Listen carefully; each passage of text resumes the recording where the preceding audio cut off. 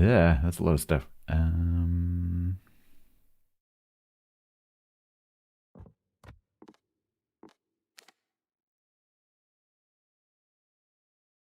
60.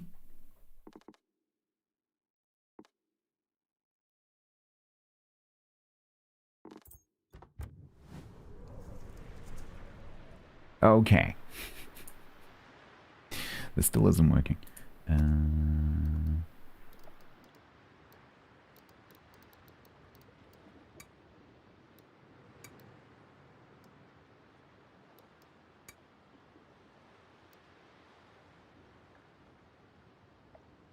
Yeah, I don't know, Telsnake. So we have... if I can get these in the right order. So we have the 10, the 9, the 8, the 7, the 6, the 5. We do have them all.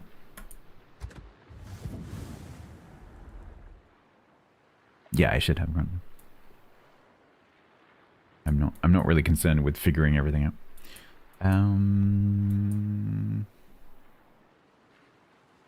So my plan for the stream was, I'll start playing through the early access ships.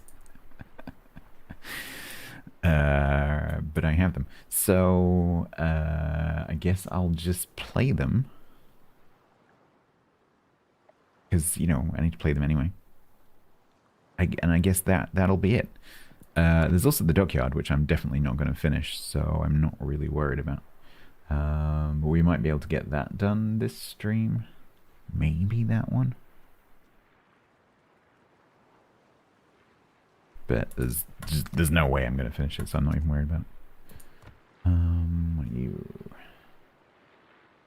European tokens? How did I not come across European tokens in everything I just read? What is that?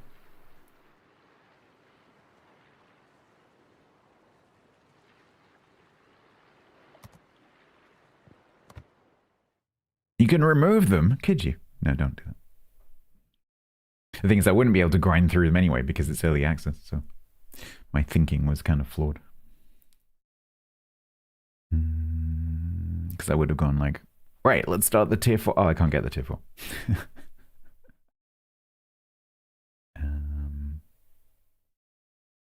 Brain not. I'm really not in World of Warships mode. My brain is in eco and audio right now.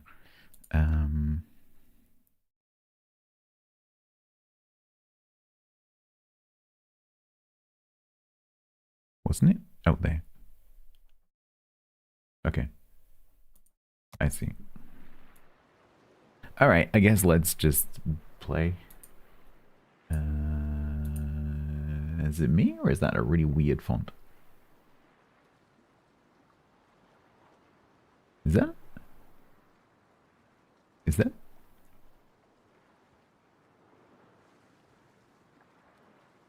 What is up with that font? Is that Turkish or is that just weird?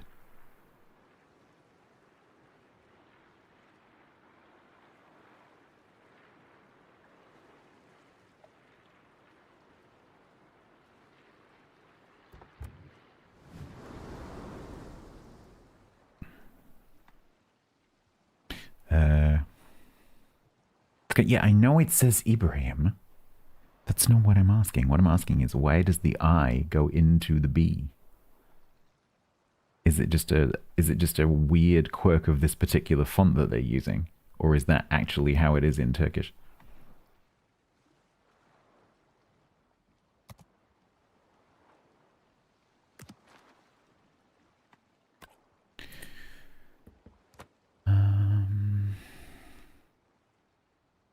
Hey, Vodit.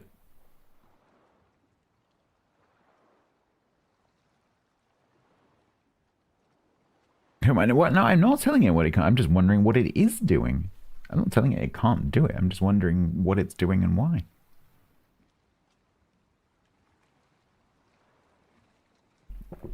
This ship has a leg mod?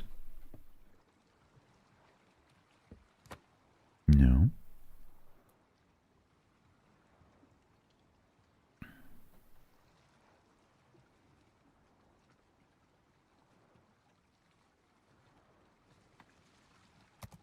It's kind of interesting that Turgot is... because this is a historical commander, right?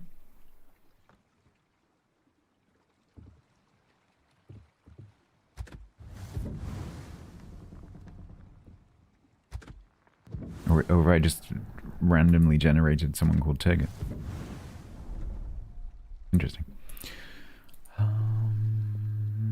Okay, so...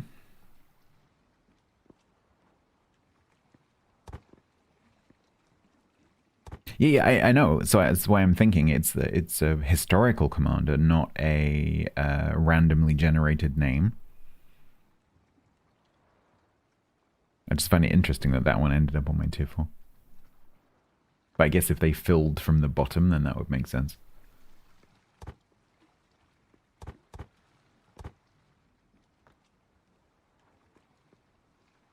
Why does this have that recommended?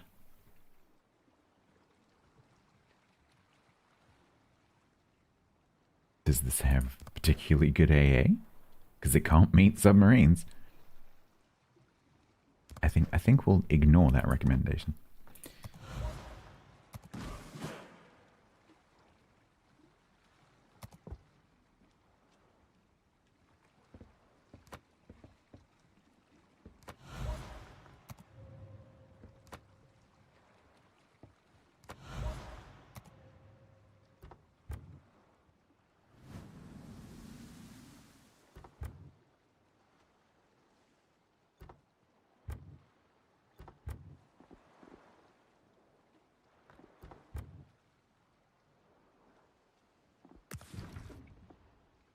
Been taken by this camo recently, I don't know why.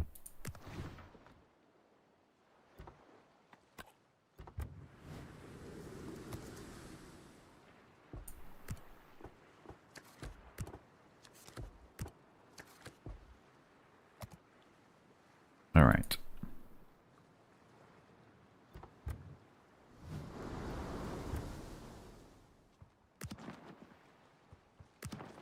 National flag.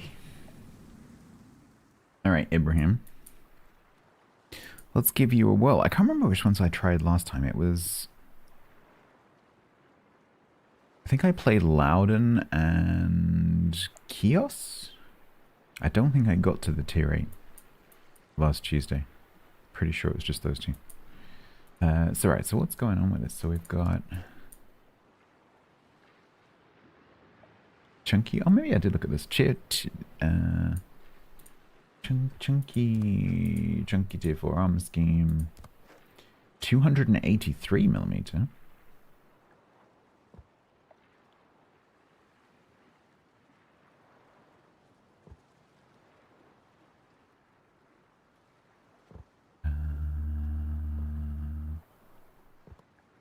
Alrighty. Oh, and it's got torps. 4 single 6-kilometer torpedoes mounted there. Oh, you can actually see the tube there.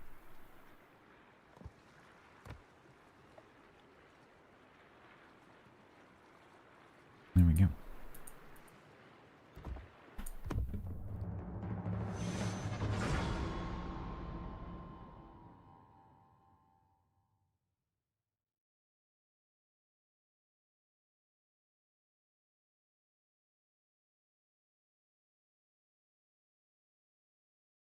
Helen was subbed for 59 months total at tier 1.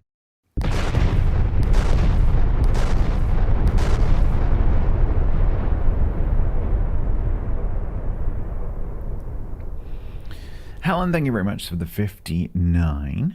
Welcome back.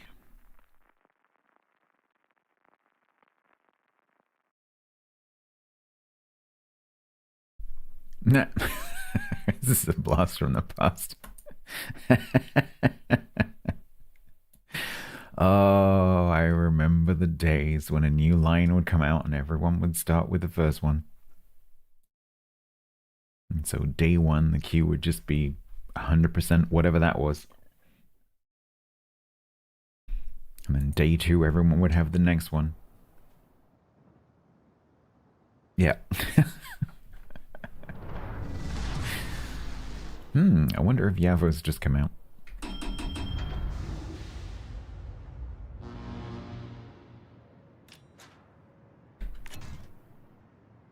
Yeah, I didn't play this one. The first one I played had frontal lock.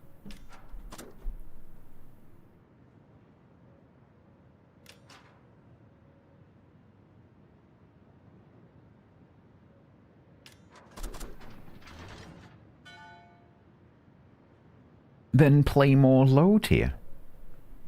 You got to get yourself in the tier 3s to 5s.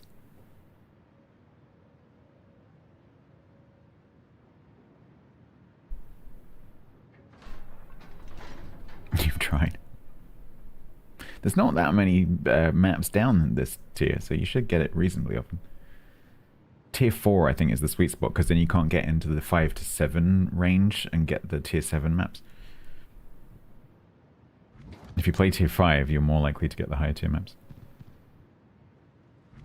I don't know, Constantine. You tell me. I am not the person to ask questions this month, because I am not really playing the game.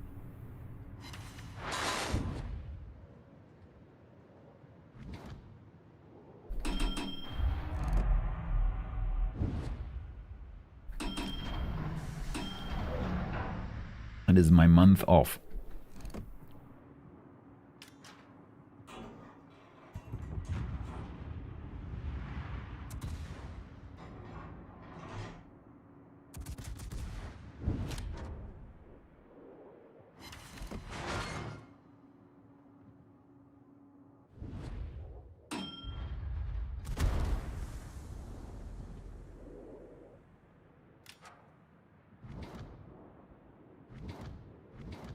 I'm playing the game, I know. I nearly didn't. There's a paint workshop that needs to be built. And a dock. And potentially a boat that someone else is going to build before me.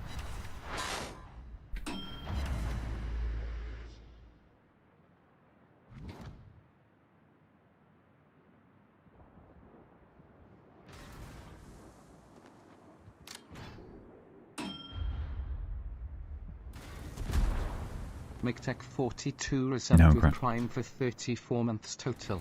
Rocket launch detected. It's being collected for at the moment. It's probably going to be released while I'm streaming.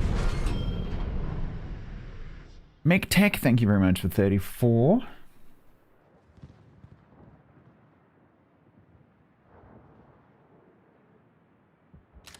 No, Bo's not live.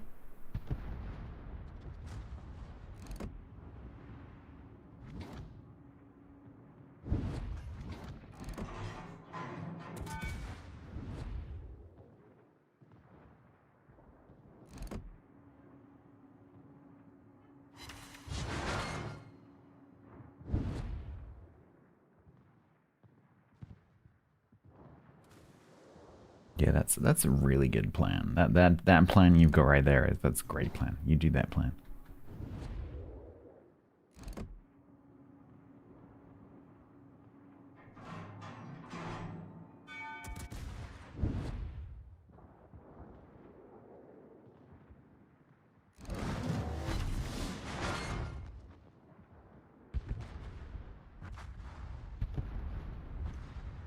Well, yeah, possibly Tussnake, but I mean, like, it's not really my thing anymore anyway. Like, knowing... I gave up knowing things about 2 years ago. Because you got to bear in mind that the only experience I have of ships now is when I stream it, which is, you know, 3 days a week. So I'm not, you know, I'm not thinking about ships when I'm not streaming, I'm not reading things, I'm not watching content about World of Warships, and so, like, I'm not really in a position to answer those kind of questions anyway, usually.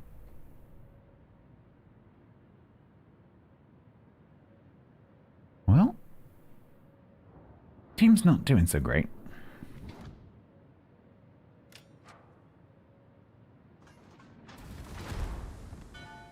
So, yeah, for me, this game is becoming more of a... I'll just log in every now and again and play, you know, just have a potter around.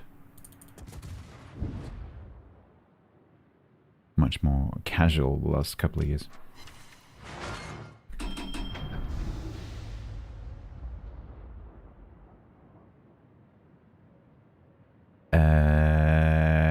It's in Aslane's, what's it called? It's called Build Viewer, I think. I think it's called Build Viewer.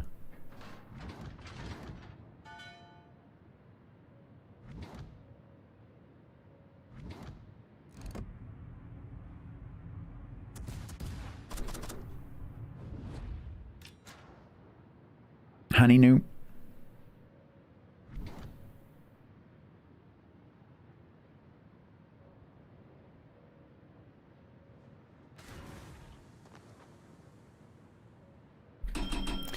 Dang it. Buzghorn, why couldn't you just stay spotted? Hmm?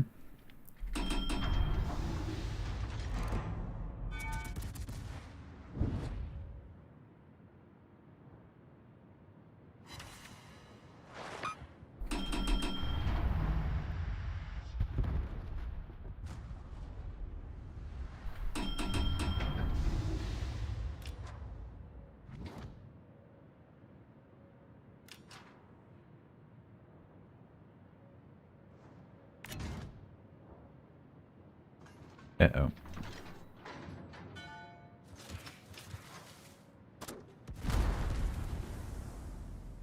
Well, considering that one's left. It's a nice name. Scourge of God. Okay.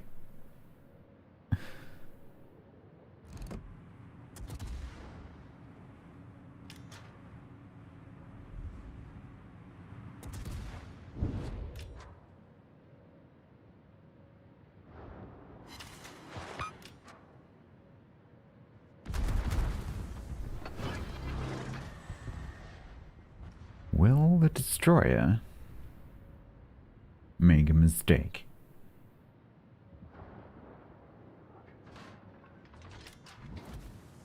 Probably not.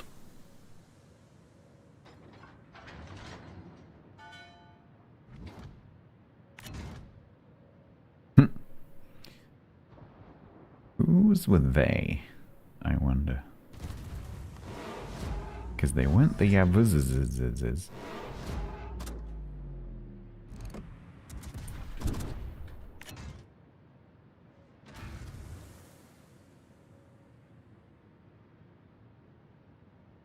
I just bounced literal Scourge of God, yep.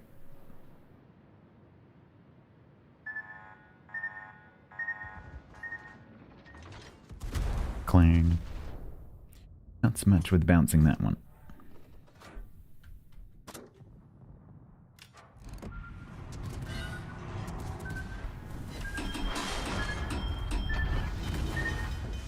Ow! What are the damage do these torps do?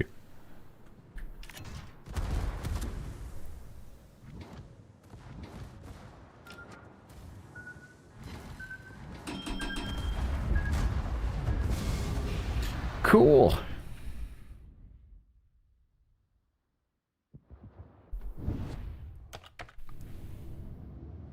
Hello, Elk.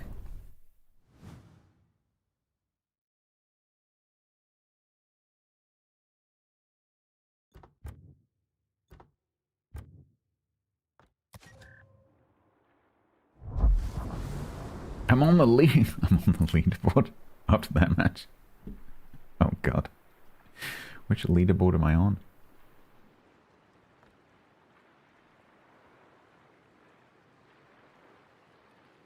Oh, that's hilarious.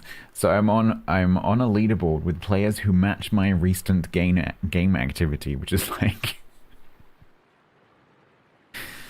8 battles last Tuesday and then 1 tier 4 today. That's gonna be funny.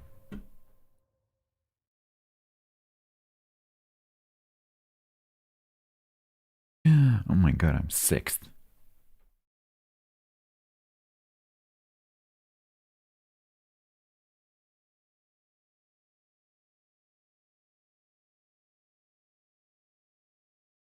I'm 6th behind.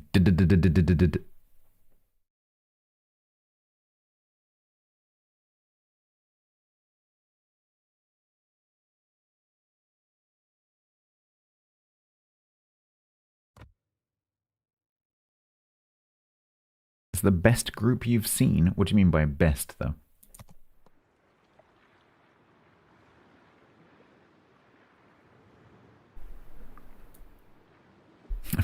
Me and Yak.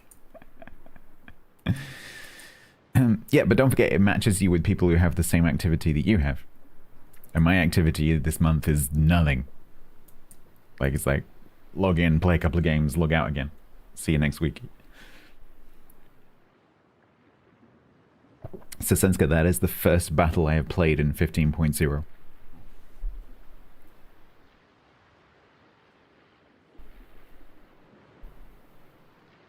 Yeah, but bear in mind, like, last week I only played, what, 8 games? 7 games?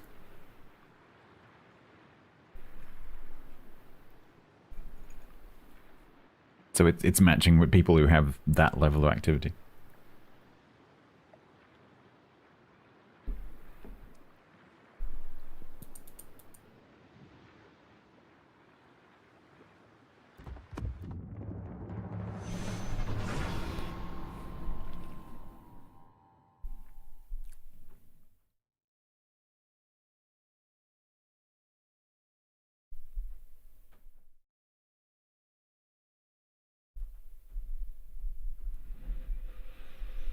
I hate audio.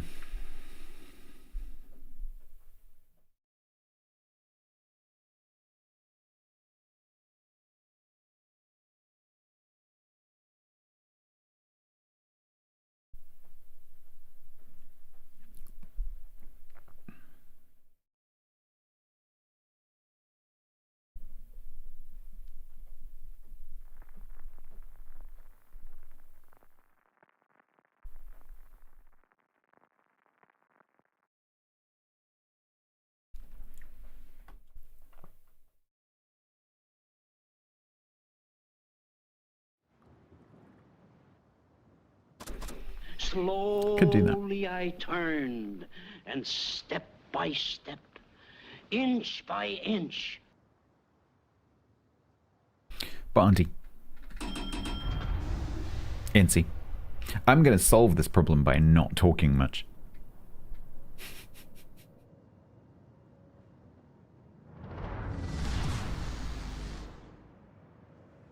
I'm just going to... this is going to be the facial expressions stream. I'm just going to react to things like...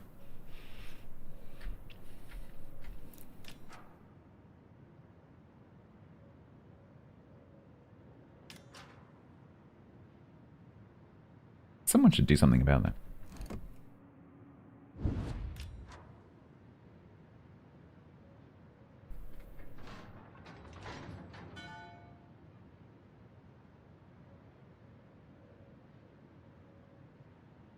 Sound good? Thank you, Faye. I don't, though.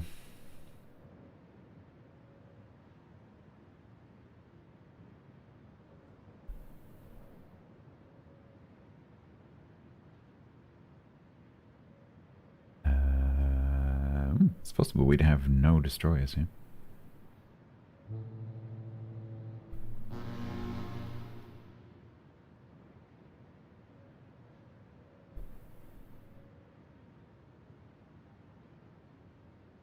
You're guaranteed second. So what you're saying is, Quags, you're going to lose, is what you're saying. You, world champion Quagsire of the Pond, are going to lose. That's what you're saying.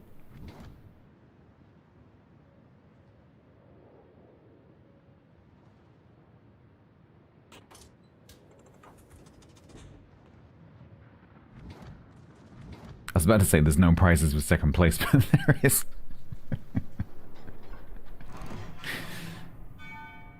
There's literally a prize for second place.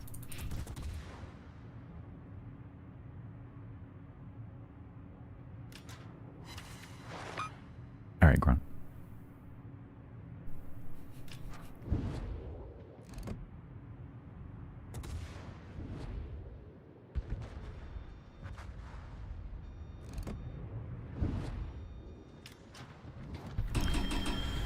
These guns, that's just tier 4 guns. Tier 4 guns can't hit anything.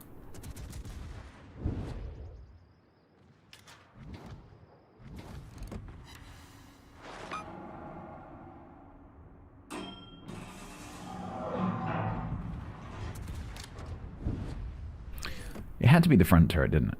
Boink.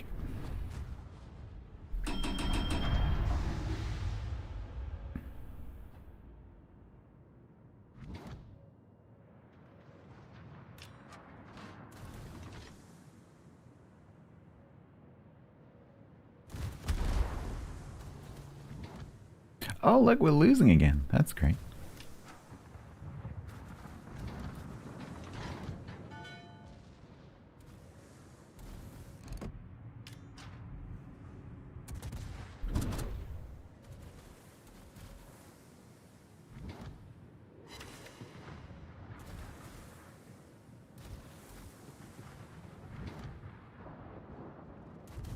Why does almost every single ship on their team have torps?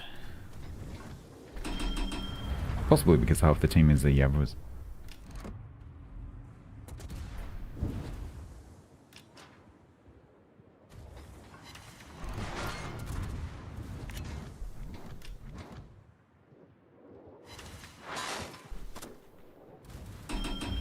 This is fine. We've got them exactly where they want us.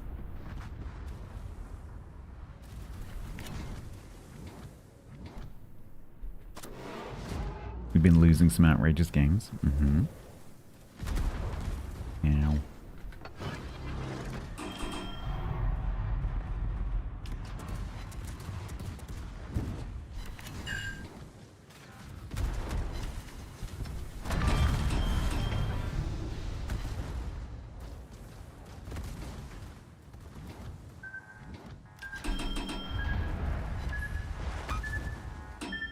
Yeah, dang it.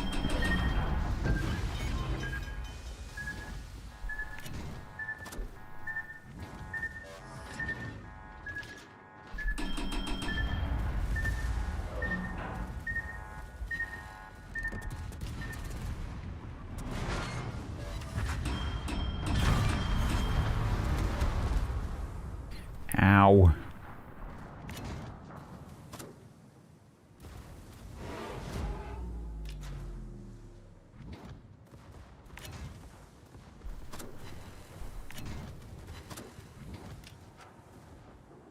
Nah.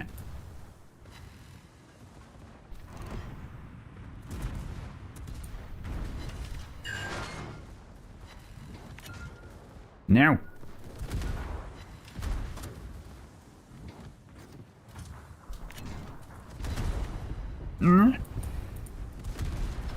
The game actually saved me then by not responding to my click. Usually it screws you over, but that time it actually saved me from torping the island. That's very nice. One time in like 80.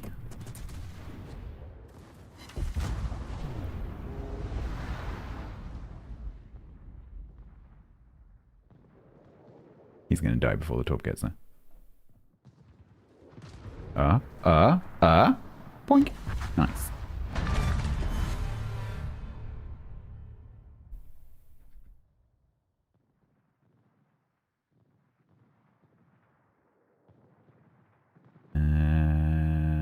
Maybe not a loss.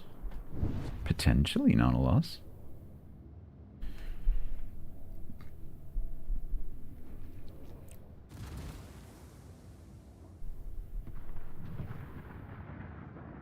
It's quite a good looking ship.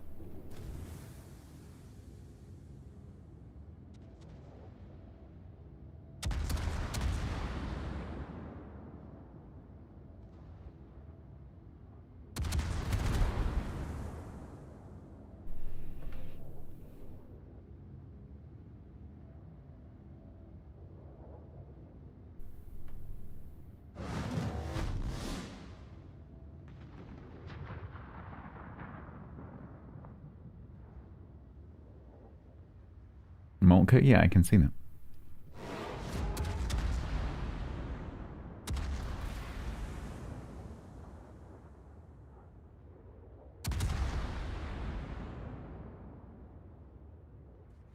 Guns, not so much with the hitting stuff.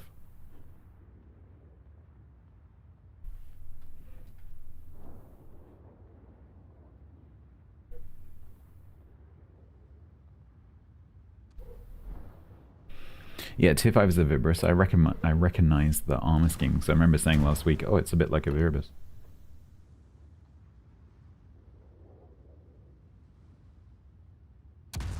chunky nose.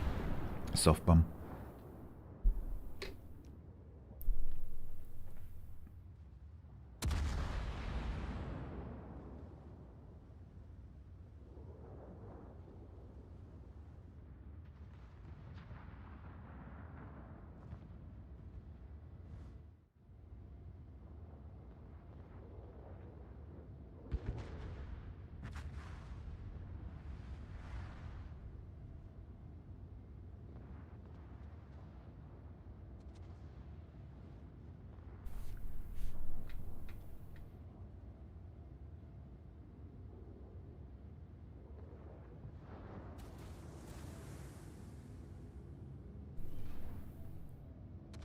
It's so weird to see so many of the same ship.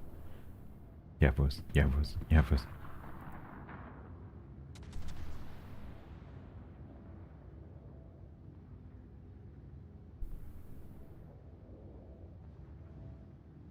Chances of him hitting this with those guns. I thought that was a really tight grouping then, but it was a tight grouping, it just didn't hit anything. Yeah, so the whole line is out in early access. But the tier 4 is, you know, easy to get, so. Every match in tier 4 appears to be half of these.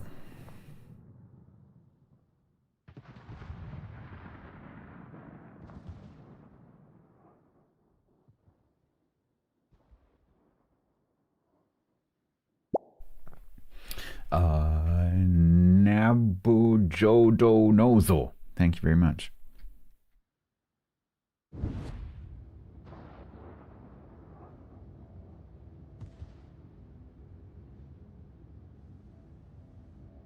Welcome to Stats is logged into ships but isn't really thinking about ships because it's thinking about other things right now.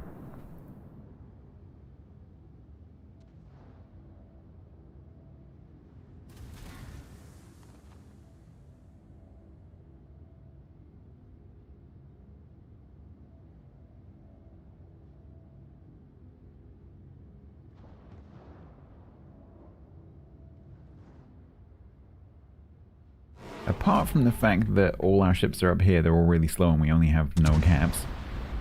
This is looking great.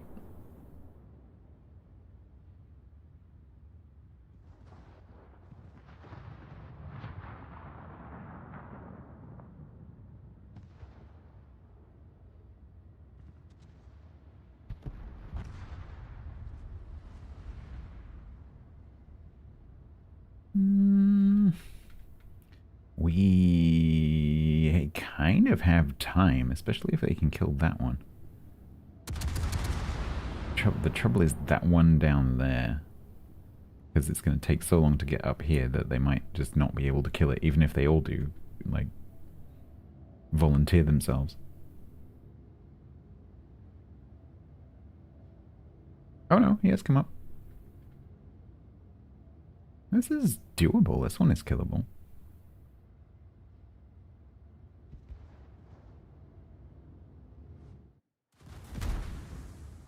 Yeah, this one's gonna die though.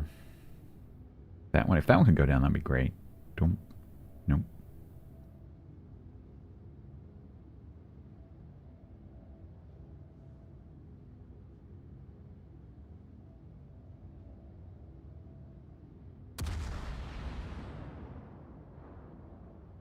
Oop, they're in top range.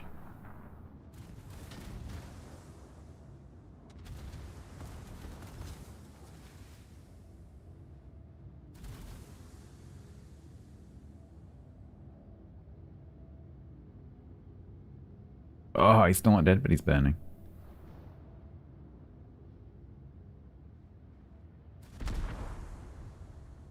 Okay.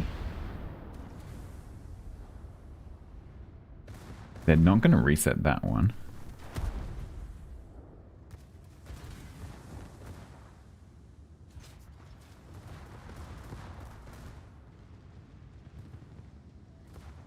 Ooh, that's nice. I think this is winnable. He's pretty low as well.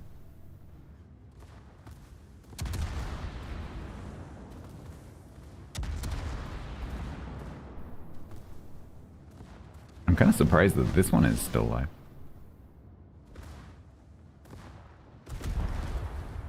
Okay. Okay. This is looking pretty good.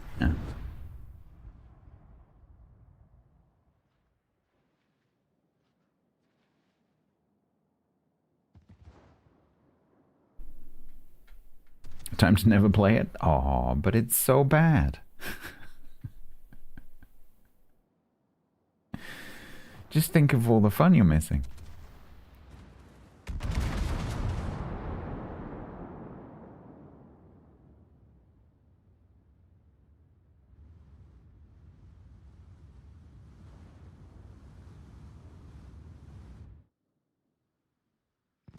Hey, I wasn't expecting that to be a win. Cool.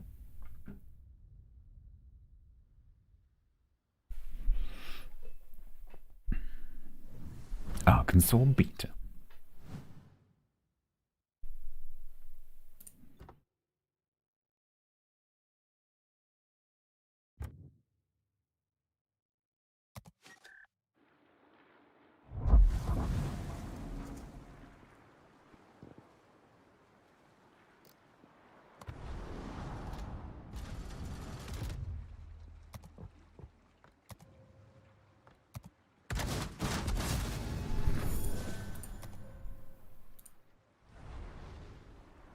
So where does the leaderboard live? Is it in here?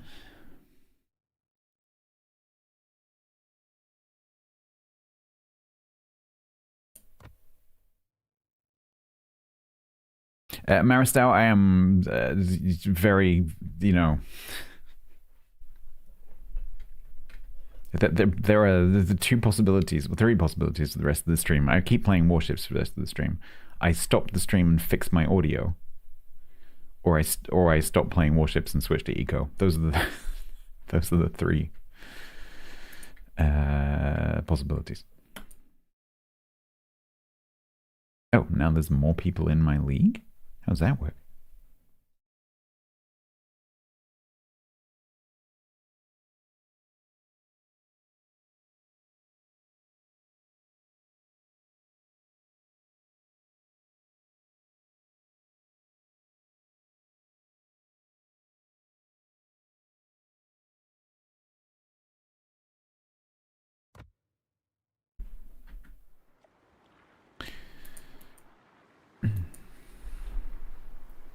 Yeah, because I'm in like a super low activity group. I'm like in the I'm in the World of Warships like waiting room league. Like, what's that? You thought about playing World of Warships while making a coffee this morning? You can be in this league.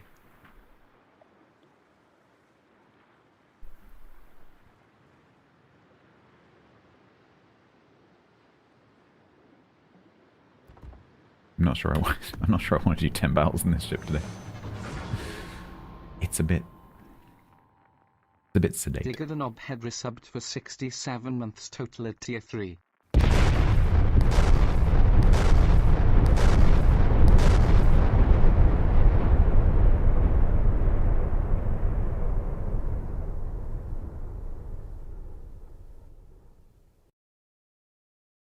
Digger, thank you very much for the 67. I'm not going to say it. Thank you very much for the 67, and thank you very much for the tier 3. Subbed for 41 months total at tier 1. Invisible head is stealth head.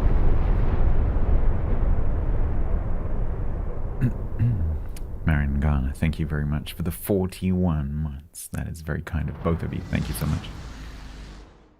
No bow today, no.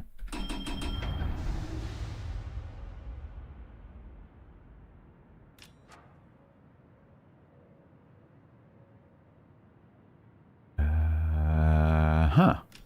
Only 4 of them in this match. Okay.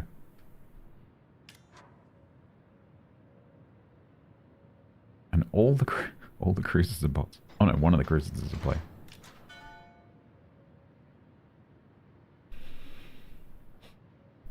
Oh man, what do I do? What's the solution? I think the first solution is switch out my interface. Because that's easy. Easy.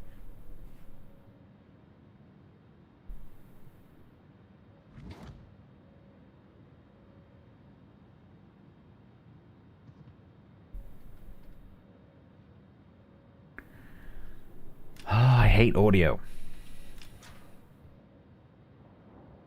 So the two I have to choose from are a PreSonus Audiobox i2, which is the one that I'm currently using and have used for quite a while.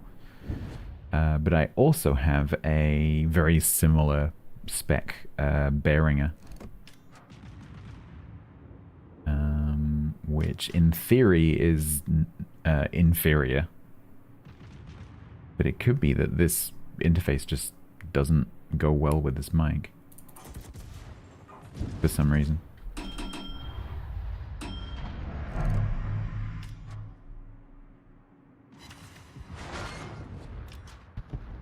What I would like is a big mixing desky thing, but that's not happening. What I would like is a studio. What I would like is my own private country mansion that has a studio in the basement. That's what I would like.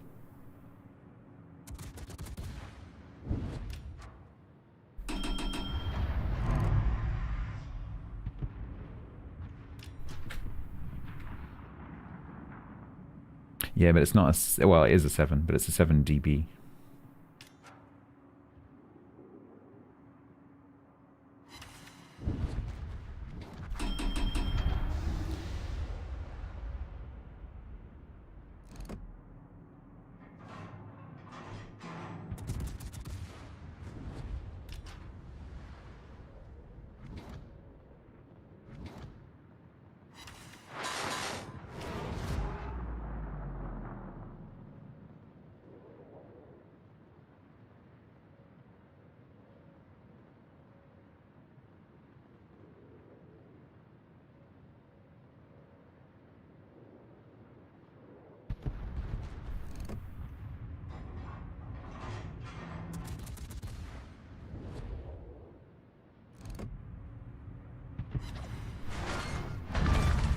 All right. Yes. Yes, they are. It's just a tier 4 battleship, you know. It's pretty standard experience if we play a tier 4 battleship. It's just how they are. John, the whole line is out of early access, or is in early access. You can get them via various means. So, yes.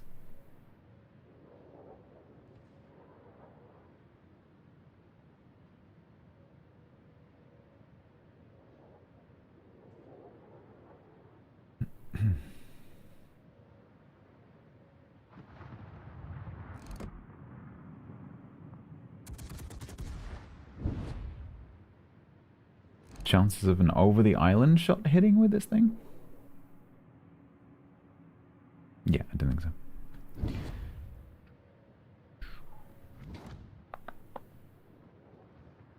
Wyoming? That person didn't get the memo.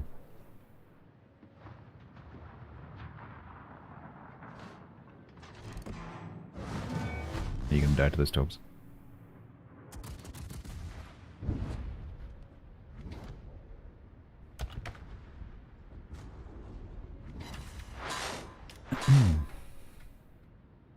The Kraken mission? Yep, that's why I'm very glad I'm not bothering with that. Although I do know a couple of people who've done it.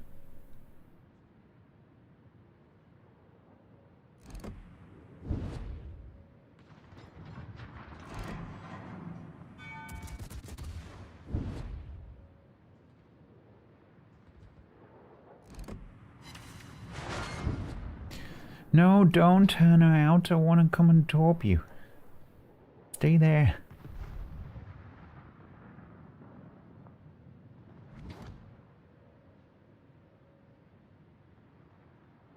Yes, turn in. Yeah. Turn in. That's exactly what you should do. Hello.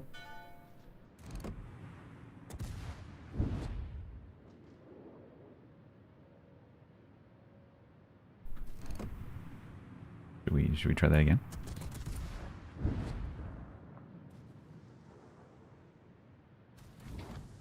Should we try this again, this time with a lock? Right.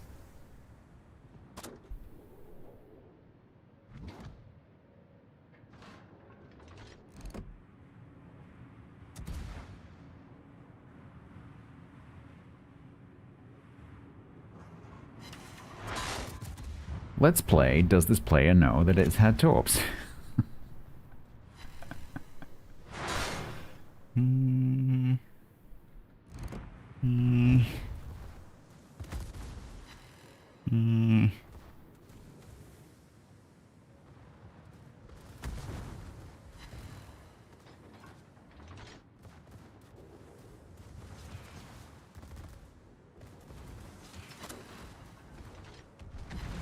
Ow.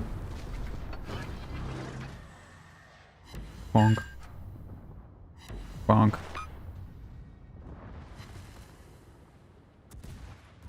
Bonk. I would say no. My guess would be no.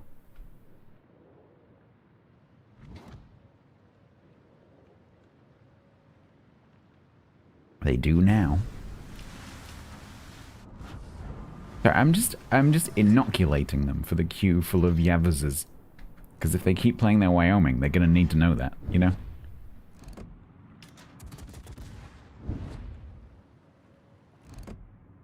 That is valuable information.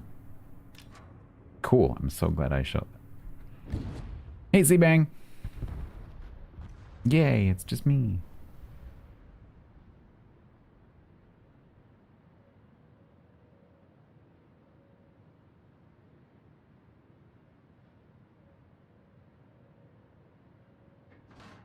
Hi.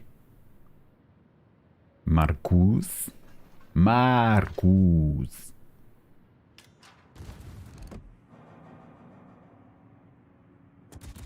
They must have a fun time introducing themselves. What's your name? My name is Marcus.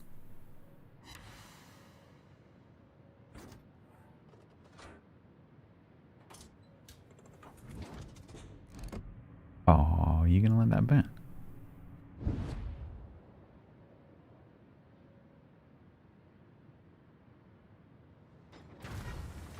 Hello, I was hoping that you would do that.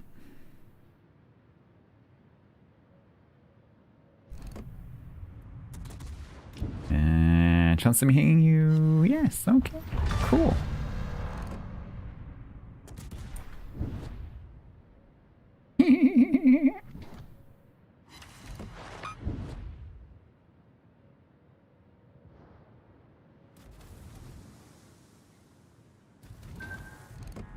Oh, clever girl.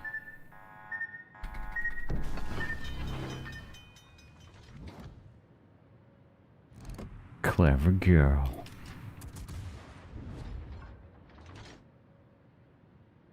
Excuse me? Okay. Yep, cool. That's, okay.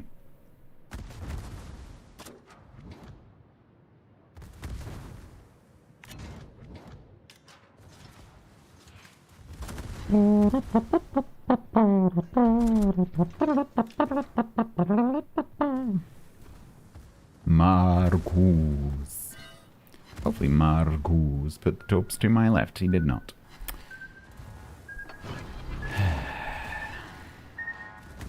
Ow. Ow.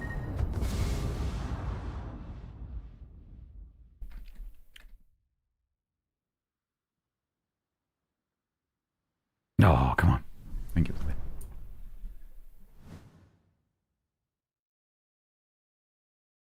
69.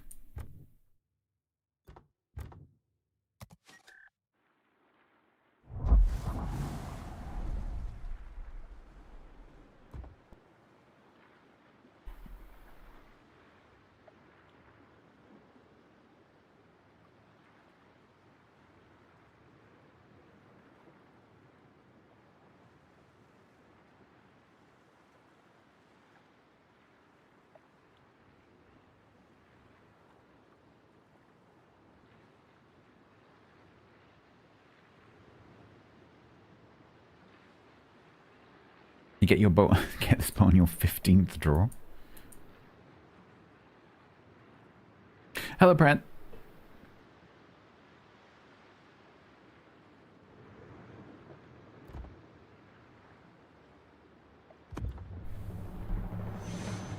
Welcome to Stats is a bit depressed.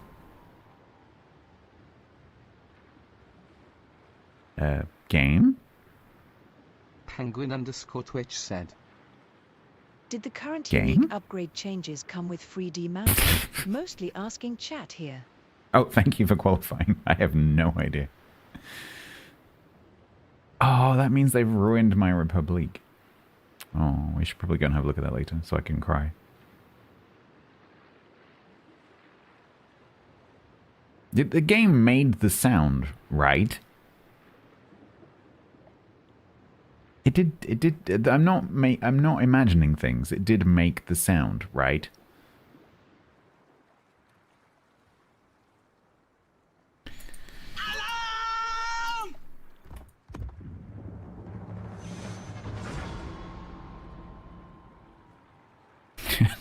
uh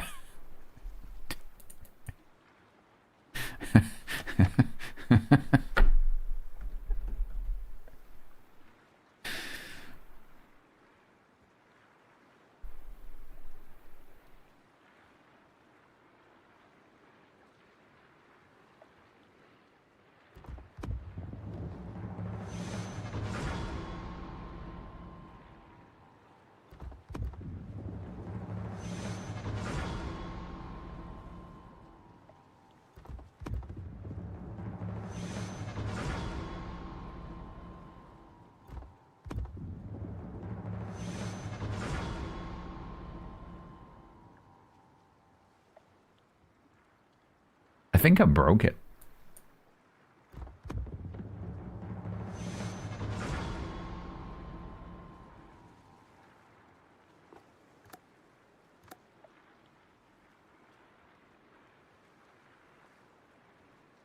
What do we do now?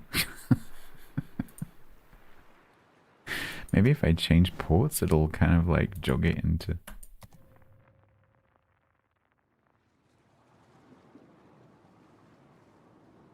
Yeah, I'll get pink from being AFK in like 20 different battles. Nope.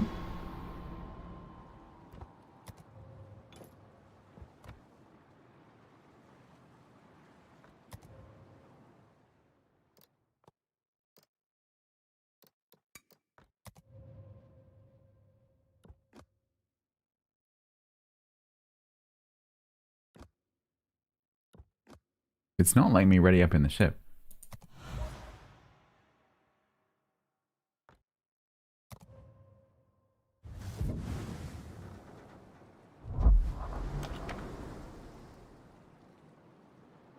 The armory? Yeah, I don't know if that'll work because it loads that over the top.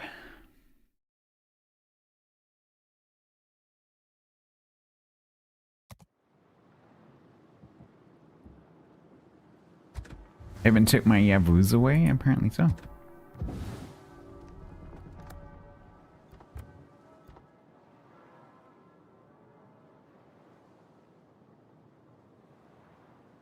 Did he actually take my Yavuz away? I still have it, it's there. Sort of.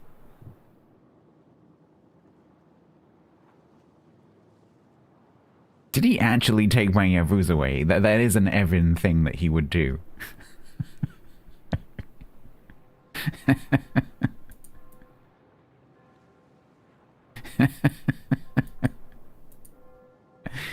He was threatening it earlier.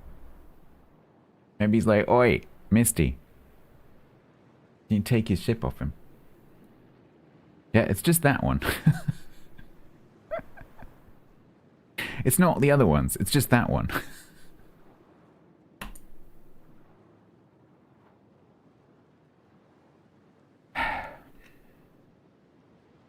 Should we log out and back in again and see if it's still there?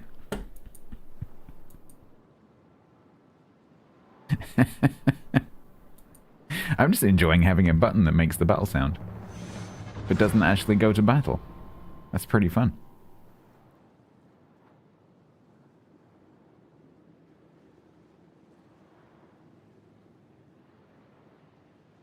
do a poll to see if it's there or not when I relog. I'm just kind of surprised because I've been logged in when ships have been removed before, many times, and they actually disappear. And usually what it does is the game will dump you back to if you have it, Hill. It dumps you back to USSS Hill for some reason.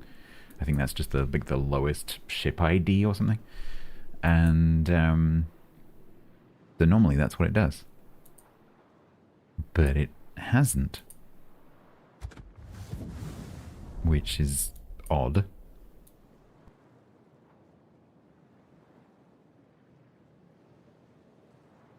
It's a release ship and I was in battle and it got removed. Yeah. Bit weird.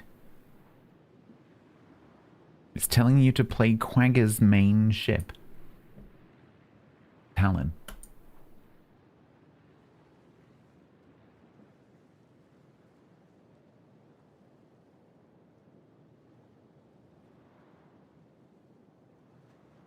Grumbles just sent me a cute screenshot.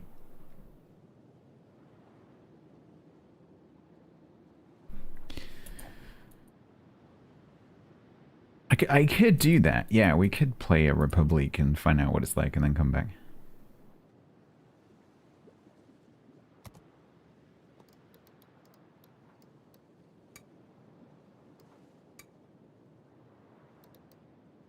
How do you get the tier 4? Can I just get my own one? Like, fine, I didn't want it anyway. Well, I don't know what happened to the trial by death. I don't think anything's happened with that yet. It's still a rep. Yeah, pretty much.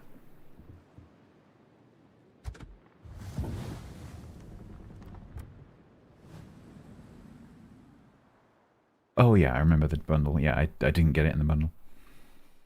Which means I could get it in the bundle.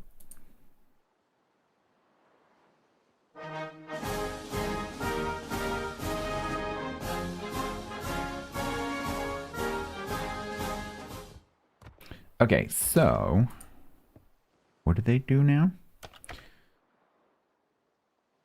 Main battery reload time minus 18%. Okay, that's the same. And then they've changed it to fire extinguishing time and flooding recovery time. I want my old. Can I have my old one back? I don't know.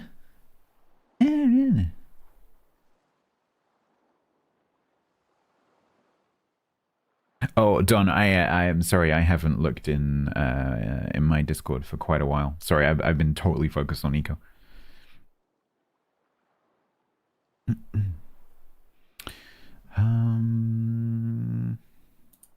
I can't have it back? Dang it. You get range, but it's all burny and stuff. And I'm not a fan of that. Alright, fine, we'll play it and see what happens. Maybe this isn't my favorite ship anymore.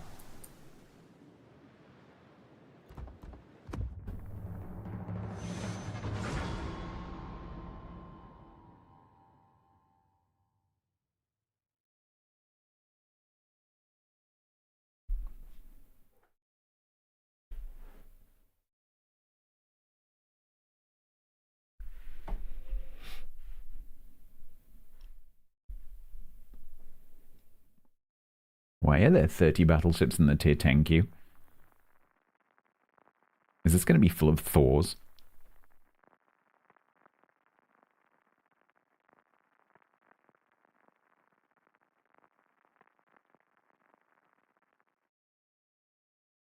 No.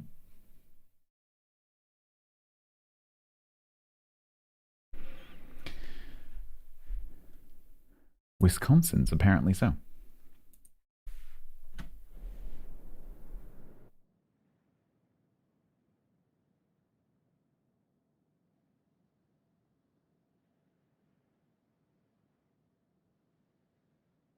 No, Sisson, because the queue only shows the battleships that are in your matchmaking range, which means that for me that would have been 8 to 11.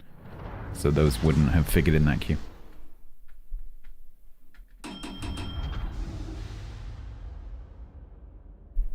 I know Thor is 20,000 doubloons. Doesn't mean people won't get it. Have you met the player base?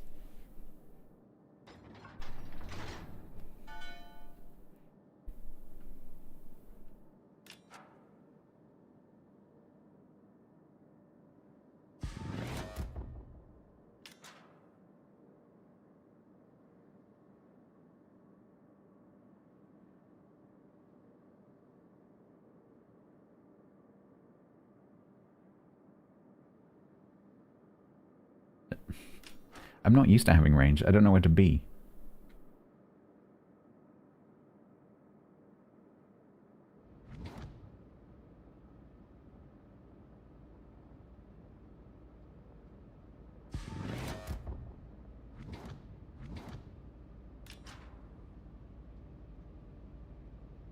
Yeah, I want this free ship now. I'm gonna pay a lot of money so I don't have to wait 8 weeks.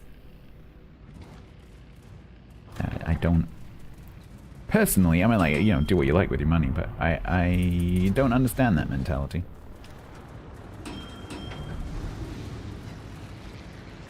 Bruce's.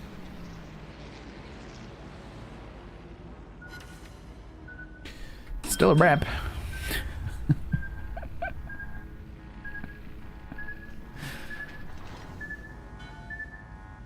Still likes broadside drakes.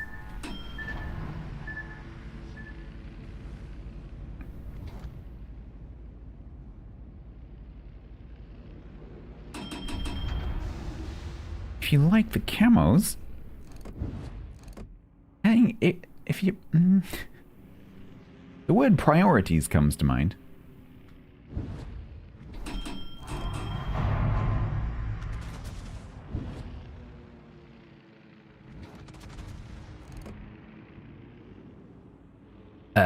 It's still a rep.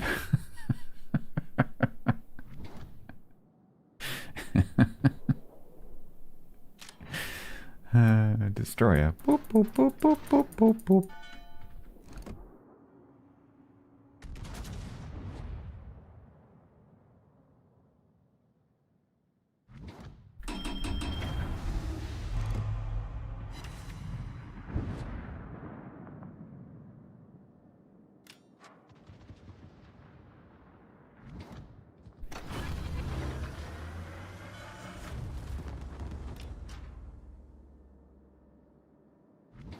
Who's we in that sentence, Parathermal?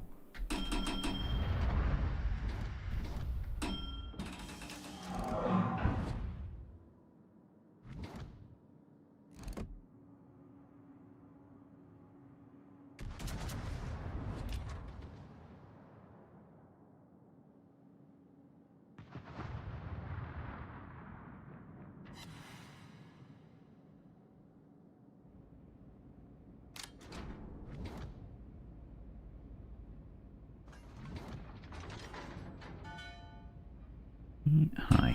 That's who I was waiting to see what he was doing. And he's a pushing.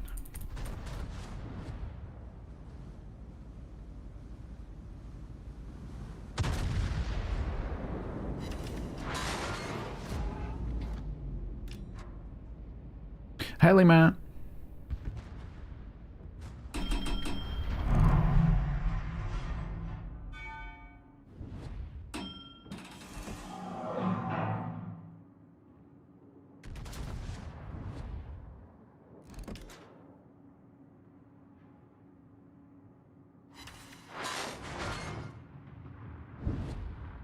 How'd you get the Yabus? It's a random login reward. So basically, to stop everyone getting it all at once and flooding the queue, Wargaming have made it a 1 in 15 login reward. So when you go to the armory, there's a free bundle that you can open, and it's one of those rolls. So you might get it, you might not get it, it's just random chunks. But if you don't get it, don't forget that the whole line comes out in a couple of months anyway. So don't worry if you don't get it. You're not going to miss it.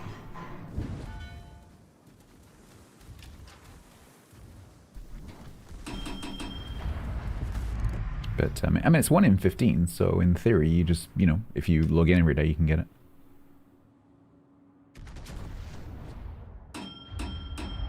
Yeah, just check the armory. You can even do it on the website. Just go to armory.worldofwarships.eu or .com, and you don't even have to log in.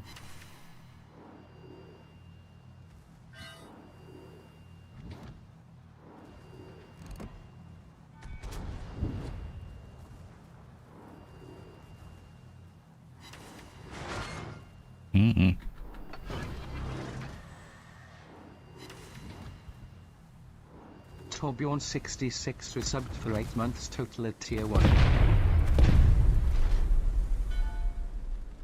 Tour Beyond, thank you very much for the 8 months. Welcome back. Welcome to this once a week World Warships extravaganza of me being depressed. While I think about audio and eco in the background. And try and work out if I still like the ship. I think I do.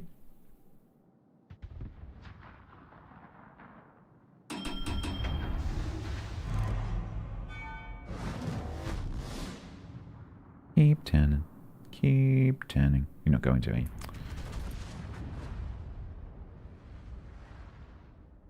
I've got an Erland up my bum.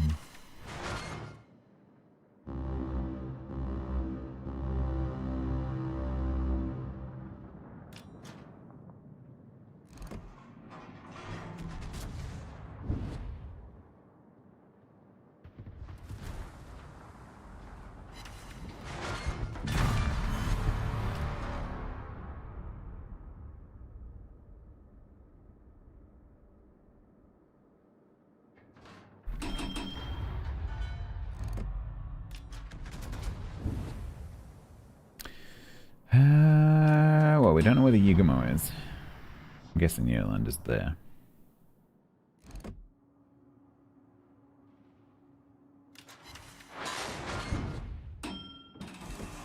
Erland is down there.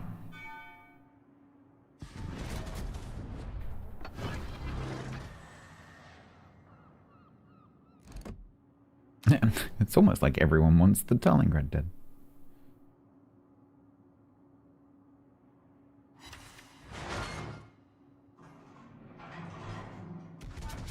Bullshit telling. Oh.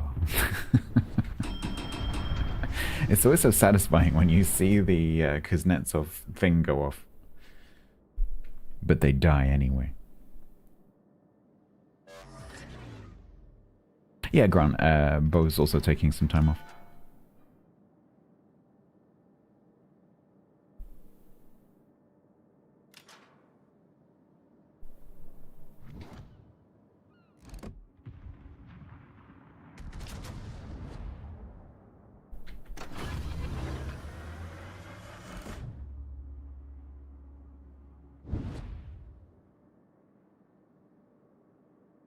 As a hoarder, the question, why should I get that ship, is a bit foreign to you.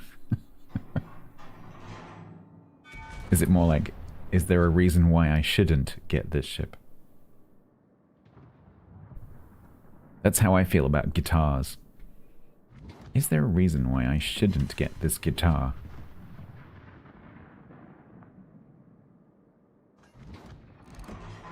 Or cheesecakes.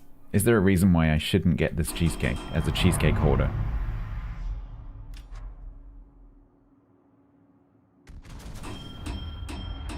Books, yeah.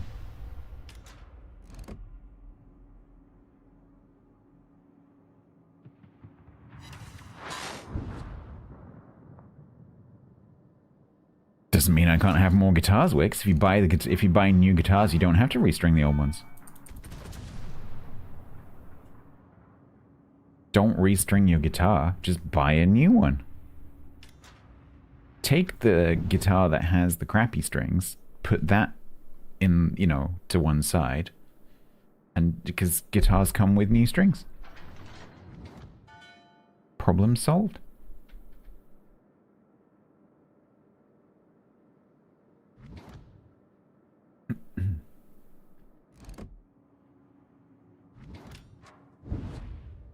Okay, Diego.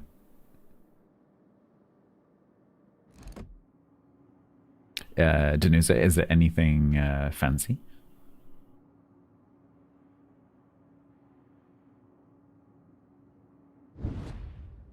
Big guitar? I wish I worked for Big Guitar. That'd be cool.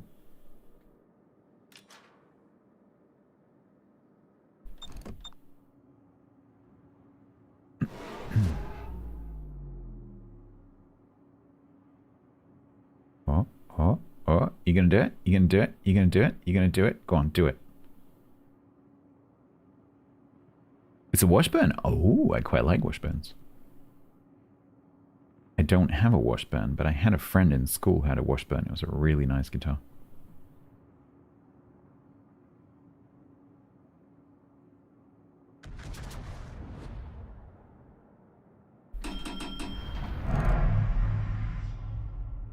He got it because he really liked Paul Weller, and Paul Weller had a Washburn.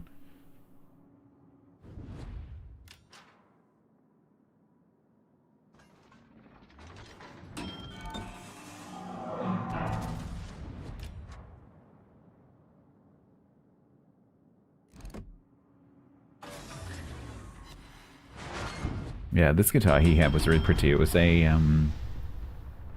not sure if you call it an electroacoustic. It was like an electric, but with,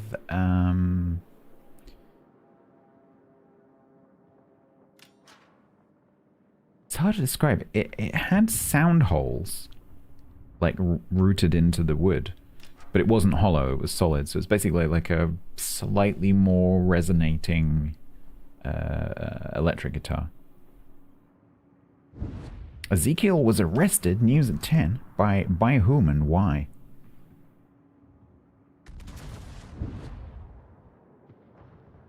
No, it wasn't semi-acoustic because it wasn't hollow.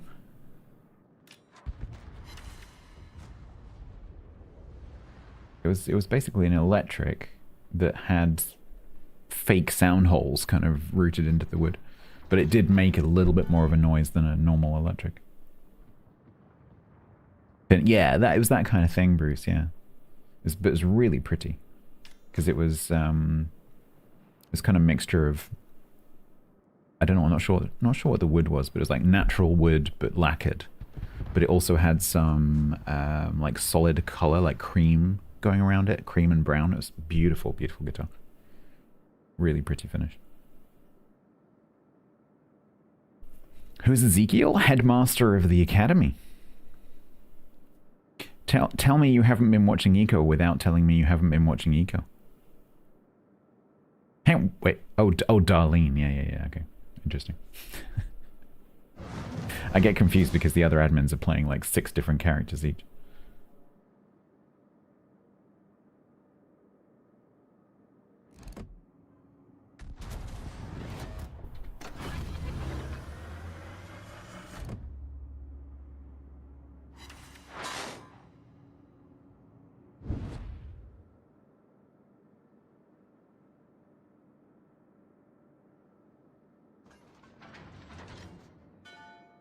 Ezekiel was a girl you used to work with? Ezekiel? Who names their daughter Ezekiel?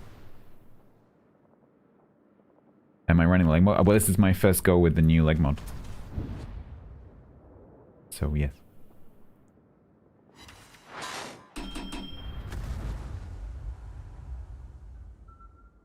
What's my name? It's not Ezekiel.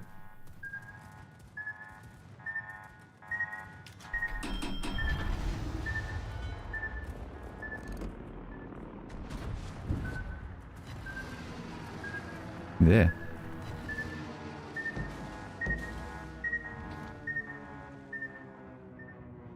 I'd really like you to die now.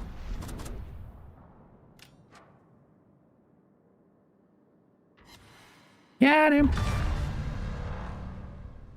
Isn't it biblical? It certainly is.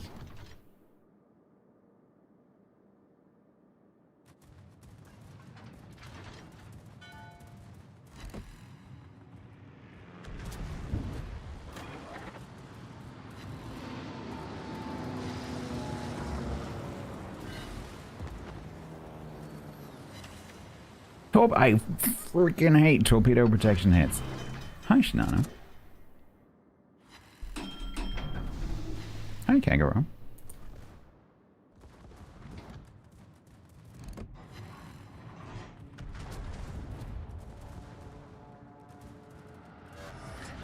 Ivan is at war with Ezekiel, yep.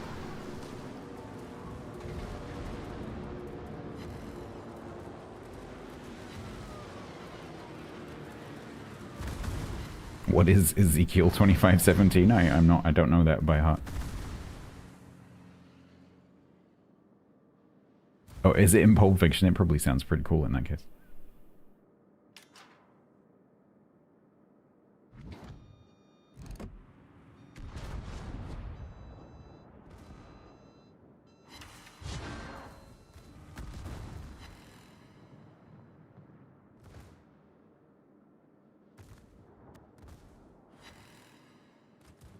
Sashio's like, mine. Please, mine. Nope. Well, I think we'll call that still okay. I think we'll call that has potential to still be my favorite ship. Even though it is a bit different. They haven't ruined it. I'll I'll admit that. They haven't ruined it. They might have made it better. Yeah, that might be better. Still good.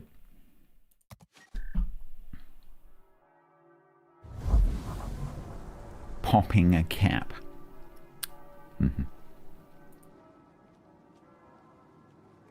Thou shalt not dump rubbish into your neighbour's backyard. Let's have a read.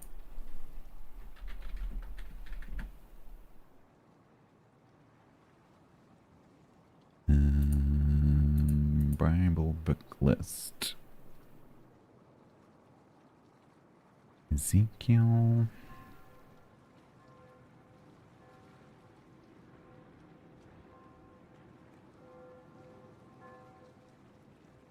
Young, no, let's go. We need,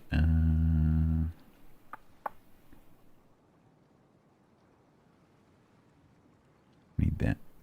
So we sound righteous. Oh wow, that's a good... And I will execute great vengeance upon them with furious rebukes.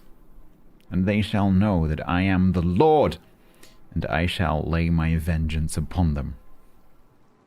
I'm guessing that's when he pops the cap. Yeah.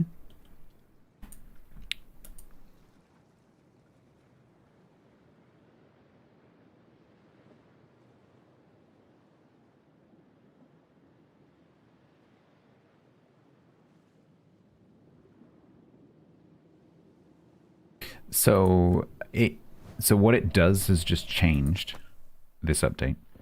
So what it used to do is it used to trade range for reload. So you would substantially reduce your range down to about 20 kilometers to massively increase your reload, which I thought was a very interesting trade. Now it doesn't trade range. So now it trades reload for extra DOT damage. But yes, you're right. There is obviously a playoff, because if you would otherwise take this one, then you're only gaining 6% of your reload. Because if you would otherwise take reload, then you're still getting a good chunk of that by taking that. But obviously, you're also decreasing your traverse speed. And the way that I play the Republic is very kind of like left, right, turning. And so...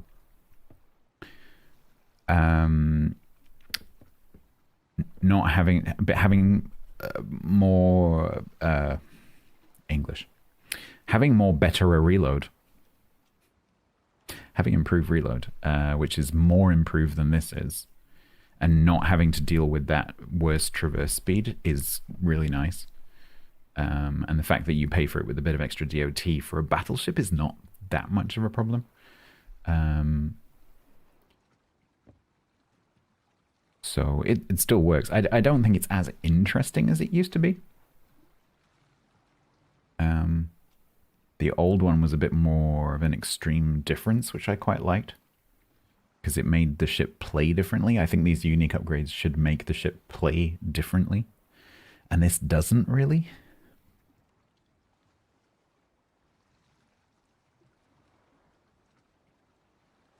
Yeah, now you can use it. Yeah, exactly.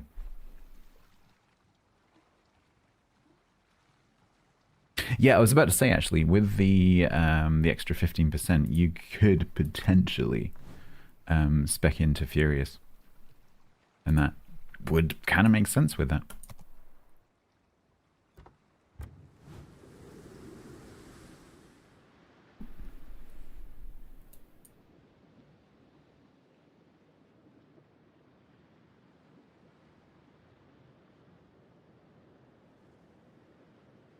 One of the 10 billion reasons, Gort, why I don't like moving. Things like that. So the first, I don't know when you arrived, Jack, but my first volley with, you know, new leak was 2 citadels and a drake. Yeah, maybe this is still okay.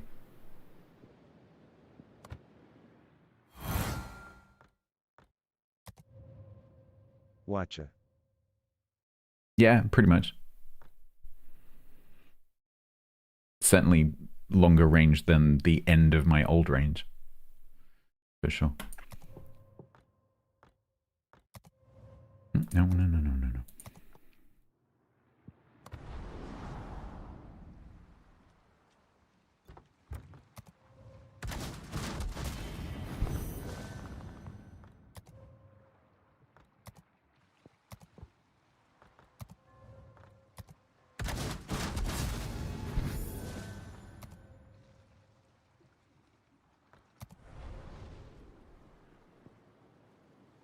I've done a thing.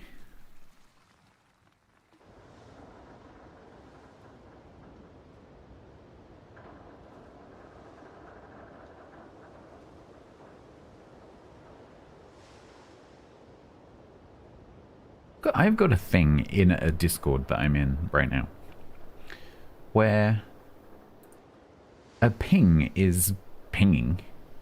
So it's showing up in... Discord never makes any noise for me, but it's showing up as a ping marker, like a 1, on the Discord server image. But I have the server set to no notifications.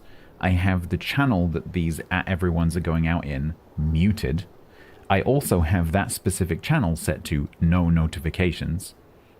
And it's still pinging me. And it's doing it for everyone who's in the server. And none of us know why. It is driving me crazy. Because I keep thinking that someone is trying to, you know, get in touch with me. Because it's a very quiet server. It's driving me crazy. And none of us know how to fix it. Because that doesn't do that in other servers that I'm in. Weird. I've turned off everything. Normally, like, muting the channel is enough to stop that. But I've turned off... I've muted the channel. I've turned off the server notifications itself. I've turned off the notifications on that specific channel, as well as muting it. I've turned off absolutely everything I can turn off. The only thing that I can do now is leave the server.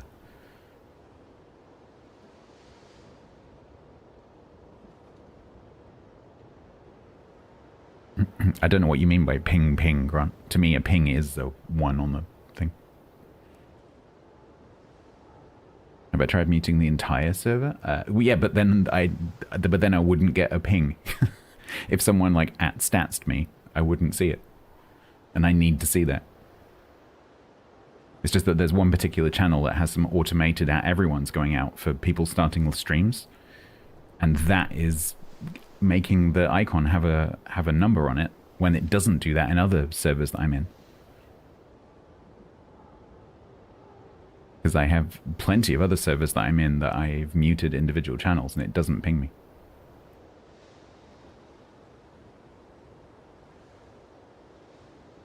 It's just a weird Discord bug, I don't know. I keep thinking, oh, someone wants to talk to me. Because it's an eco server. It's a little eco community server. So it must just be a bug.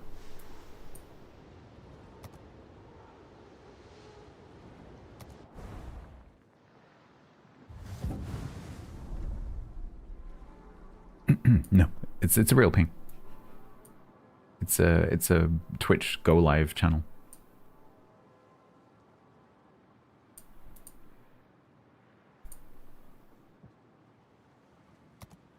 Right, so what happened to my tier 4?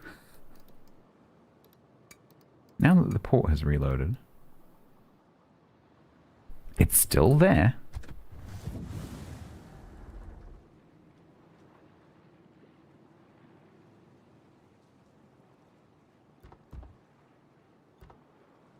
I...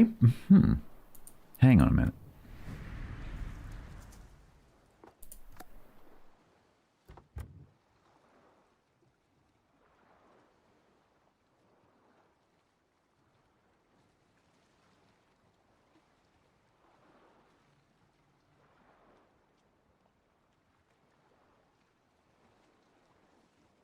Eh?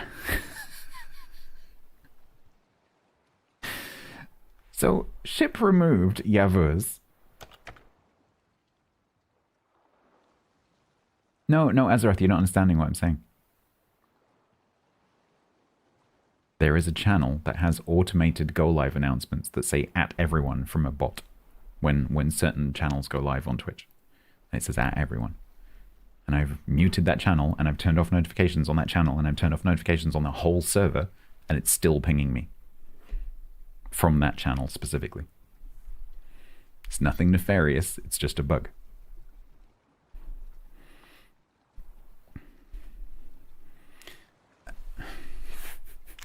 Is this here? It's not set up, but I don't have a ship crediting message.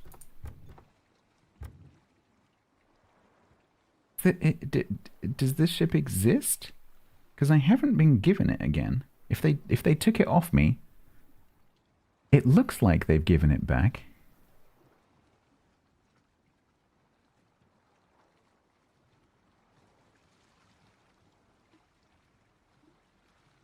Because I don't have any economic bonuses on this. It's not built. Oh, did I not upgrade those before? I think I didn't upgrade those before.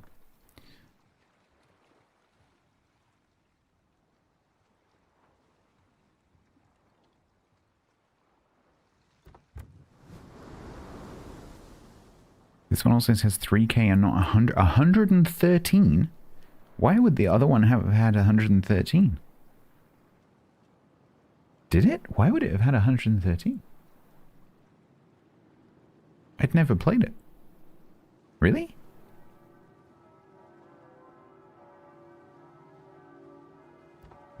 I also don't remember the one that I played earlier having this.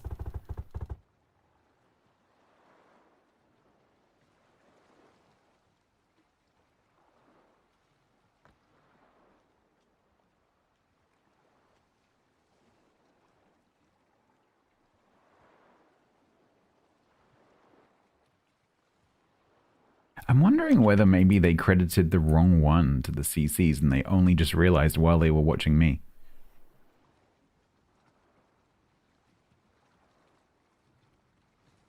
No, Azarath, because there's a specific thing on both the channel and the server for turning off at everyone. Which I've done. The server shouldn't be doing anything to me at all. It should be completely... silence the wrong word because Discord's completely silent for me anyway, but you know, shouldn't be poking me at all. There is a message in Discord. Which Discord?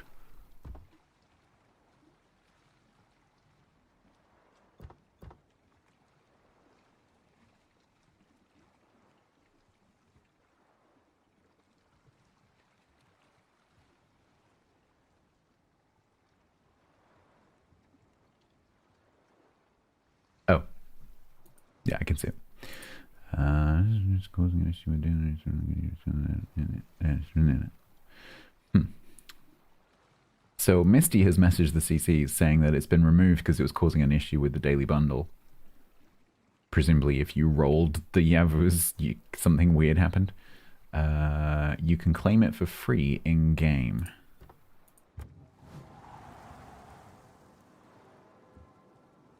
So, does this exist?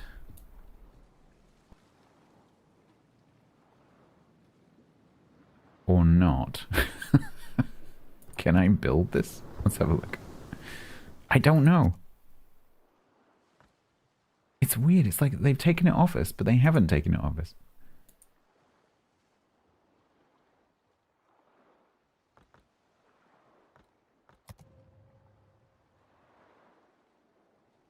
Yeah, see, that didn't mount. This isn't actually here. This is really weird. That was a transaction error. I think I'm just going to relog because I don't think that ship is actually there. Please try again later. Yeah, I'm going to restart. So I think what they're saying is you just have to get out of the daily bundle.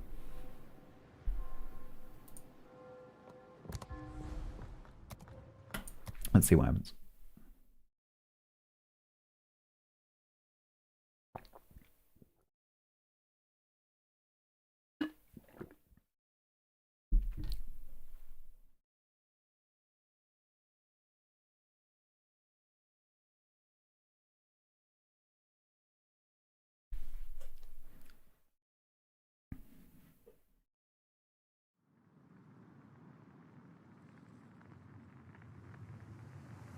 I wouldn't mind, but I was in the middle of playing it.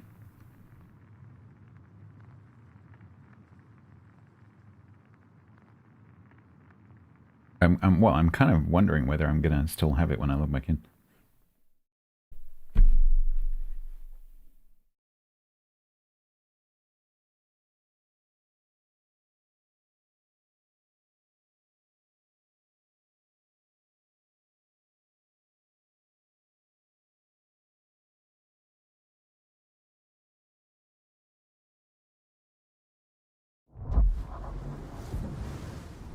Okay, so we've switched to Yahagi now. Yeah, it's gone. Okay.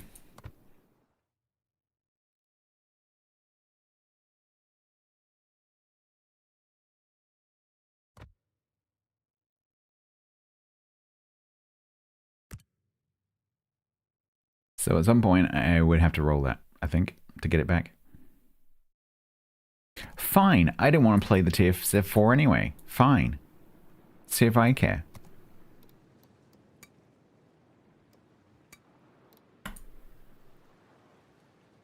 Fine.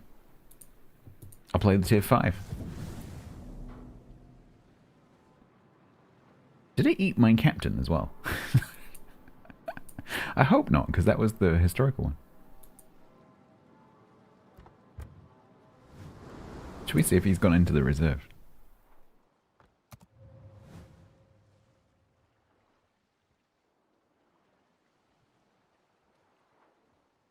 He's going to be in here, isn't he? I think it ate my captain.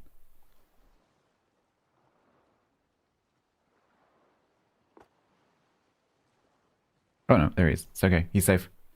He's safe. Cancel the search party.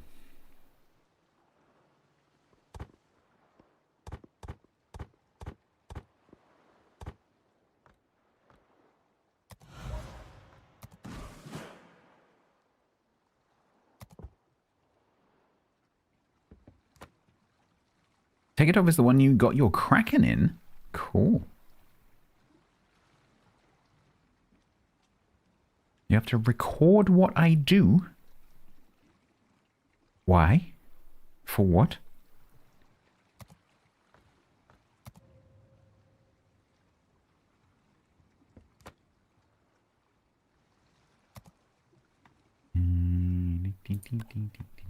Well, it's been a quiet week in Lake Wobegon, my hometown. Hello.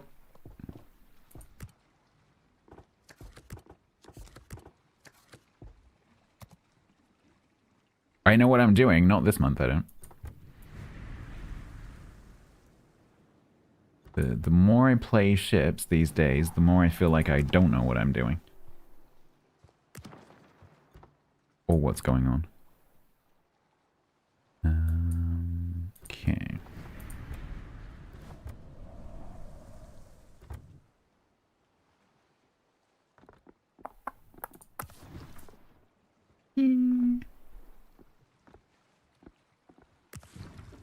I don't know why, but with the lower tier ships, I feel like they should look historical. It's really weird. Like, on the higher tier ones, I'm like, yeah, let's just, like, whatever, let's just make it green. But on the low tier ones, I'm like, no, it needs to be, like, historical-ish, you know? But I don't know why. Alright. That's a very cool model.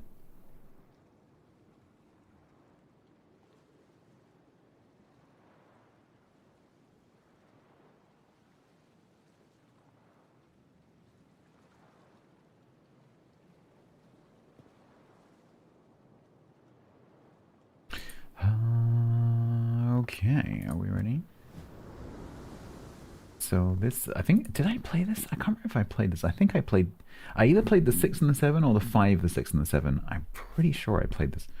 So 305s, 8K torps. I think I played this.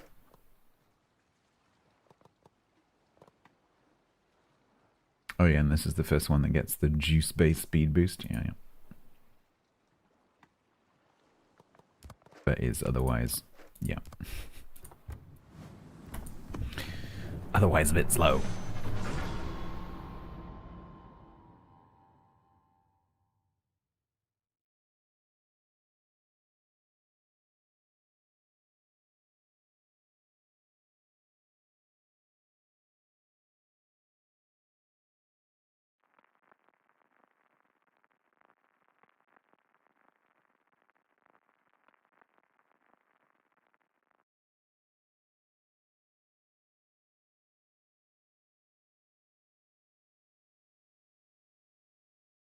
What's the build in this one? I've just put pretty much a standard battleship build on it. Nothing fancy. Not what Wargaming recommended.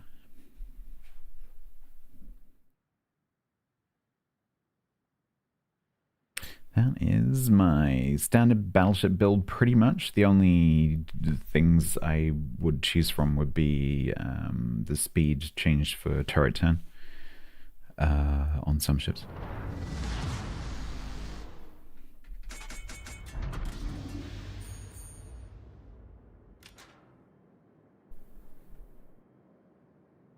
These days, I tend to just do whatever Wargaming say.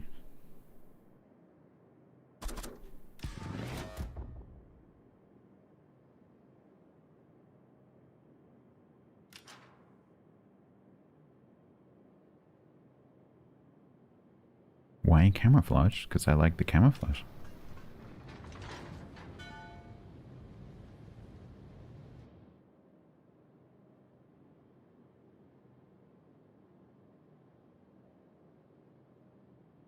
Skill. Oh, you mean concealment? Because it's good to have? Because it goes with this? And lets me get closer to things?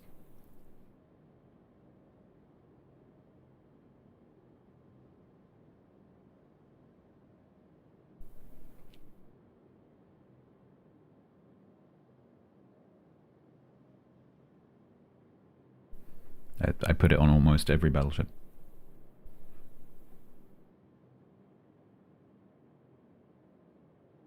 Because depending on the type of battleship, it allows you to both get closer before you start shooting, which gives you a better chance of hitting them, but also allows you to break contact more easily, because battleships have to find a space, or like a time space, to get through their heels if they're a normal style battleship, not something funky. And so having that shorter concealment lets you break off and go dark and then get your heel back in and then go back in again. Whereas if you don't take it, you're less likely to be able to do that.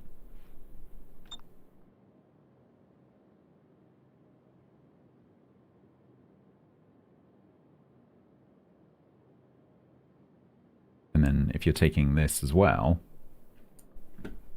then those two naturally go together. Right, we will have a submarine on it over here.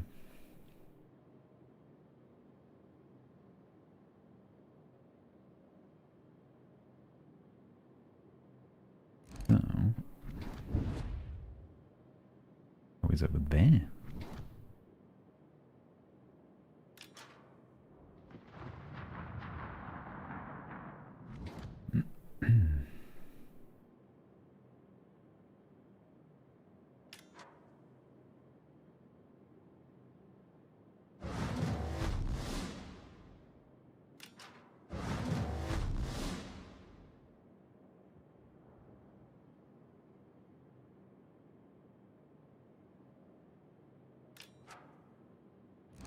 Right, Bayern. You can't keep doing that. What are you going to do?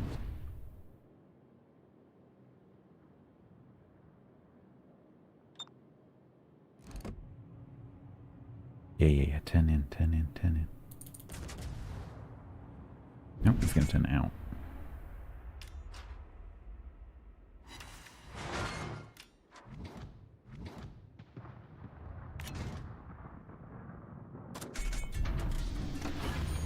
Speed boost.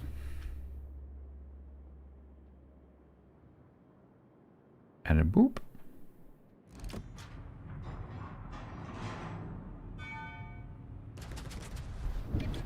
Beep boop. Nathia is subbed for 12 months total at tier 1. Nathia, thank you very much for the whole year. Welcome to the gold badge.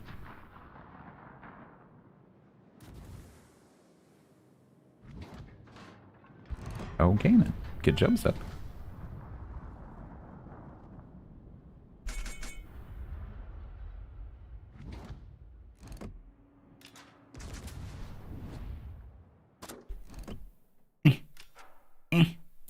Oh, so close.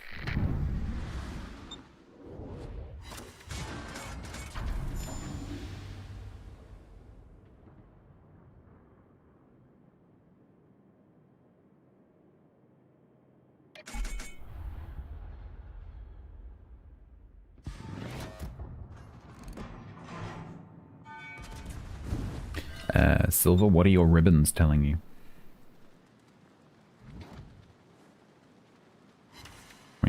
When you see your ribbons here, what are they?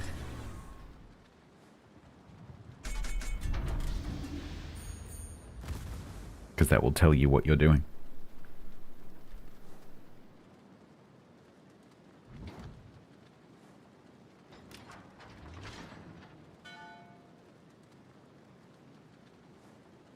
Alright, I'm kind of hoping to ambush this U-69, which is...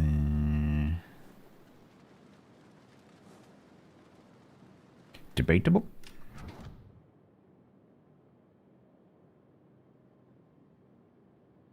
When you say doesn't pen at all, what do you mean? Which ribbon are you getting specifically?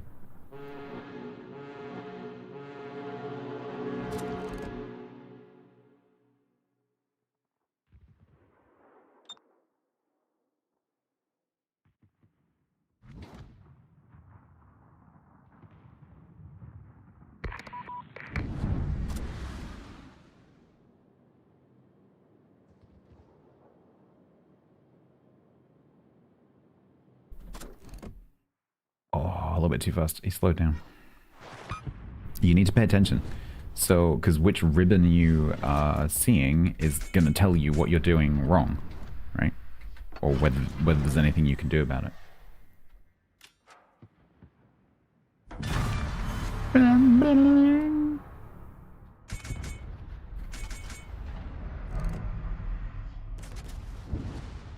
Yeah, dang it.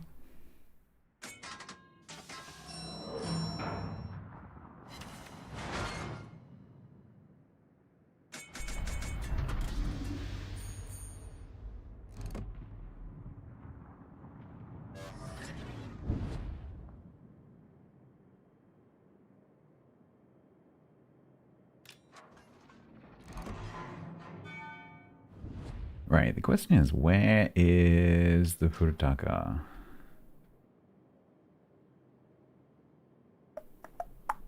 Did it go like that? Did he go around this way?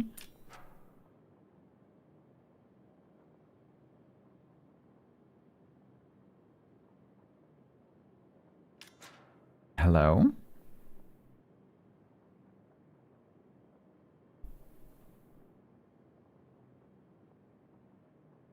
Hello, that's exactly where I thought you would be.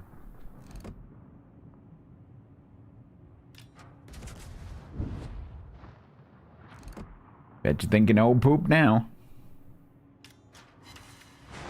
Thanks, guns.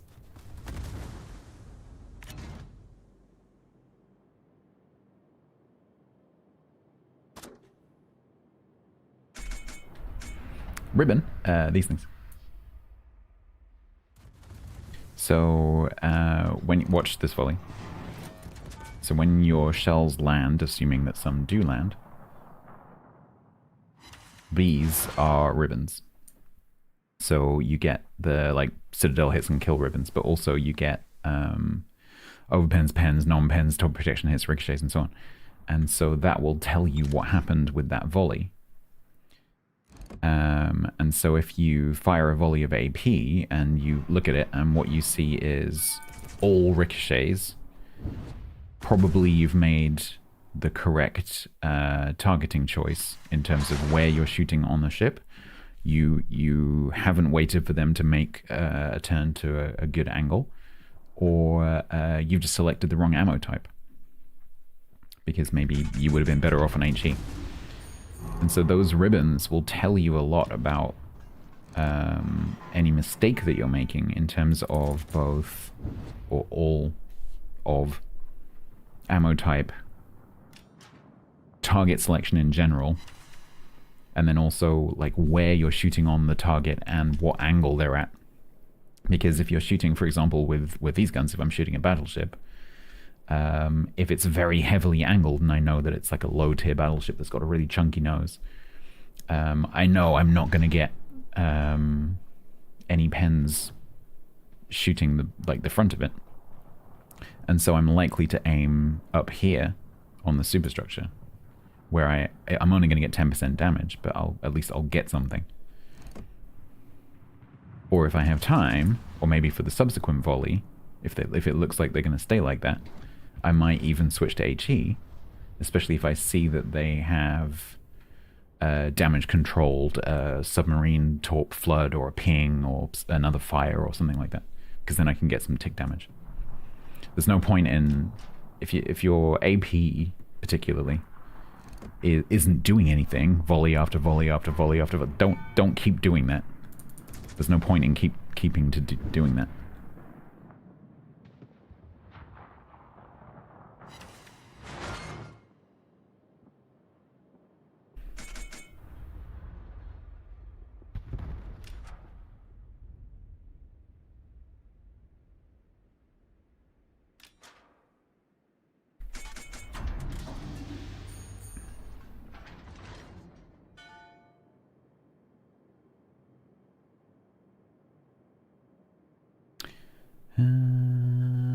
Well, I'm assuming that those guys will do for that guy, so let's turn around and see if we can finish off the fur tucker.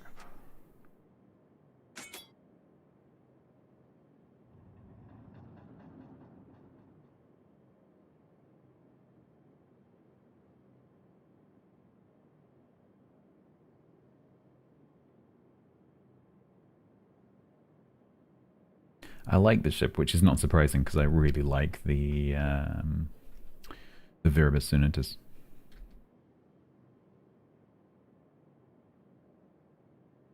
You just have to watch the fact that it has a hole in its rear armor.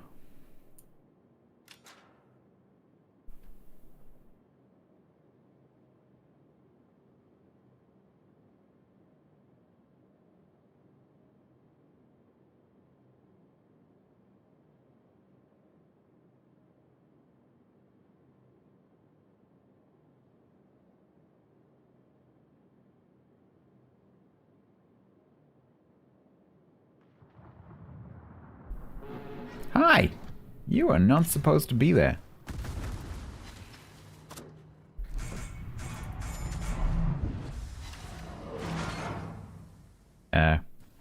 Help? Only in the rear, yeah. What's shooting you? What overmatches your nose?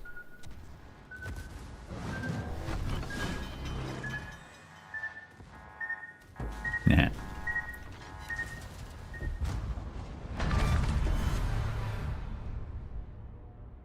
So the nose armor on lower tier battleships tends to be quite complicated.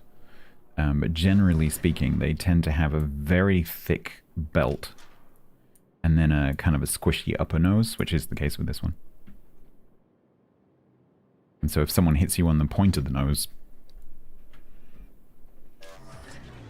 there's a good chance they overmatch.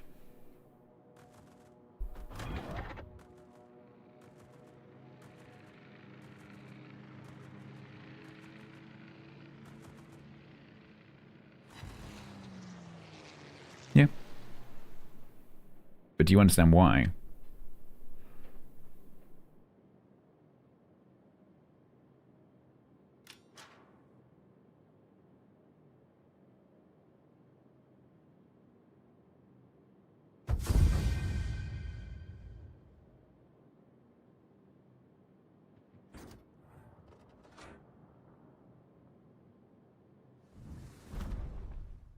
When things like that happen, try and understand why, so that instead of going, oh, this always happens to me, you can go like, oh yeah, that makes sense.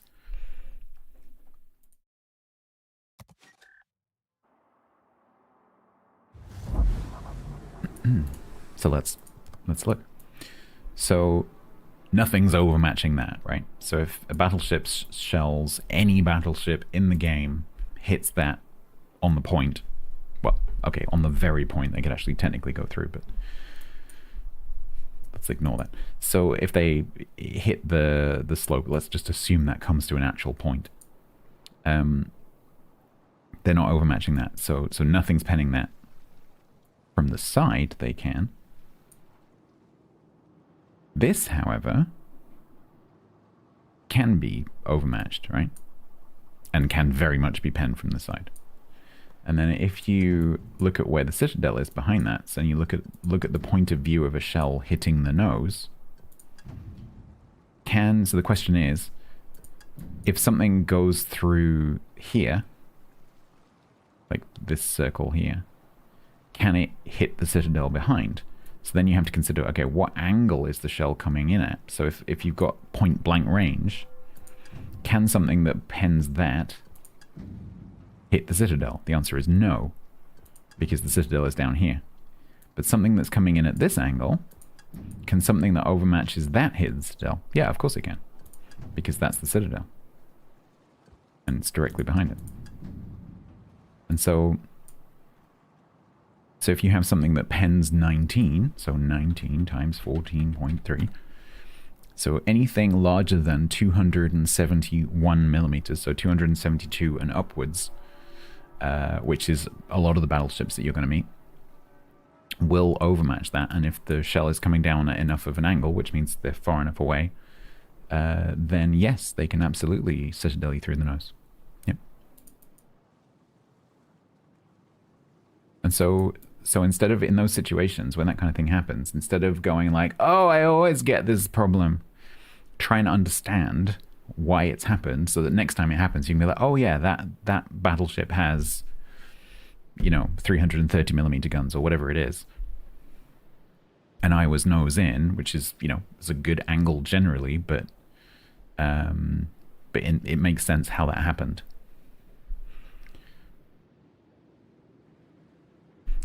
Tonjin, I don't even know what Tonjin is.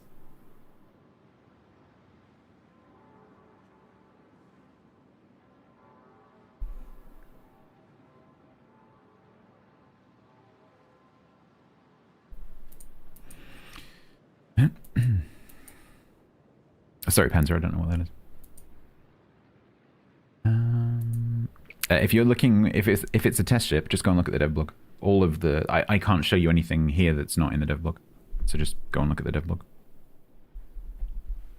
Or one of the build websites. I have no additional information for you.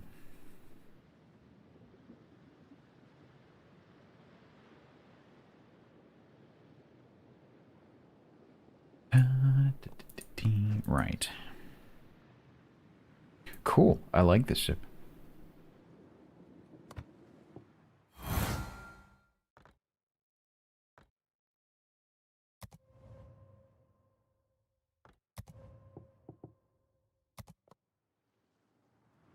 But what you have to remember, Silver, is also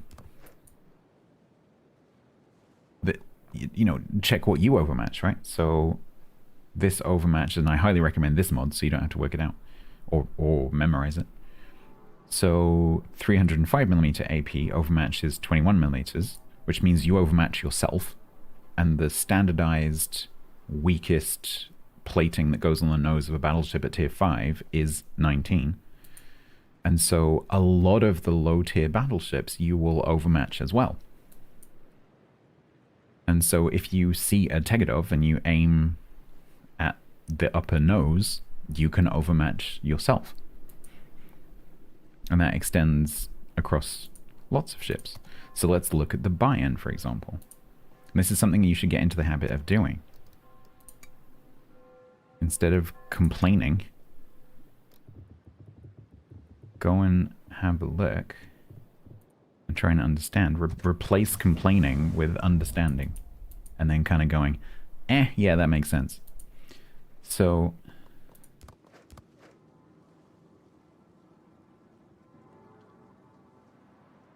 you're not going through that, right? So if you're trading nose-to-nose shots with a buy-in, you will lose. Unless you're close enough to torp it. Because you're not going through that. It's not happening. And so they overmatch you, you don't overmatch them. Especially if the player knows what they're doing and they're aiming at the tip of the nose, they will absolutely win. And so your options in that situation, if, you know, all other things being equal, your option in that situation is trying to get close enough to torp it, or don't be there somehow. Or don't get into that situation in the first place.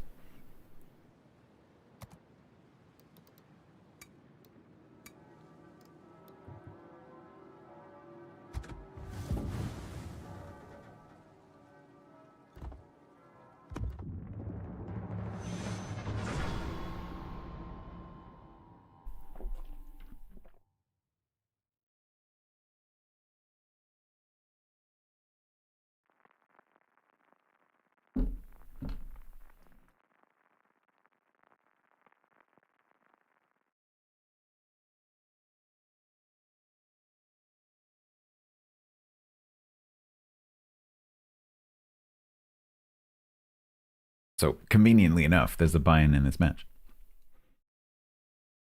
Lebobj used their prime sub here for the first time ever. Lebob. A very warm welcome to Lebobj.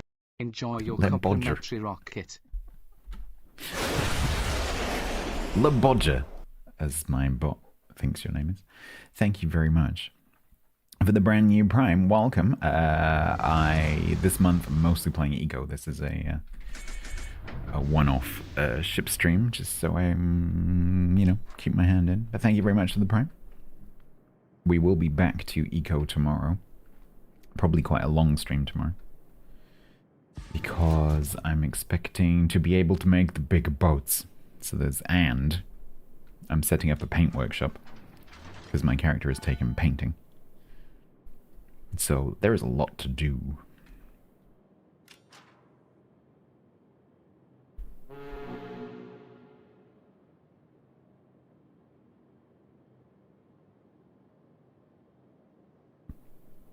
The category class.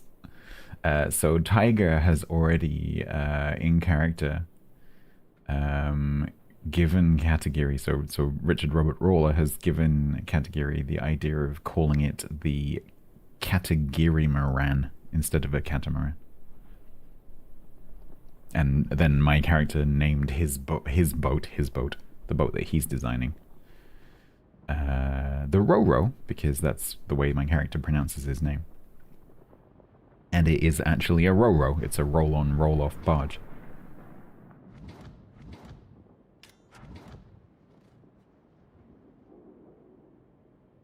Oh, I wanted to see the Cochrane.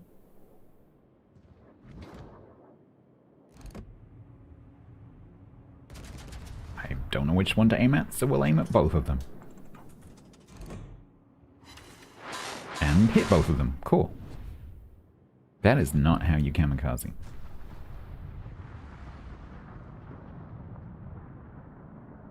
The Roro joke. Oh, I'm genius. I didn't hear it until I said it. Like, hang on a minute. His name is Roro, and the boat is a Roro.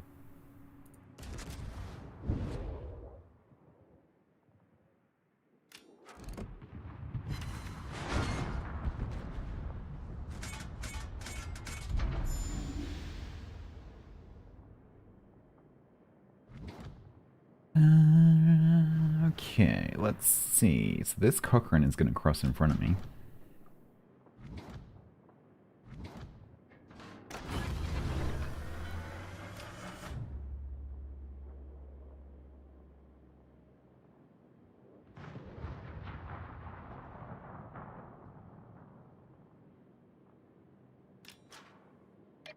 Beep boop.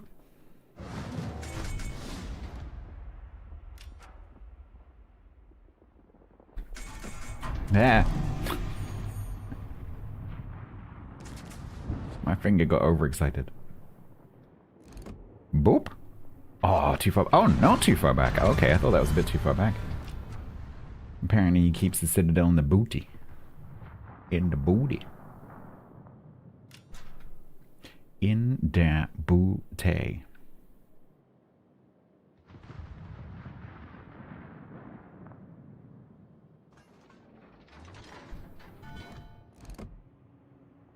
Oh, let me see it, please. Please, let me see it. I mean, it's one banana, Michael. What could it cost? $10?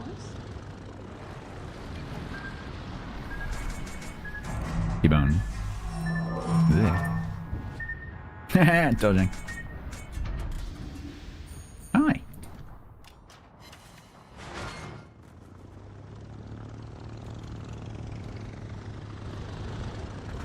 Bo Molly.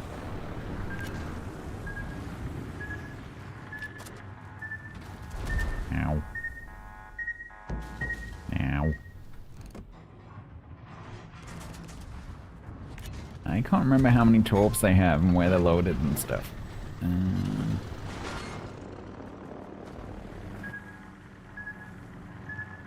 Harriet, please stop being mean to me.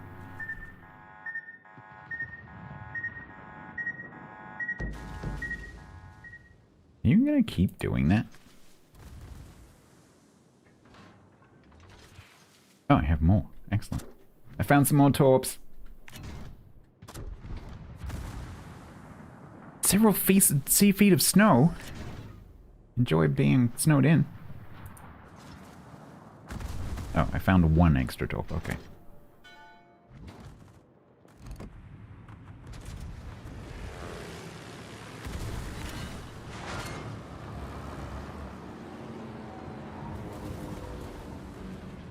No, no, no. I found an extra torp on the right.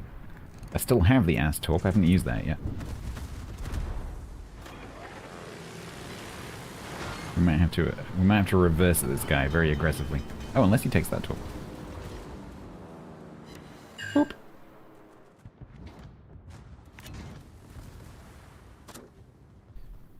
Ugh. Please don't set me on fire. I wish you could lock the front and back guns separately, because I'd be shooting him right now if you could. Grant, we said. Nope. I think you have one nose-mounted torp, one torp on each side, and of course the torpedo up your butt smile. Correct.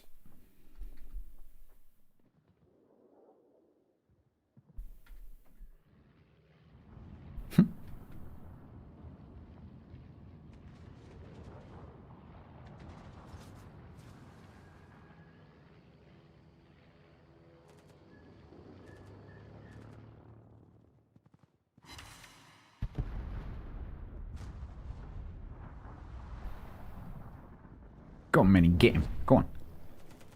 He's right there. Go on, get him. Go on.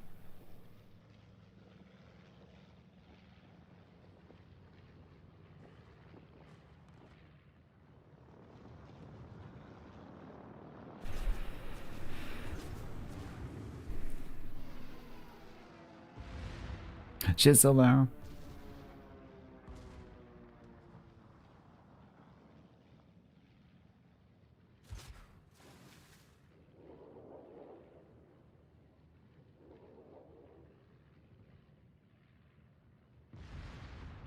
I'm not an expert in Minakasi.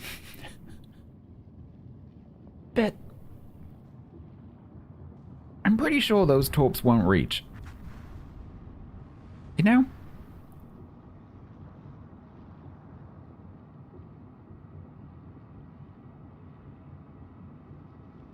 Yeah, you have remembered that there's a Budgioni there, right? Right? Yeah, that one.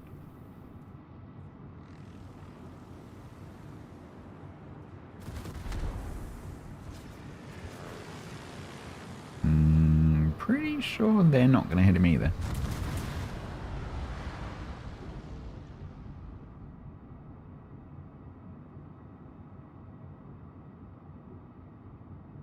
Alright, technically they're going to hit him.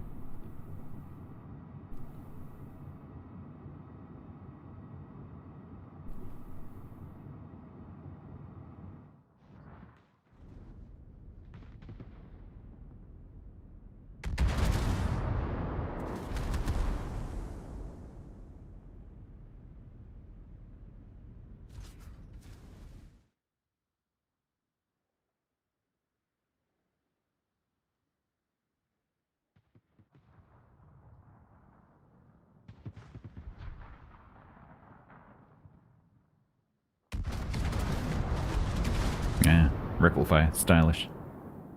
Classic.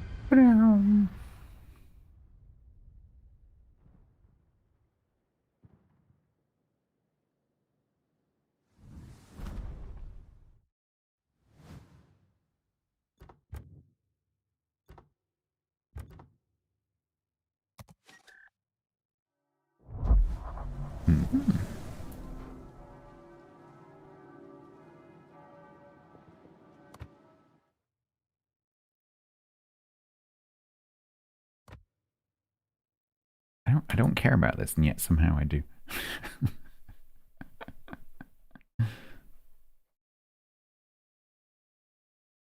Oh, there's a lot more people in here now.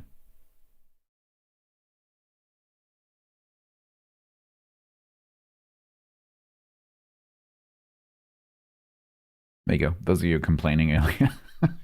The top of this group has 13,000 base XP.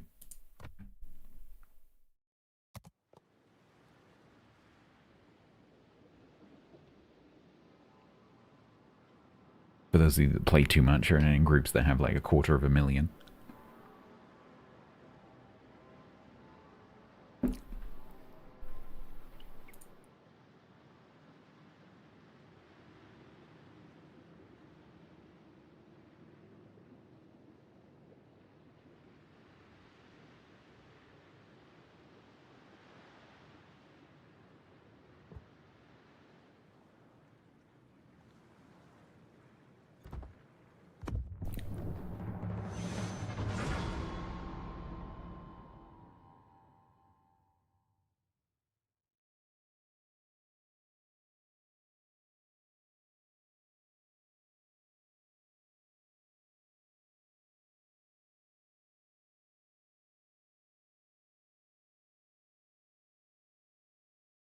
$120. Yeah, someone earlier was saying that someone had over 200. I forget what the number was.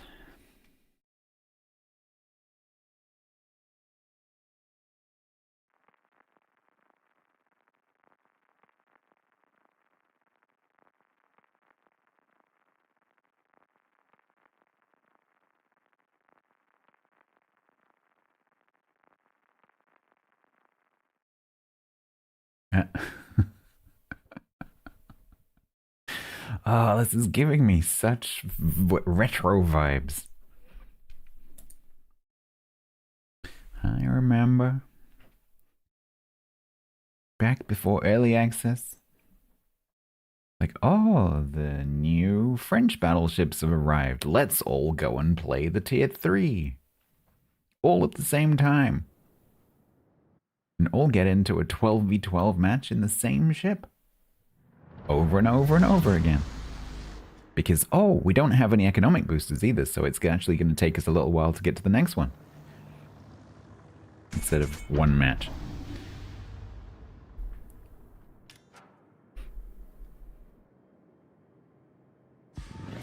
You get the same one as one of our ST leaders. Oh no. Do you have to let... Is there some kind of code of honor where you have to let them win? Or is it, you know, every ST for themselves?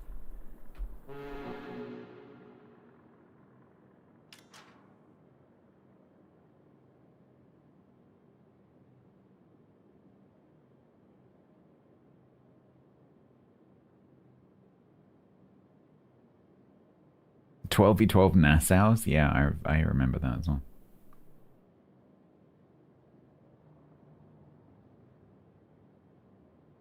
Well, there are quite a lot of you.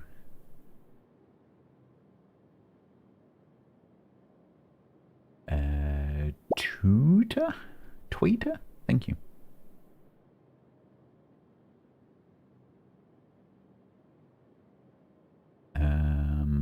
These guys are all going that way.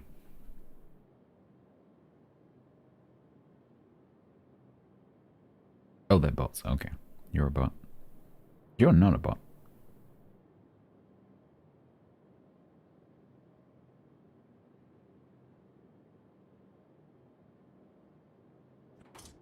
The question is, are we going to get the burlesque? If we're going to get the burlesque, I might change to HE. Yes, we are. Let's change to HE. Prepare to receive destroyer bot.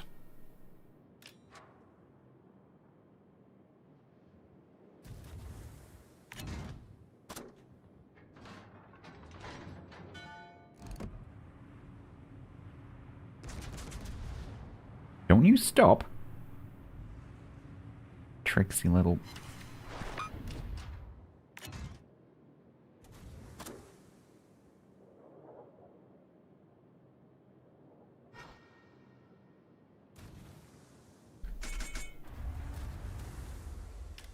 Inconveniently, those two are both players. And my other player has buggered off over there.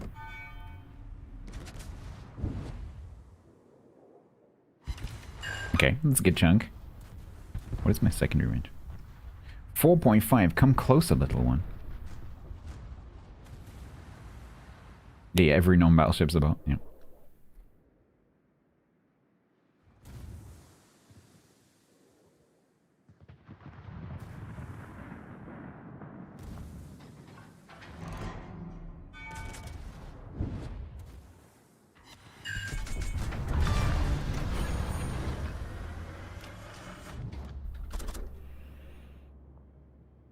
Alright, let's not get torped. Iron pancake. That sounds crunchy. Beep boop boop beep. Beep boop. Boop beep. Thank you.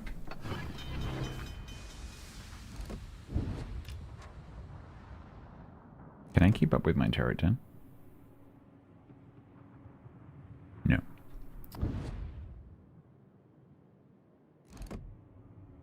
That would be a no.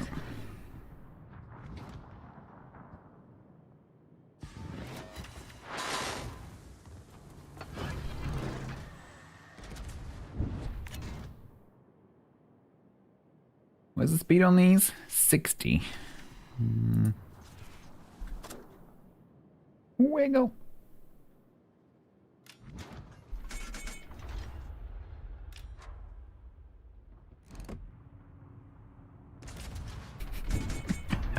I love how he's standing this way because we both have such horrendous gun angles that he has to do that.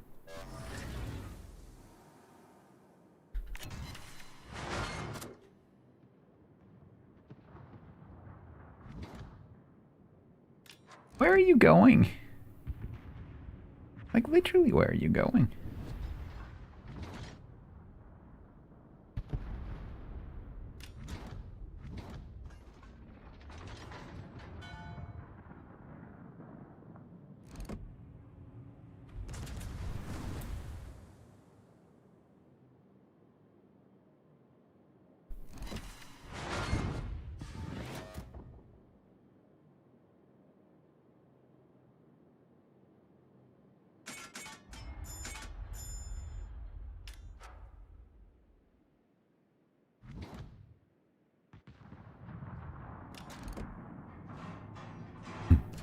Someone's getting frustrated.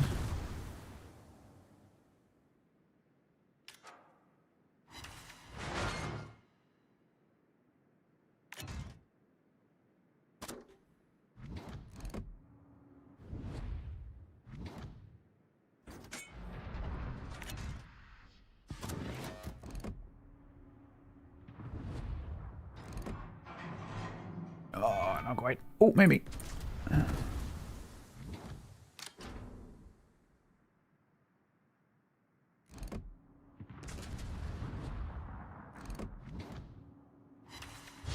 Little bit.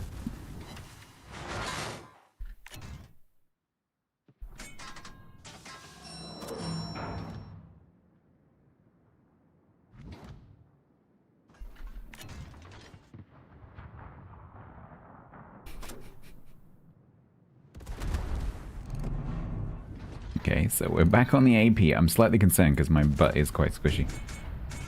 I have the torp advantage here. Literally torp, singular. Where are you going to end up? Probably, probably on that line.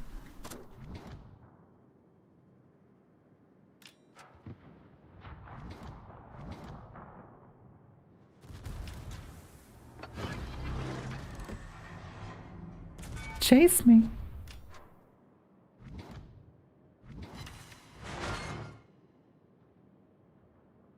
You have a squishy butt? Yeah, me too. How you doing, Stas? I hope that you were able to find something else to play.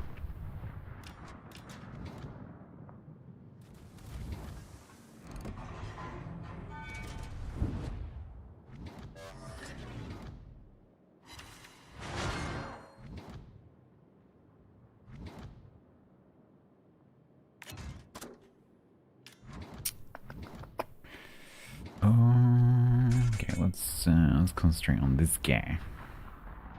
No, no, my squishy butt.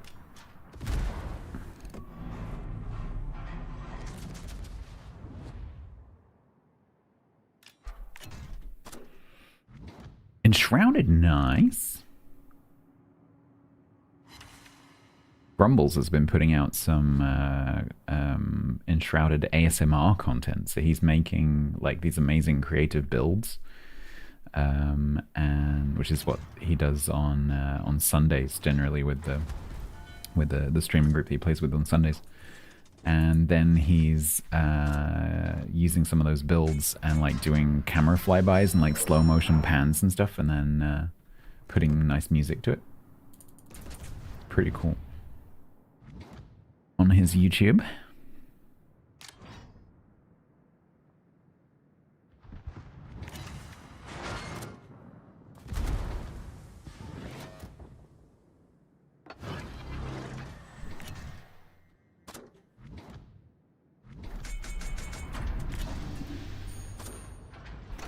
Alright, let's go before he V25s me.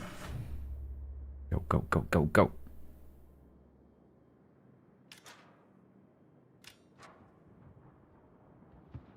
Nice. Zoom. Beep boop. Boop beep. Beep boop. Fuzzy ew. Fuzzy lollipop. Ew. Why is it fuzzy? Ew. Did you drop it on the carpet?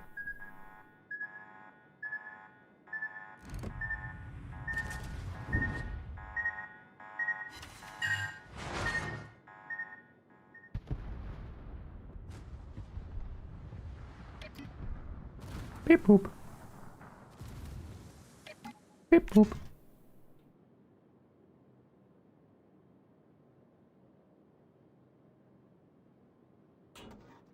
He is tending to this side. I think I am going to white line him. Watch him go, wee! Because he's tending to turn this way all the time.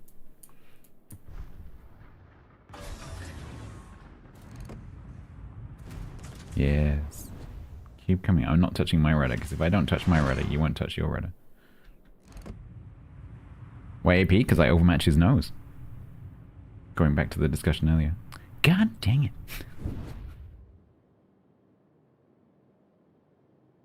I overmatched all of that squishy goodness. Unfortunately, he overmatches even more of my butt, which is why I'm trying to keep my citadel out of the way.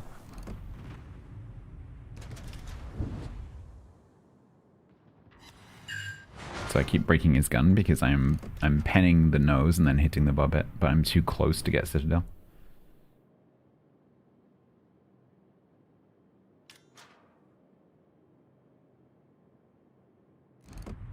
Let's go for a cheeky all guns shot.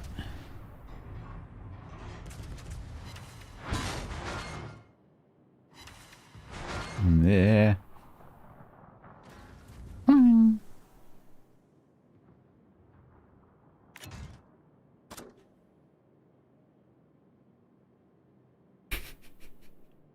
Wherever that was terrible.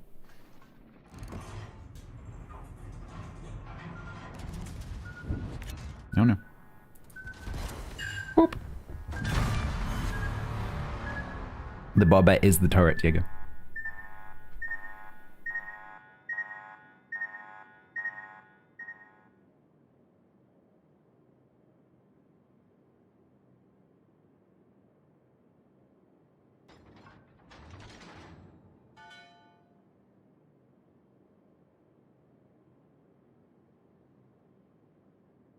There is no detonation.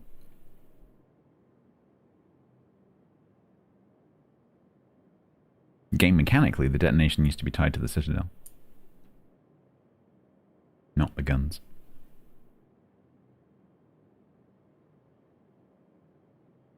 So, game mechanically speaking, in terms of breaking the guns, it's any point on the above deck part of the turret and then also the barbette underneath. That's one unit in terms of hit points.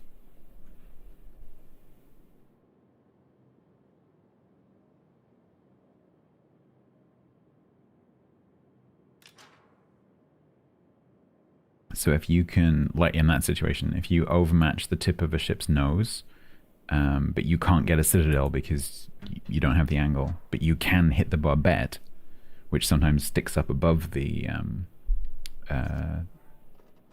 citadel, like maybe through the casemate. If you're reliably getting those gun like temporary disablements, just keep doing it. Because you might force the player to DCP if they get frustrated, and you might get a longer, 1.5, 2 minute breakage. Because while there's no permanent disablement anymore, it's still pretty long. And in the context of a brawl, it's essentially permanent.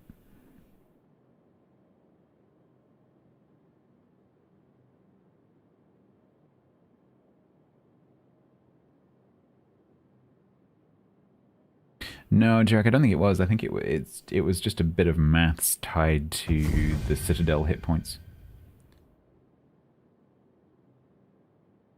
Every time you dropped underneath that, every time you dropped underneath the boundary, which I believe was the citadel having, was it 75% of its hit points? Every time the ship took damage from that point on, there was a RNG roll. With a very small chance. I don't think it was anything complicated.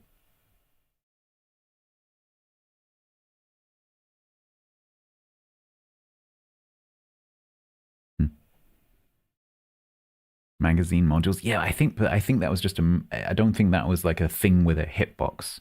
I think that was just a mathematical concept tied to the hit points on the citadel. I don't think it was an actual thing that you hit. It was just a number concept.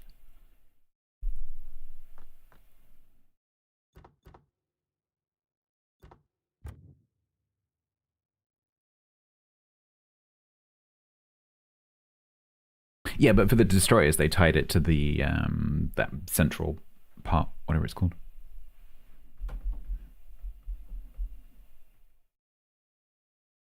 Yeah, but I think it was literally just the Citadel or the central part of a destroyer. I don't think it was a separate hitbox. It might have been mathematically separate, but I don't think it was physically separate. But maybe I'm wrong. But that's if that's true, that's the first time I've ever heard that in 8 years of playing.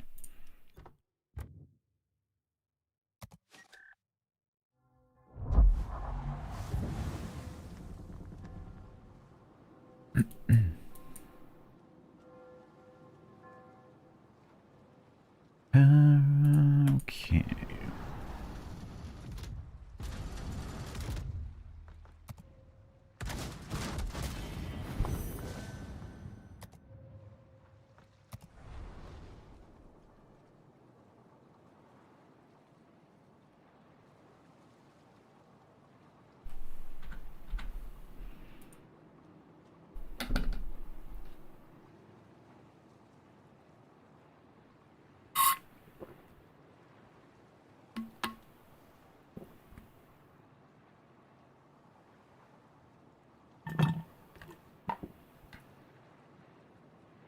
Yeah, but where was it?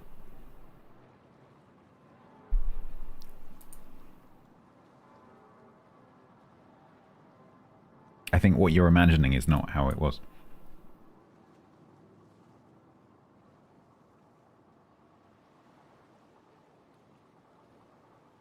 I think it was a mathematical concept tied to one of the pre-existing hitboxes.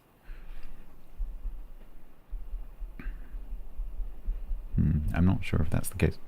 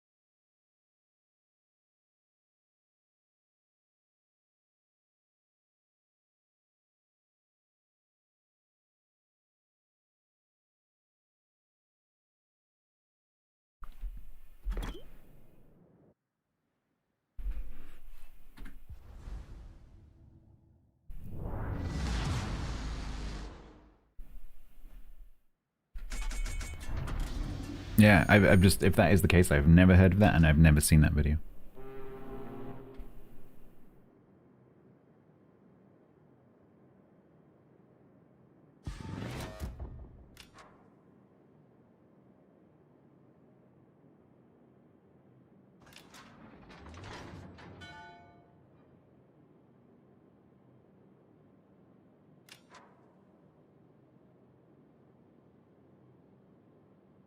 Did, what do you mean, did? I am still enjoying it. And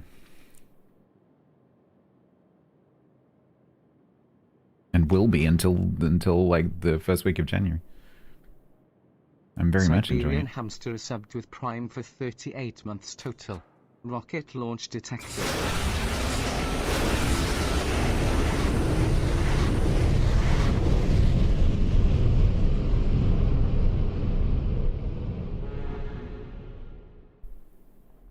Hamster, thank you very much for the 38.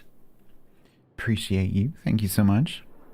Yeah, I'm only streaming this because I feel like I have to stream once a week to maintain my CCTP agreement. Get free stuff.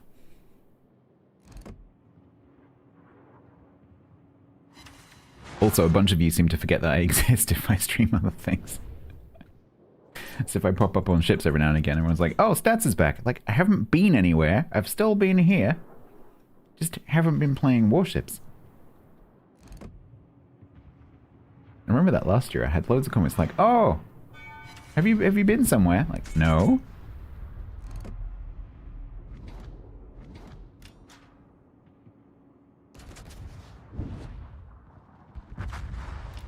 Hey, Catfish. Yeah, it's been a great week off. Not doing any streams at all. Definitely didn't do any 10.5-hour streams. No. Nope. No 10 and no, how much did I do? 10, 18. No 20 hours of streaming over the weekend. Nope.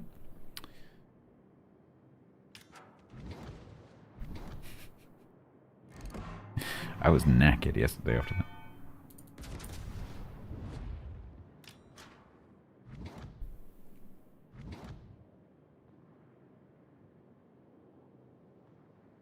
Wow, that was a crap show. I love it, Federers. Yeah, it's really good. I really like, I can never remember his name. The one with the Latin name.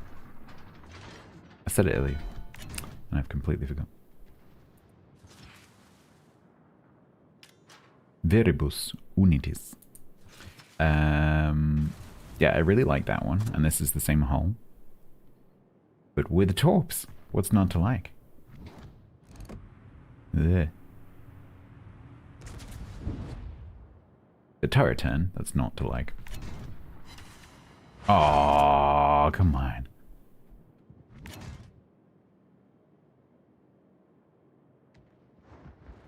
Service with speed, yeah. Well, briefly. It's basically a single-use speed boost. Because it's so short, you know, there's not really much point in using it more than once. Ow.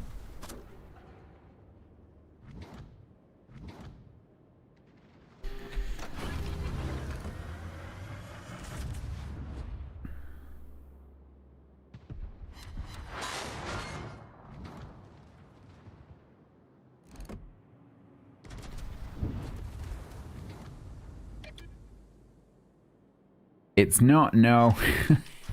It's not quick. It's 21 knots. But it has a juice-based speed boost.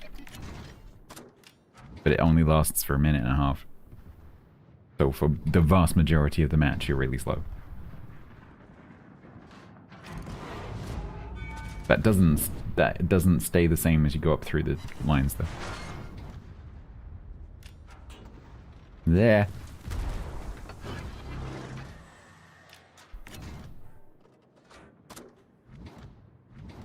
I really want to be able to load my back guns. That'd be nice. Beep boop. Boop beep. Beep boop. Overmatch? Oh. Hello, Cheeky.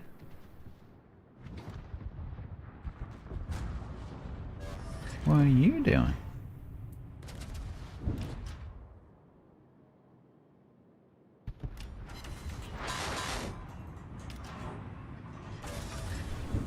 Yeah.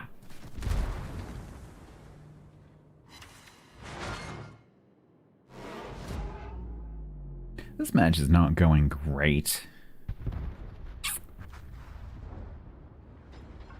It's not going great. Oh, he's beached.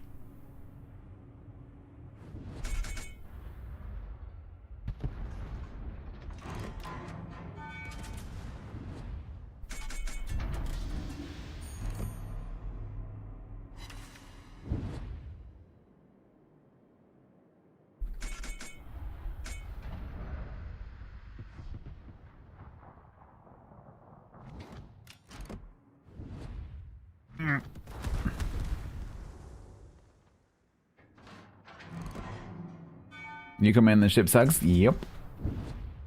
This is my worst match in this so far.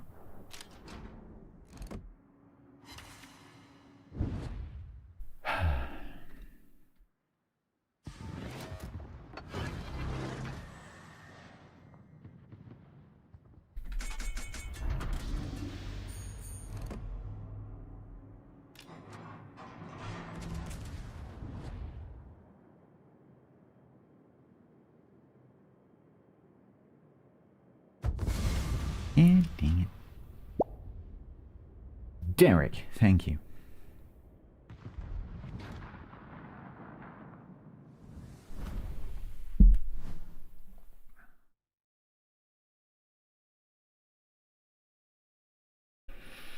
They like Yavuz more because it was faster. The problem with Yavuz is the guns are just like tier 4 shotgun horribleness.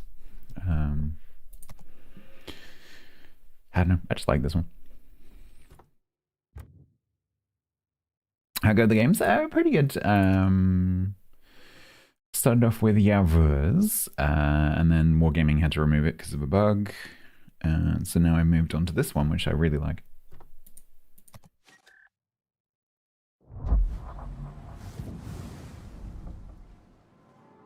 Because it's just nice. Because it's a Viribus Unitus, which I like, but it has a speed boost and torps. And as far as I can tell, no other downsides.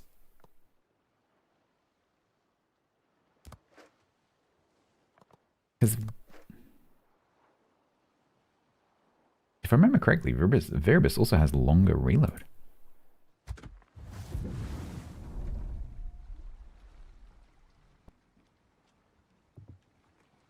It's like they just took a Viribus and just put some extra stuff on it and like, yep, that'll do. So the desk setup, the desk setup is amazing. I love the desk setup. It's great. It's been good for my health. It's been good for my mental health until today. It's great. Love the desk setup. However, my audio right now is a blinking nightmare and it is driving me crazy. So when I finish the stream, I am going to be tearing that apart again and trying to figure out what the hell's going on. But I don't want to talk about that anymore because I talked about it for an hour earlier and I've only just stopped thinking about it. Right. Oh, Viribus is more accurate? Okay.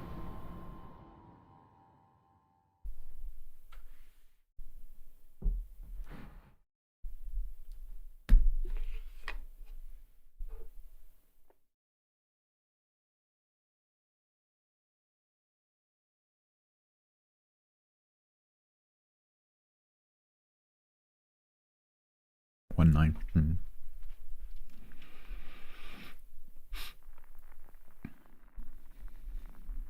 Yeah, but the desk is fantastic because even if I spend an entire stream sitting because I'm on a stool,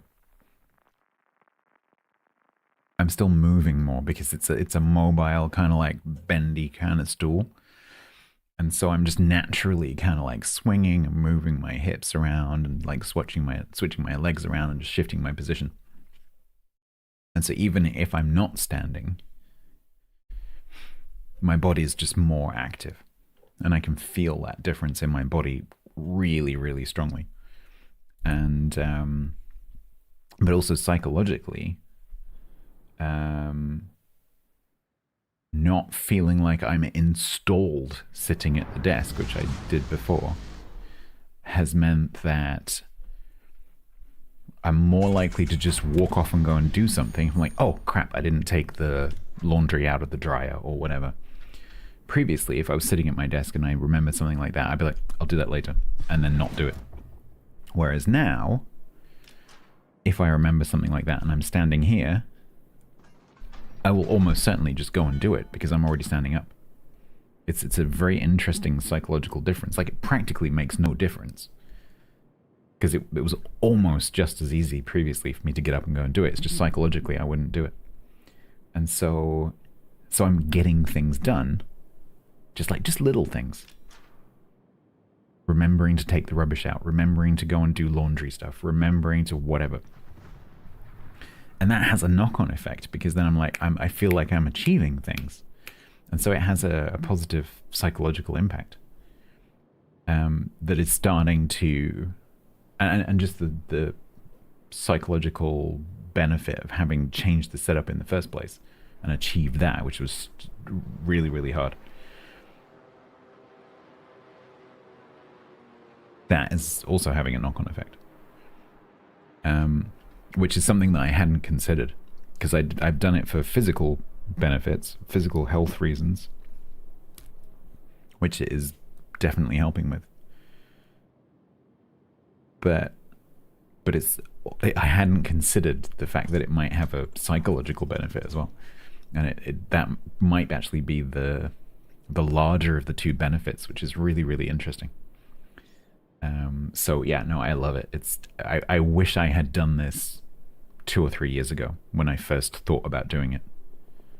I wish I had back then just pulled the trigger and just done it. No regrets. Unfortunately, around doing that setup, I've also changed my audio setup. That's not going so well. So I'm going to have a rethink about that. Worst case, I just go back to what I had before.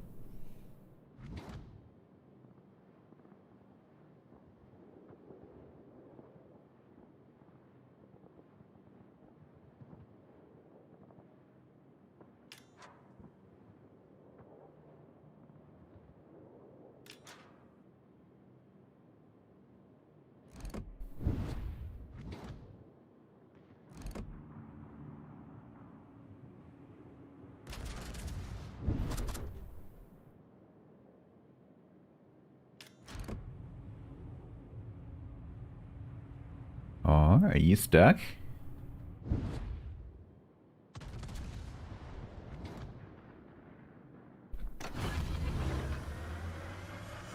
Speed.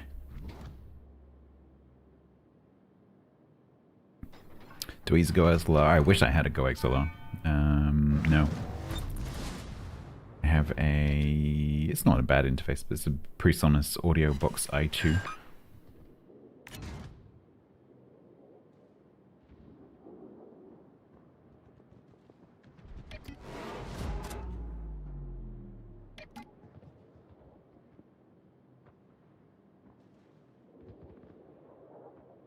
But I wish they would decide whether they're going out of business or not. Because they weren't, and then they were, and then they weren't, and then maybe they are again, and then maybe it's going to be like maintained by the community, and then, oh, maybe they're back again, maybe they're being bought out, maybe it's just like that whole company is just a unpredictable mess right now.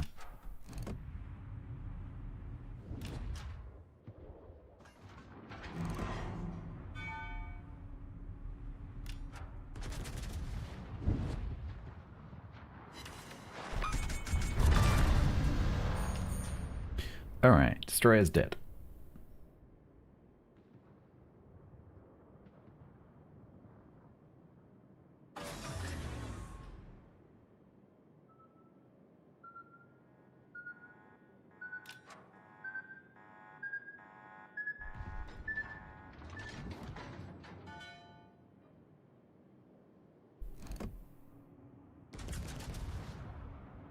Is that a flood, Koenig? I think it was. I think we might try and take advantage of that. That was such a bad shot.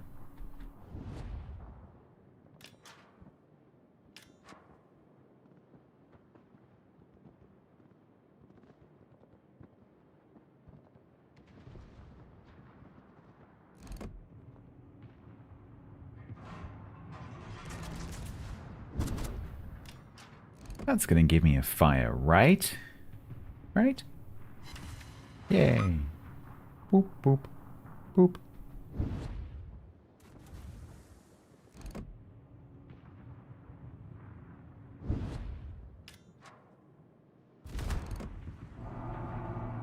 He's still flooding.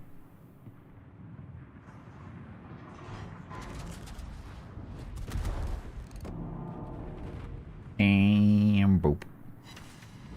What? I didn't get it. Hey, Pete.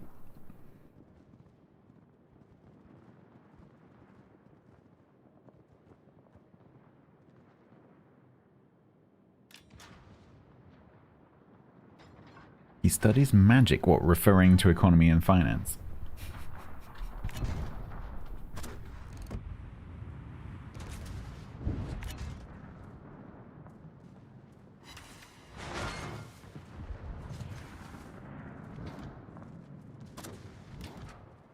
Economics is a social study, not a mathematical study. Because it's entirely, well, I was about to say it's entirely driven by people. That's not true anymore.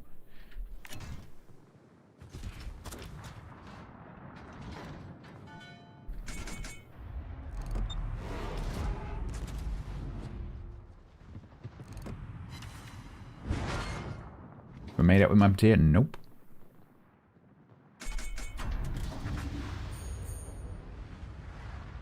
Thank you for passing the message, though.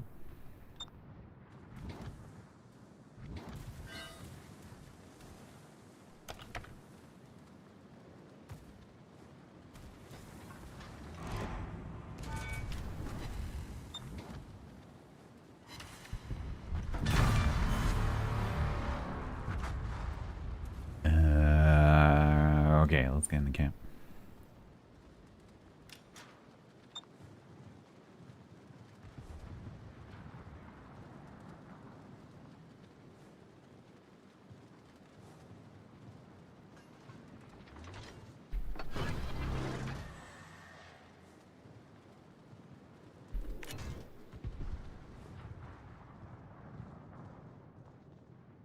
Are you okay over there?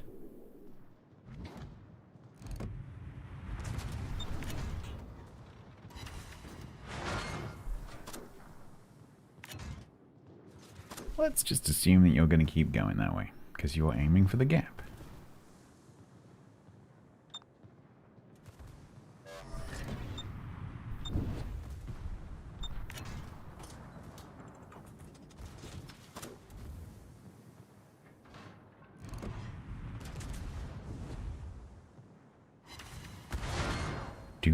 Watch him go, whee!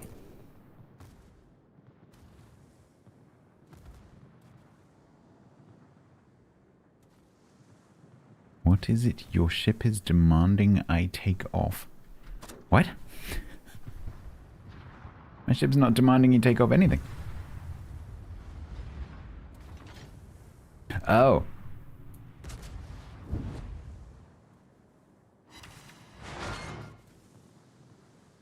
What happened to the woo?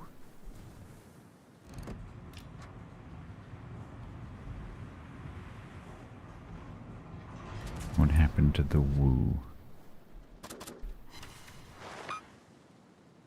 We? Woo? What?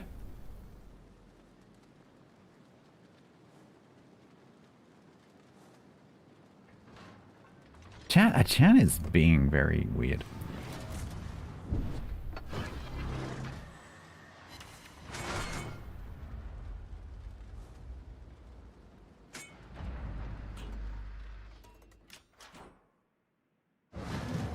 Hi. Ow. You've been imbibing. I might do some imbibing after this.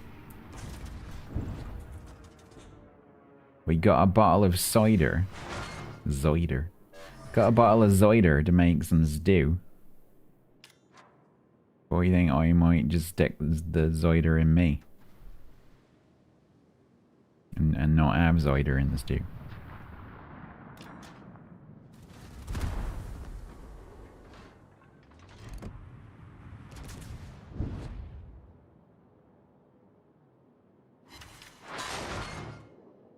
You once told you needed to woo your wife by your wife.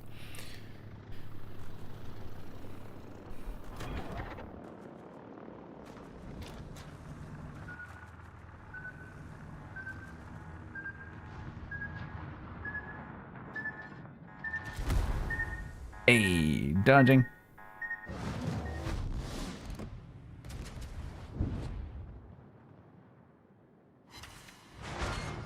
Don't insert the bottle. It's quite a big bottle, so I don't think that's going to happen.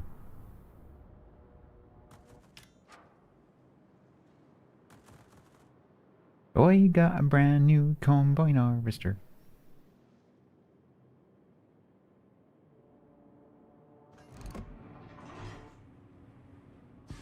Don't knock the Wurzels.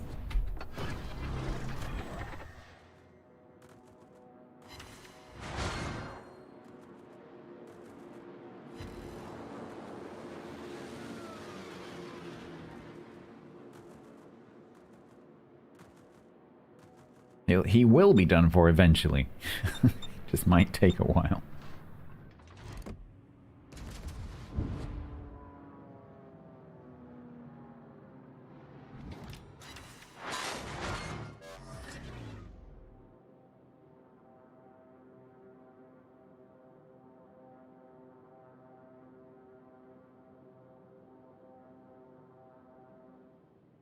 Why did he do his attack run over there?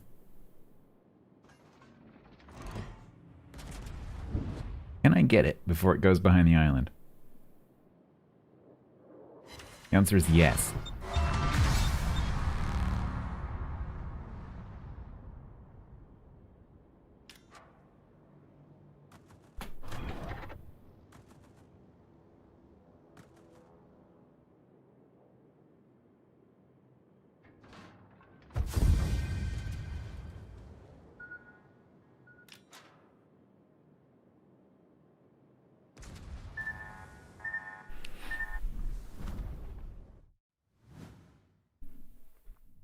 Cramping. I didn't need a cramping. You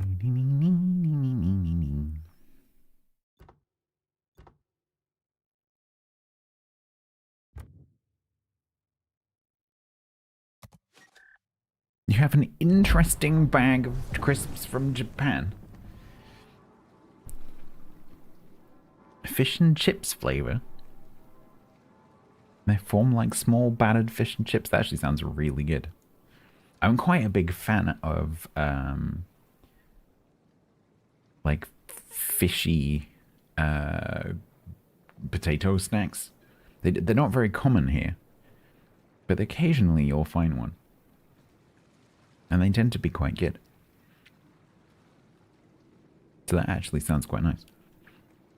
Because I really love, like, salt and vinegar crisps are my favorite flavor of crisps. I don't often eat crisps, but when I do, that is my go-to. And so those actually sound really nice. You once tried a bag of German currywurst flavored crisps? Yeah, I can imagine that, though. I think that'd be quite nice. Like, the flavor of that kind of gentle curry sauce would be quite nice as a crisp flavoring. Yeah. Will I visit Japan? I mean, I'm not going to say no. I don't have any plans to. I don't have any plans to visit anywhere right now, to be honest.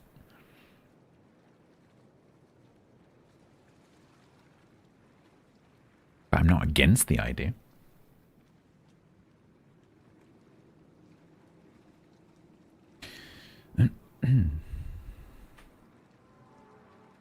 Shrimp flavor? Yeah.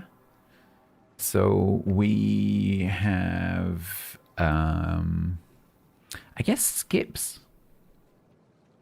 So we have a like a reformed potato snack brand called Skips. And there's a few different flavors, but I think the sort of the default flavor.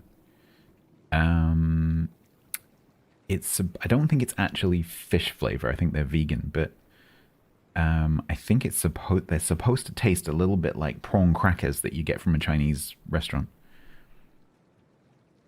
They're just all like pure umami.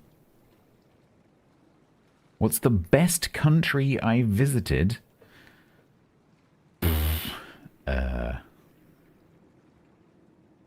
What's the best well, it depends what you mean.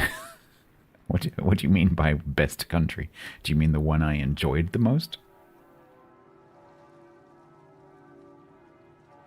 Or do you mean like the one that has the highest GDP? Or like, okay.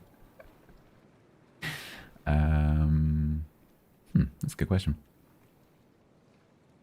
It's really hard because like I've been to a lot of countries with like very different purposes for going, like, you know, going abroad to study or travel or whatever, study. And those trips tend to be very different because like it's really hard to compare like a year in the United States compared with, you know, a week in Malta. That's very hard to compare those two things. Because one is a very short touristy experience and the other one isn't. I'm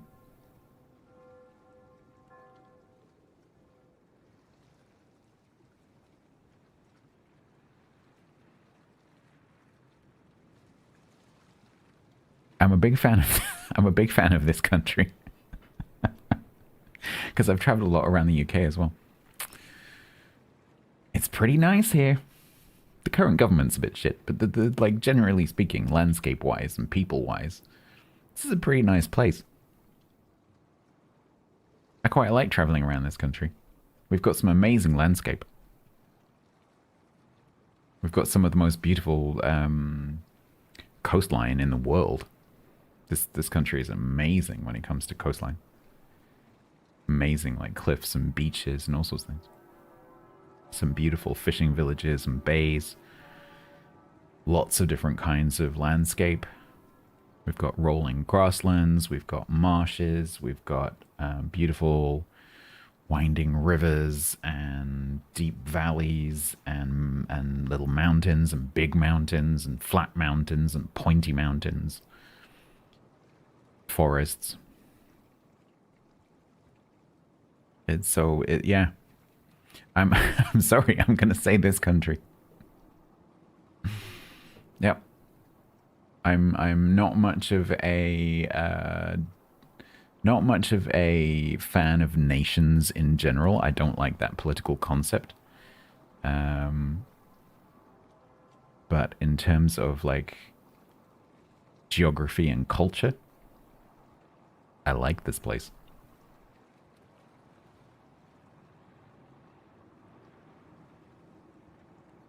So yeah, that's my answer. What do you mean, but the food?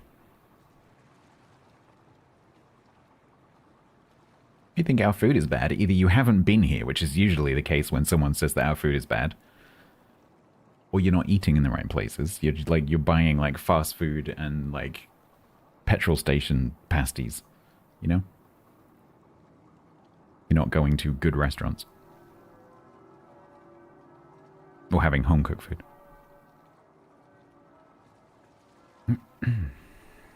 My favorite country is planet Earth. I guess.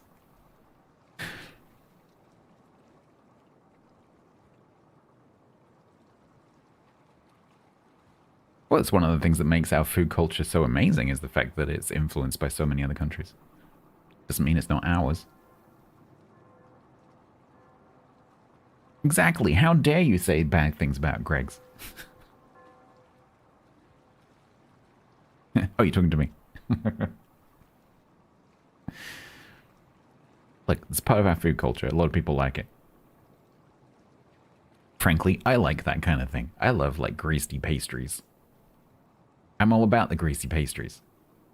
And I love a greasy pastry. Give me a really cheap, crappy sausage roll and I'm happy. They're great.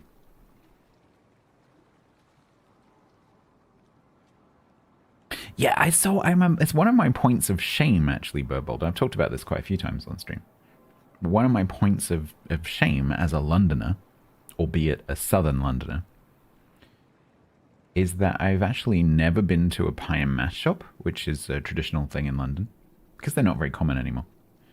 And so I've never had pie and mash and liquor, and I've never had jelly deals. One day I will remedy this situation. But yeah, it's kind of a point of not shame, but I'm kind of just a bit disappointed in myself that I've never done that. But there aren't many of those left. The traditional pie mash and eel shops, there's not many of them left. And so there weren't anywhere. I grew up in South London because that's more of a sort of a central east thing. Particularly, I think, on the north side of the river, not so much on the south side.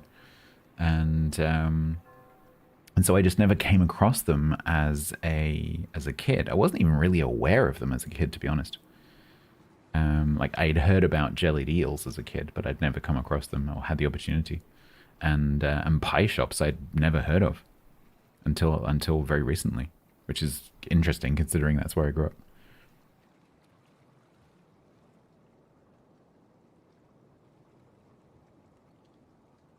Exactly, Eco. Exactly. Yeah, if Cut Me Own Throat Dibbler was a modern person in the modern world,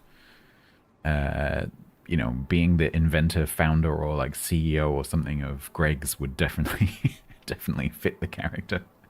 Or the character that I associate with him maybe would be the head of the Weatherspoons pub chain. If you've ever seen that guy, I forget his name. He's, when you hear him talking, he's a very Dibbler kind of character.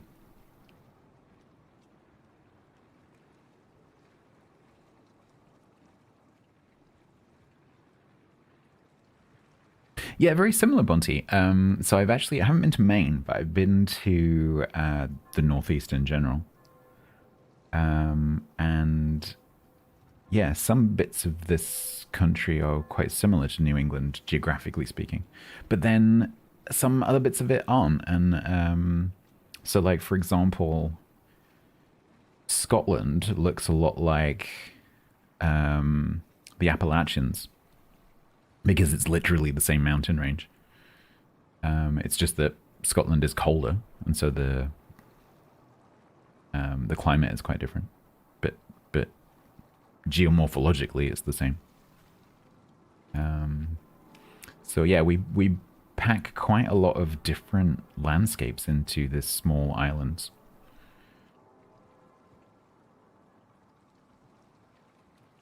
Stargazy pie, yeah, very traditional. Not very common anymore.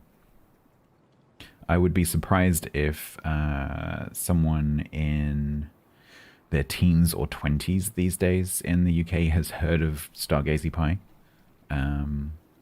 My parents' generation would definitely know what that is. My generation, maybe not. I've never seen a Stargazy pie, but I know what it is. Is it West Country? I don't... yeah, maybe, actually. Yeah, maybe. A fish pie, yeah. Traditionally served with the fish head shoved into the top of the pie. Which I think is why it's called Stargazy pie, because the fish is looking up. Yeah.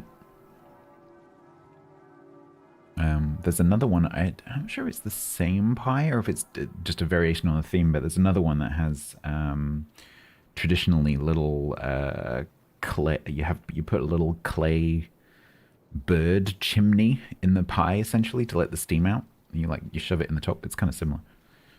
But I'm not sure if that's also a Stargazy pie or if that's just generally a traditional way of making pies. But we do a lot of pie. We like pies. We're all about the pies. Yeah. Let me see if I can find a picture of it.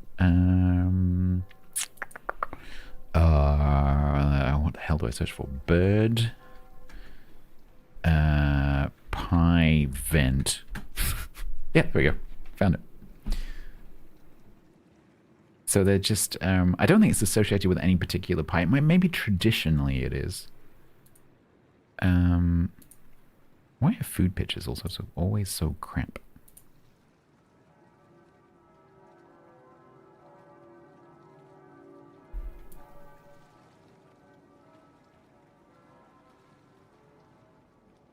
So it's just a little ceramic bird that has a chimney through the middle of it. And you shove it into the top of your pie when it's raw. And it lets the steam out and stops the crust from going soggy underneath. But I think it stems from an older, like, traditional form where there would actually, it'd be some kind of game pie and you actually put the head of the bird. So I think it actually is mirroring an older tradition. Yeah. Yeah, the Stargazy pie. Let me find a Stargazy pie. Pork market. Black Mark, thank you very much for the raid. Welcome. We're just talking about food for a second.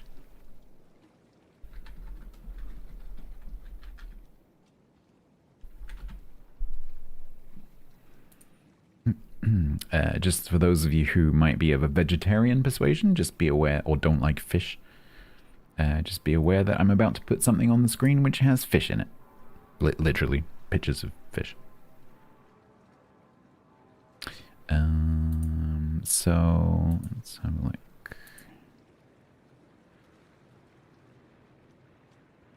I'll be honest, it's not a very appetizing looking dish.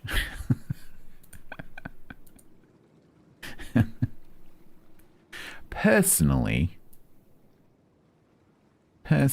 I would prefer my pie not to have a bunch of fish heads sticking out of it. I like fish, don't get me wrong.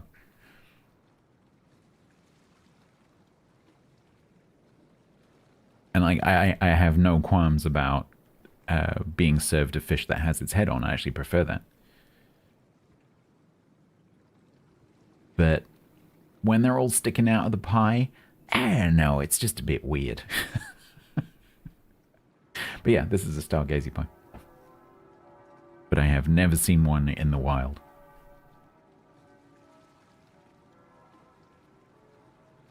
Southampton. So if you want to do like the historical stuff, that's a really good place to base yourself. Obviously, because of the dockyards and Bovington and whatever. But also, it's a really nice place to go along the coast because you can. There's some really nice coastline just there. You can go over to the Isle of Wight, which is really nice. Also, Luckeye, make sure that you look into going to one of the Solent forts.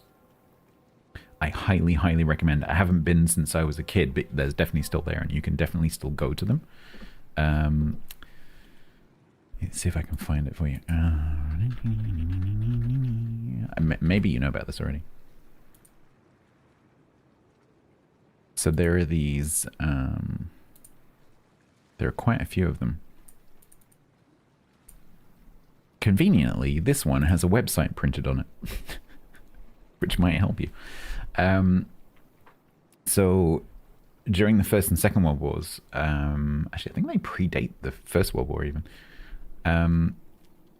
these forts were built to defend the ports of Portsmouth and Southampton, and which are protected by the Isle of Wight and the Solent. The piece of water which leads into Portsmouth is the Solent. And that separates the mainland from the Isle of Wight. And there are lots of these. Most of them are privately owned, either as like luxury mansions or hotels or whatever. But some of them are maintained as historical monuments. And you can actually go and visit them. Because of the nature of what it is, obviously you have to book and there's a scheduled boat and that kind of thing. But you can definitely go and do a tour of at least one of them. And I went as a kid. It's absolutely fascinating. They're really, really well done. Essentially a museum in the water, and it's not floating. It's built onto the seabed, and you get to tour around and hear about the history and see the gun emplacements and all that kind of stuff, and the wardrooms and they've been used for all sorts of things because there's quite a few of them. There's dozens of these things, and so they've been used for all sorts of things. One of them famously got used for a TV show called Fort Boyard, which was a sort of a Crystal Maze copy. And then one of them was used in a Bond movie. So it's definitely worth looking into.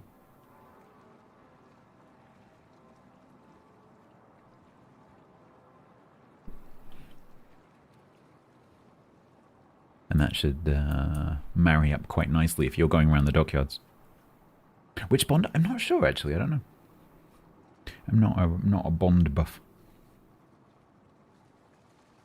Is Boyard French? There are definitely some on the French coast as well, yeah.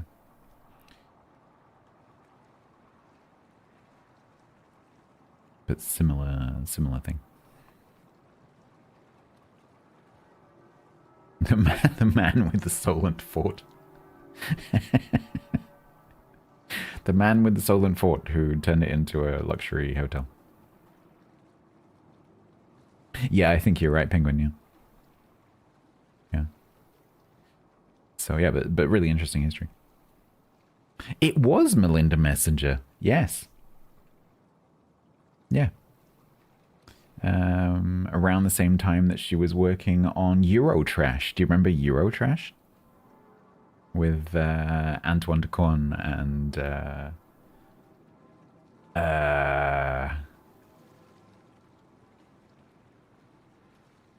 Jean-Paul Gaultier. How did Jean-Paul Gaultier, the fashion designer, end up presenting such a weird TV show? Because that show was weird. It was one of those shows that you're watching and you go like, what? Yeah. It was bizarre. But yeah, Melinda Messenger was on that as well, if I remember correctly, occasionally. Not as like a main host, but she was in there. It's like a roving reporter type character. For those of you who don't know what Eurotrash is, maybe go and look for it, but do it carefully. Don't do that at work.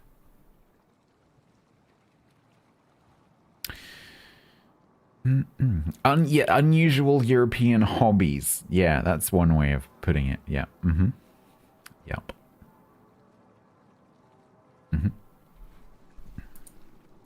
Yeah, it was a show about European culture. Teaching Brits about European culture. In very specific niches.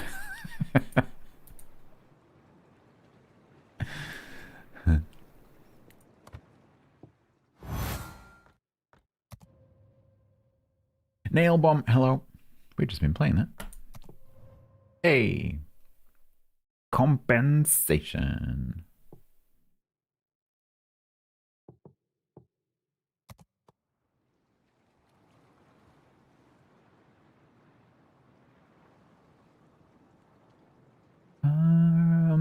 Right. You can tell when I haven't been drinking enough because I haven't taken a break.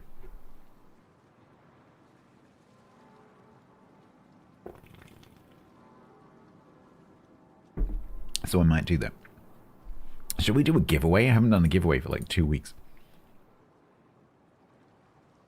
Do I still have any codes in my spreadsheet?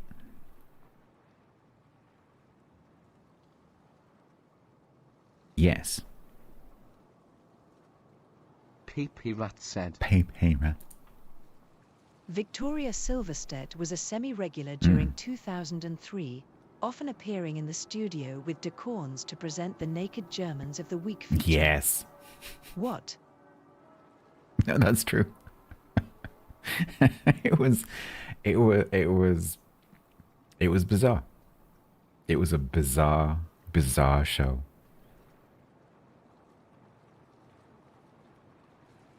I would really love to know how Jean-Paul Gaultier, who at the time was, you know, at the crest of his career.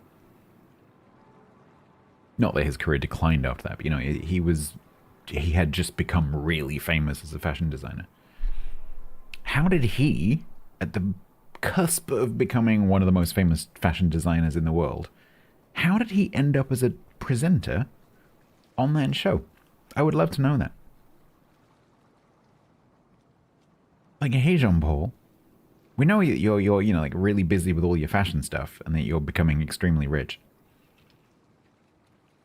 And you're busy going to all these parties and stuff. But would you like to come over to the UK and present a really crappy, very late night TV show with this French guy about boobs?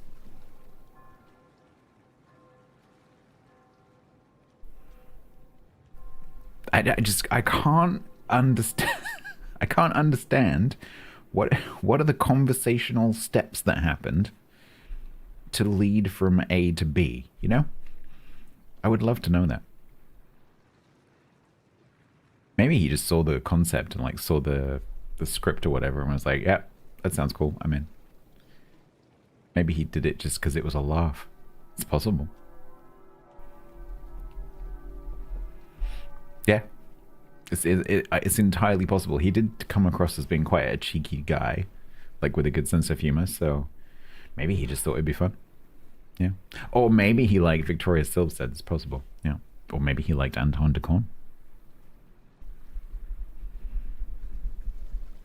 You'd never know.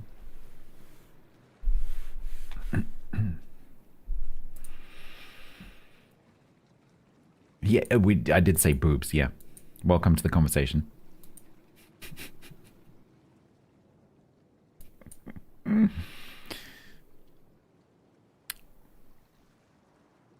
No, I'm pretty sure that he made a lot more money from, you know, fashion than from Eurotrash.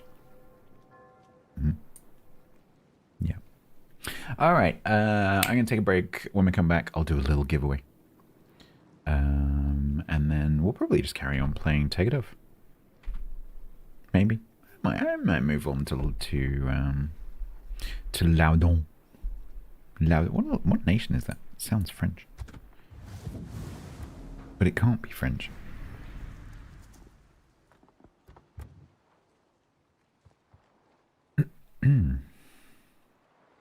Okay. A Stargazy prize. Exactly. Probably several.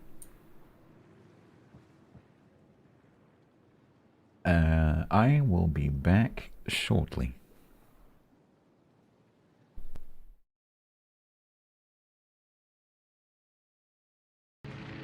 Can you see my fun permit?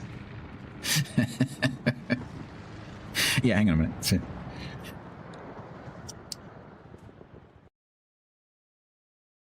I think I signed up for 2 matches. Emergency. Emergency. Emergency. I haven't done it yet. Someone did a thing. Emergency. Emergency. How do you know I'm not going to just get cold feet and check it out? TC. Why are you charging like 8 ships? I was bored. TC free. As Promeost. TC just gave £55.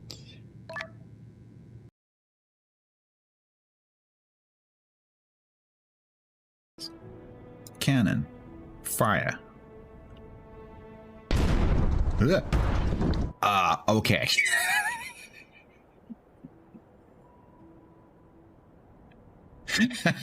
So my next question was going to be, do I need to care about the orientation of the city?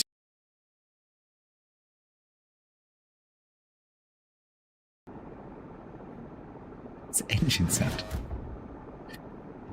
It sounds like the engine is going.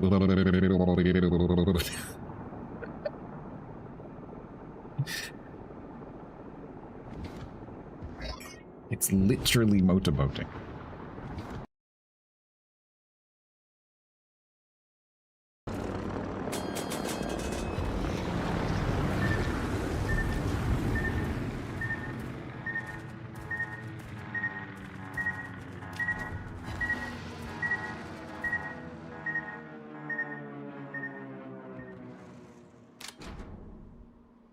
I just dodged that. I just dodged those. Did you see that?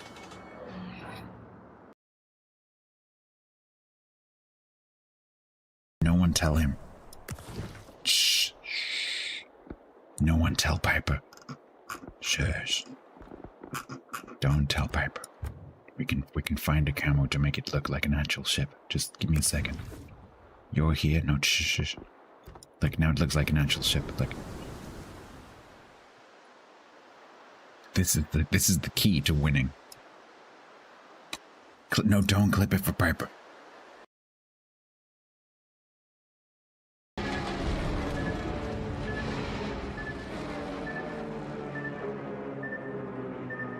Night.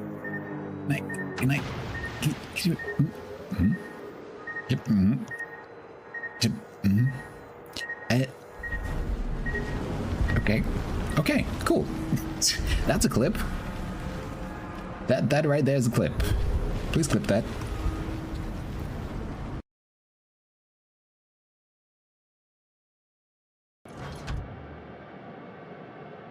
Leone has DN. What is DN?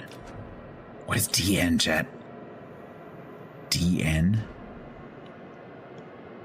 Deep nipples. Help? Chat, what is DN?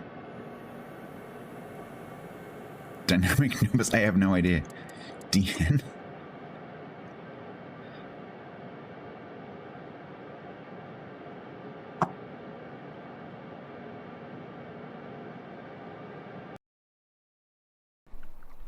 I couldn't read what that says, but I'm assuming that they typed D's nuts.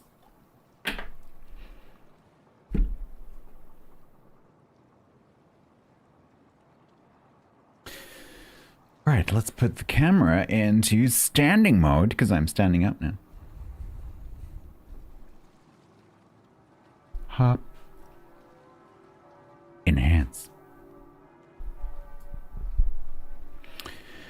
We are going to do a little giveaway.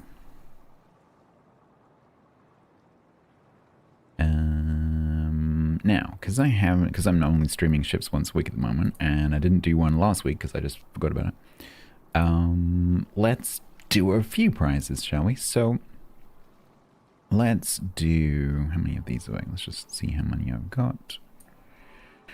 Try and give it roughly, make it roughly proportional. Okay. So, let's do, so I'm going to do, actually, an easier way to do it will be I will give 2 codes to each winner, and we'll do 5 winners. So this is going to take a little while. You're going to have to be a little bit patient. But what we're going to do is each winner will get a CC crate and a bonus bundle. Let's do it that way.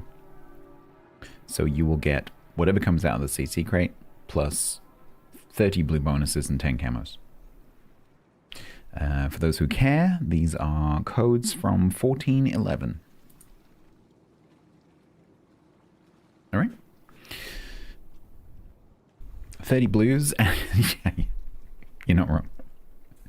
30, someone will, the 5 winners, someone will get 30 blues and 60 camos. That's guaranteed. Okay, let's go.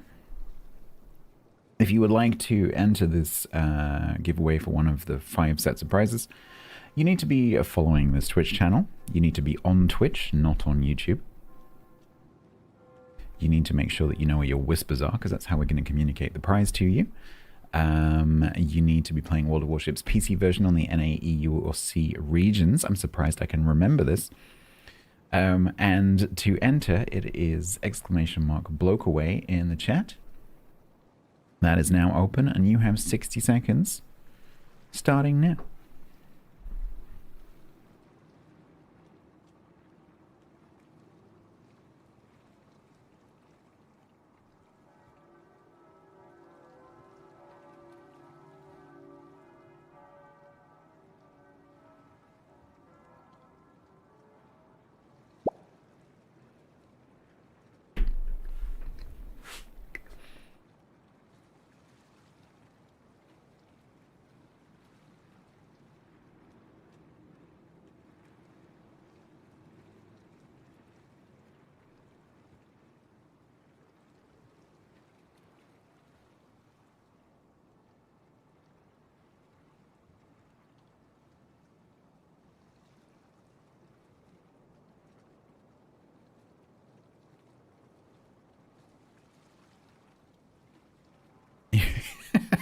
You've discovered that you can pee and smoke at the same time in my summer drive.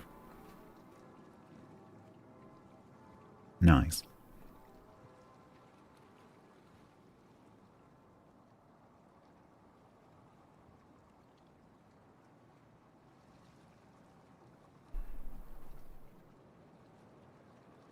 Yeah. Thank you for qualifying that with in my summer drive, not in my summer car, not IRL. Okay, so only 40 entries. The 5 winners. I might do this in like 2 groups. Let's do 3. Get those wisps open, and I'll pull 3 more. Or 2 more.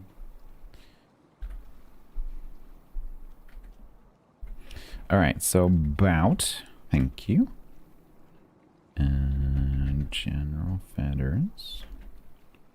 If you guys who I am whispering could give me your in-game names and servers before I get to that, that would be good.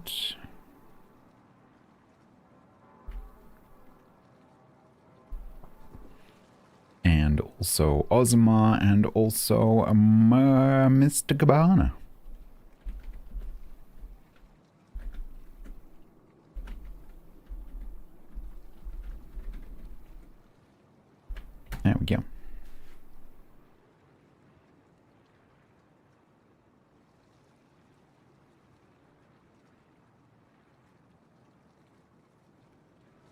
So many whispers. Okay. So you're going to get 2 prizes. Oh, 2 codes.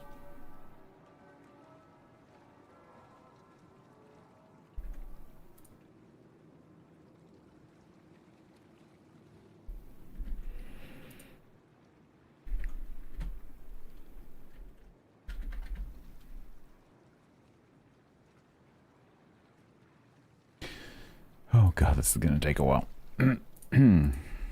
Please bear with me. Oh, I know what we could do.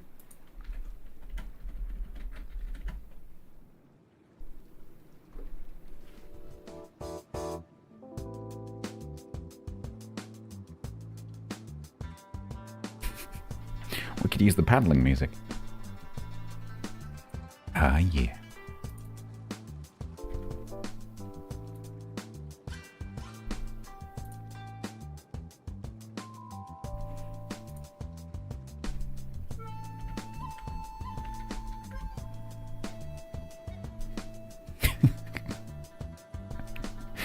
Federer's code just has gay in it for some reason. Don't know why.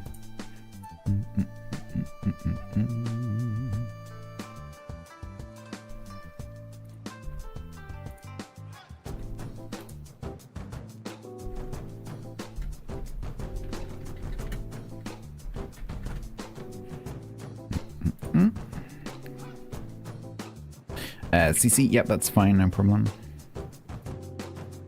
You will have to find the whisper to get the code, though.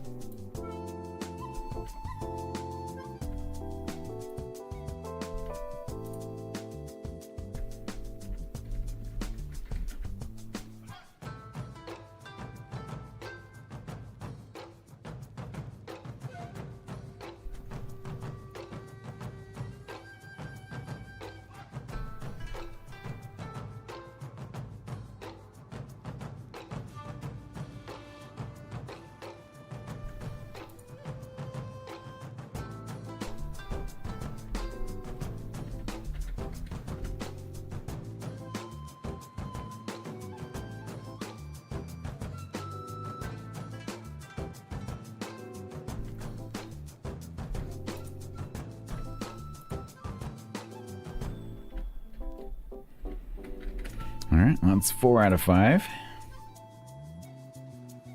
And we need... Did we get Cabana? Cabana, are you here? Hello? Ozma, you are welcome. Mr. Cabana! Earth to Mr. Cabana. Mr. Cabana. Mr. Cabana. Are you here?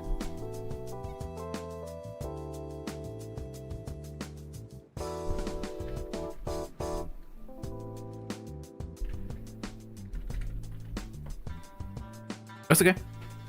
As long as you're here. It's all good.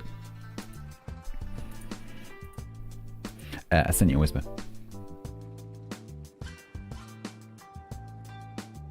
If you would mind, thank you.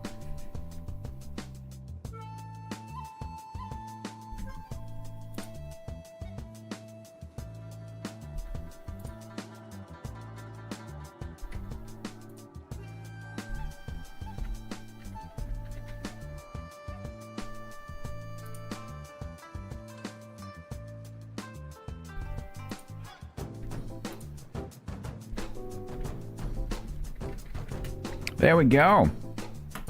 10 codes delivered. You got the 57, so you got the you got the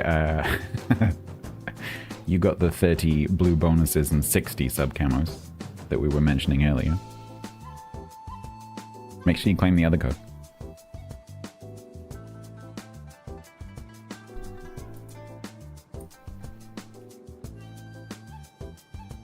Because I sent you 2.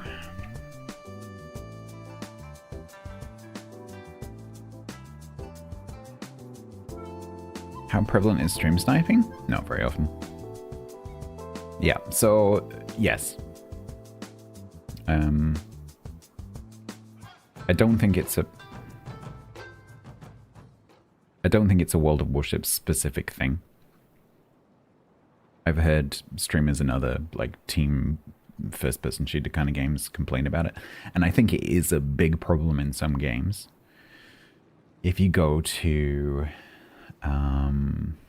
big shooter games, you know, like PUBG and whatever, I think it can become a problem. Particularly in games where that kind of real-time information is much more impactful. It's not as impactful in World of Warships.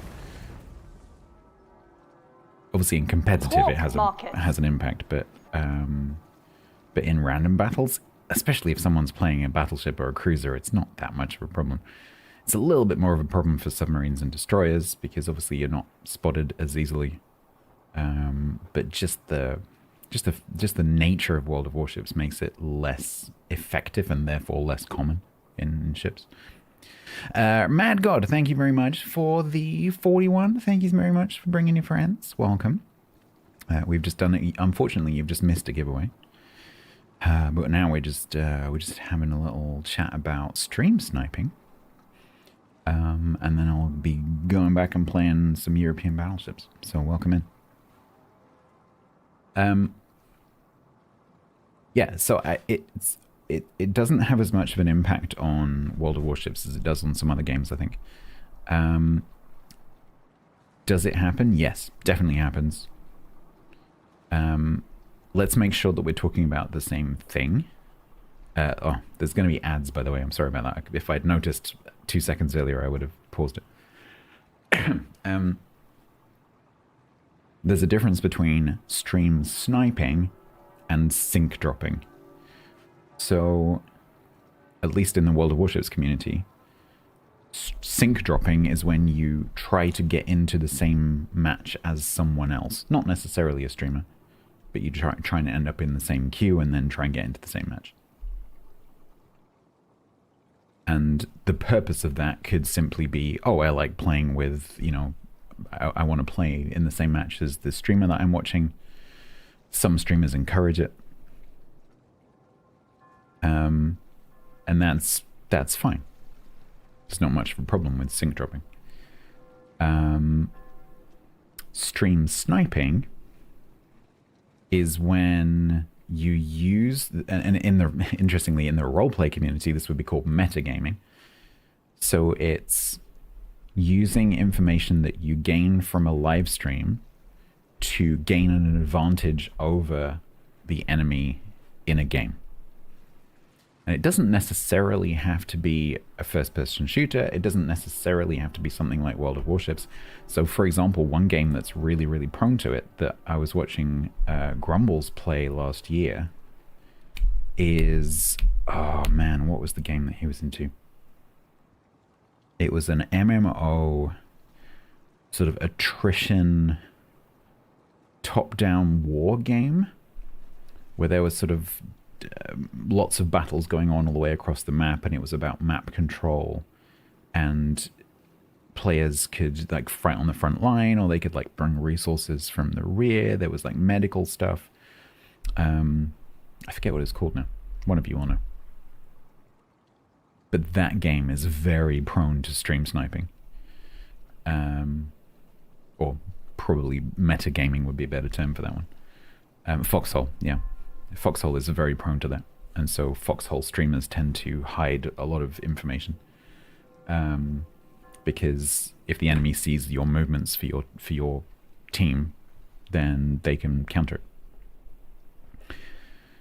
it. So... Legendary, can I come back to you? I'll come back to you. If I don't remember, remind me. Yeah, Grumbles was doing a really good job of hiding stuff. But is it a problem in World of Warships? Nah.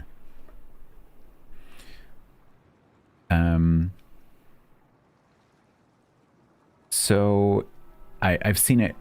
I've seen it happen occasionally. It's happened to me very occasionally. Where someone will try and get into a match with me, or they'll accidentally get into a match with me and then, you know, open the stream and they're very obviously using the stream. So there was like the most obvious example I can think of. I was playing a destroyer, Leningrad, I think. I was playing Leningrad. And it was two brothers. And I hadn't been spotted for at least 8 minutes. Because I was just running away from a flank that would kill me if I was spotted. And so the enemy, and I wasn't radio located. And there was a division on the enemy team who were taking shots at me very accurately, surprisingly accurately, considering the delay on the stream. And like as I was moving across, and there's no way that was guesswork. Very, very obvious stream sniping. But that is a very, very rare example. There are probably other people who have stream sniped along the way that I just haven't noticed. Because they're just, you know, they just got the stream on the side and they're just kind of looking to get some information. But either, you know, that has been effective and I just haven't noticed, because how would you know? Like, if they're just looking at where the destroyers go, for example, and then either avoiding them or going to get them as appropriate, then how would you know that?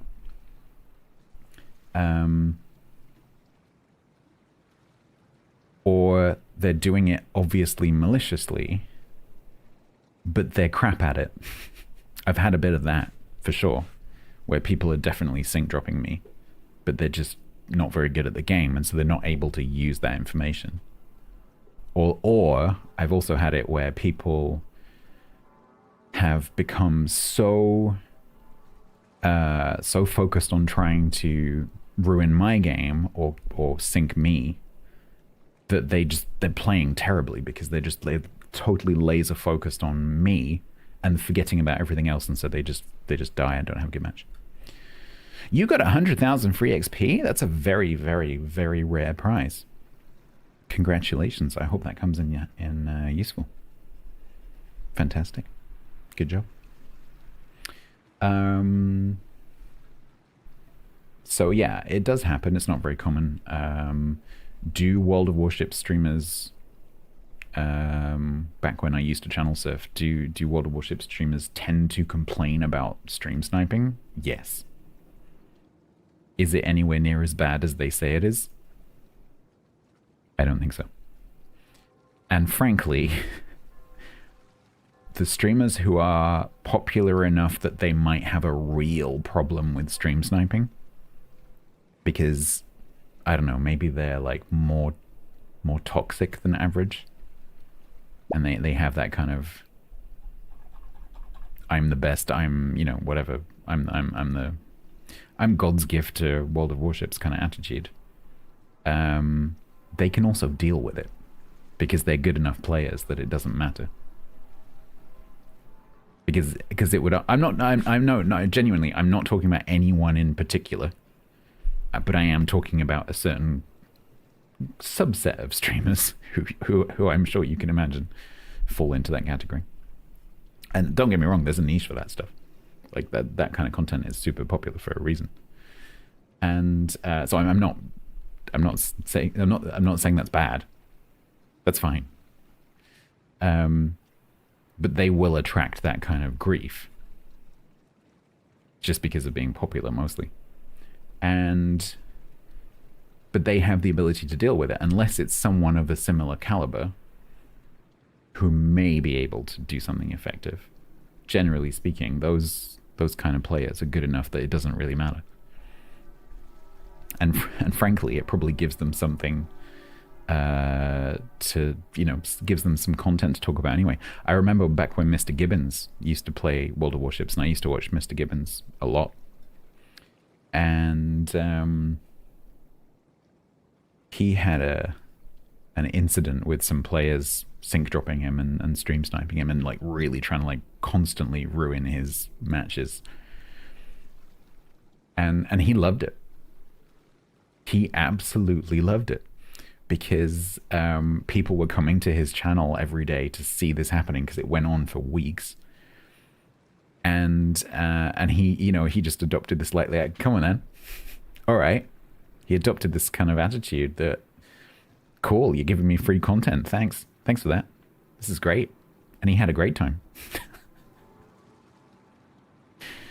So you know, never forget that content creators are content creators, and that kind of thing is you know, potentially content if it doesn't get to you personally, which of course it can do.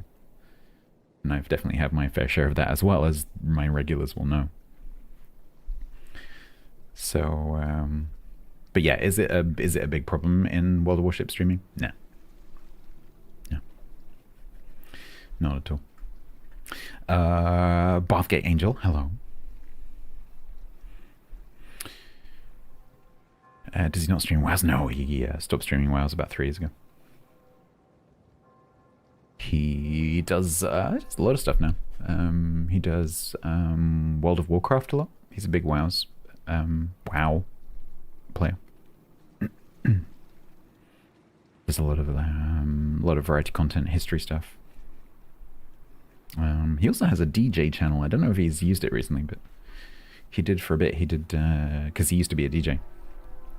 He started a DJ Twitch channel when Twitch introduced their DJ partner thing. Exactly, like he was a decent player. Could definitely hold his own. Right, let's get back to that question. Sorry, the legendary LOL gamer, are you still here? Hey, if I have a 10-point unique commander and put it on a ship, where would be best if it was a 14-point commander? I should use my ECXP to get a 14-point commander instead of a 10-point commander. Okay, I understand the question. Are you still here?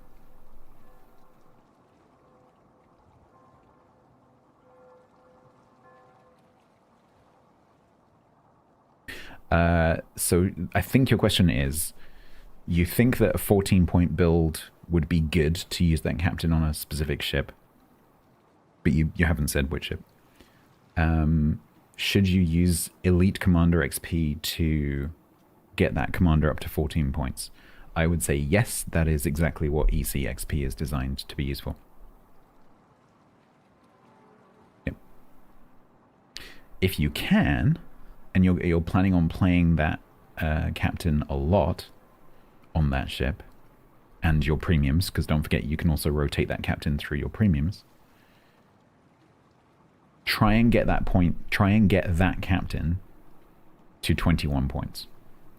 Try not to spend your ECXP in a scattergun approach. Try not to go, oh, I'll put a few points on this captain, a few points on that captain, a few points on that captain. Because if there's a captain that you play a lot and you can get that captain to 21 points, then all of the commander XP that you earn on that captain is ECXP. And then it makes it much quicker to get your next 21-point captain and your next 21-point captain, and then it snowballs. Very slowly, but it snowballs. And so if you have more ECXP, I would say, and you're planning on playing that ship a lot, I would say don't be frightened of spending your ECXP to get as many points as possible on that captain. Because frankly, what else are you going to use it for?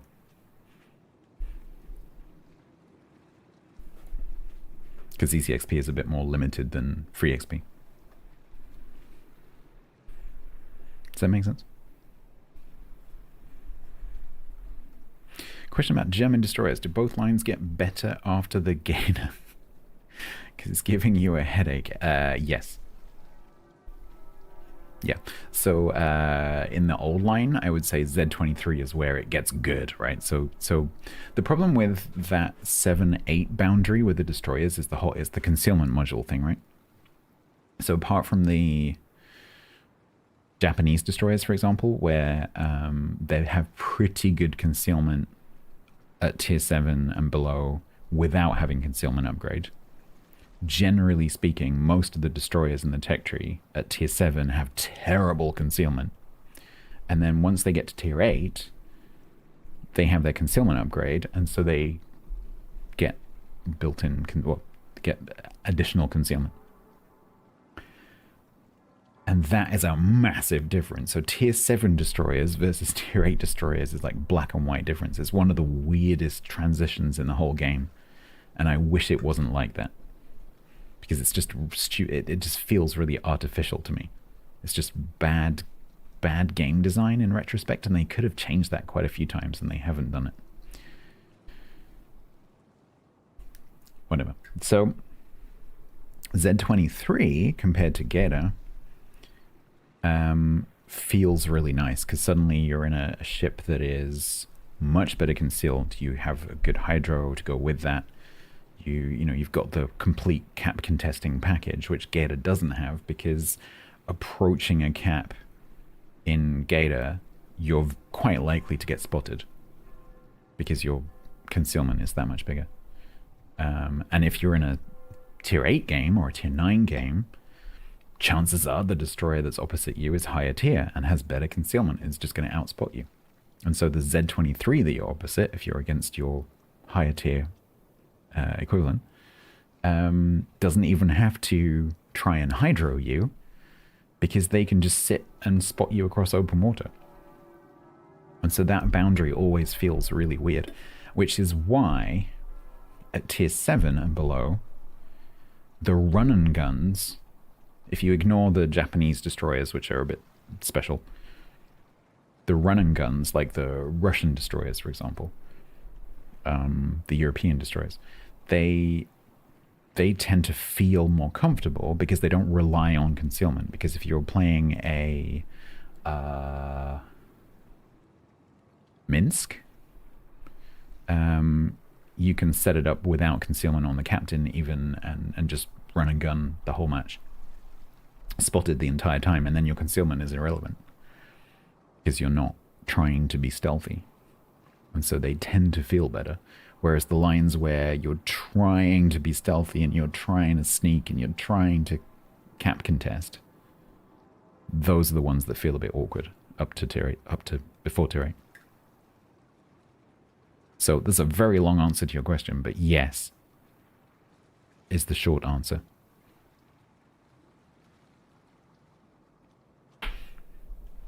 Top piece of advice that I remember Quagsire giving me a long time ago, well, recently-ish, but a couple of years ago, was when you're playing a Hydro Destroyer, which of course includes the old German line, when you go into a cap or into an area where you're expecting to come across an enemy destroyer, like an arms race, don't do the thing where you turn out.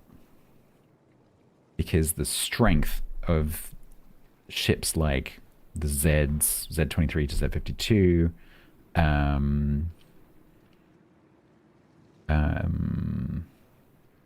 Friesland, things like that.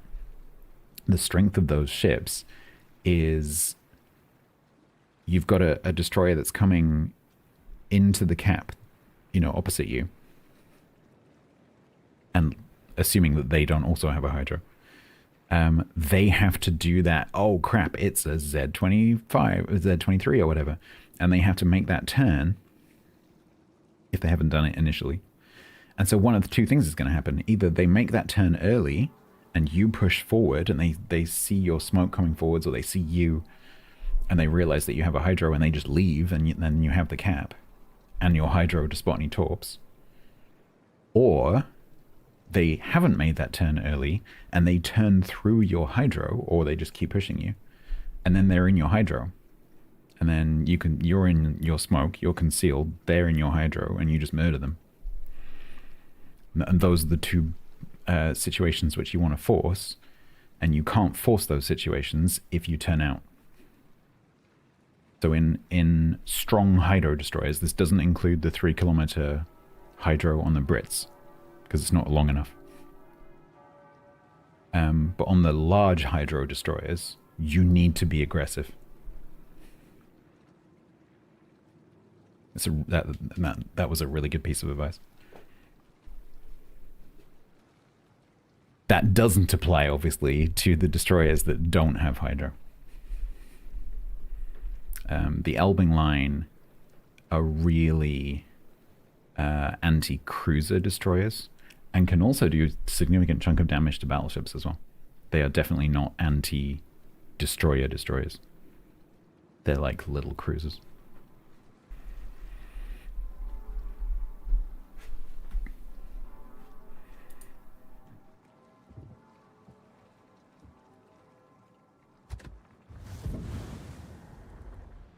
Let's see if anyone is still playing at tier 5. Anti-everything? Yeah, pretty much. But if a little light cruiser of some kind gives you a shot, that thing can lay down some damage.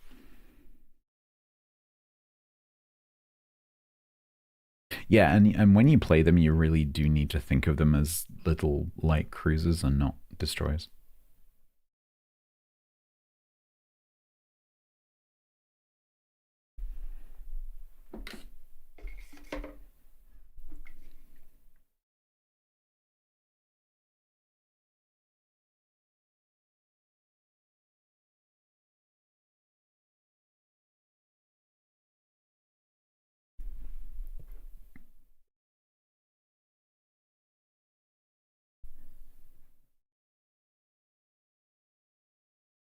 No, they're live. They're in early access.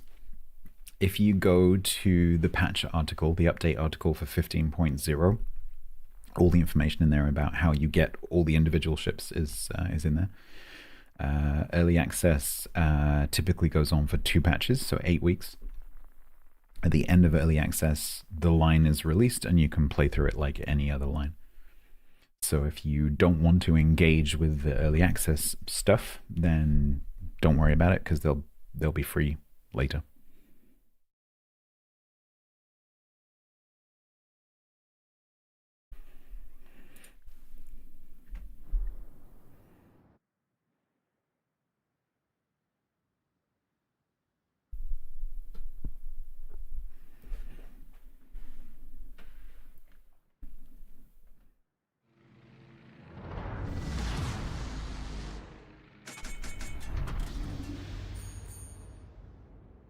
I find this clustering with the bots really interesting. It's probably just coincidence, but quite often you'll see like 3, like how many tier 4 cruisers are there? Because not that many, I guess, but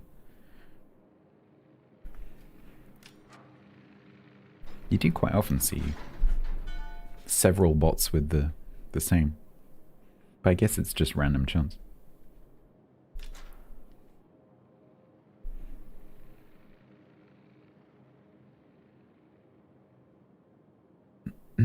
With one crucial difference, Clay,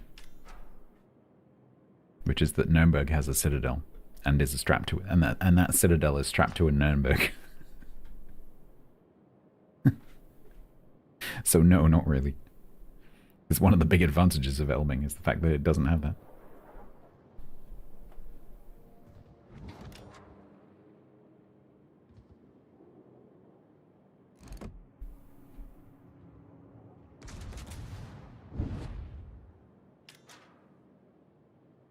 Hey, Irish.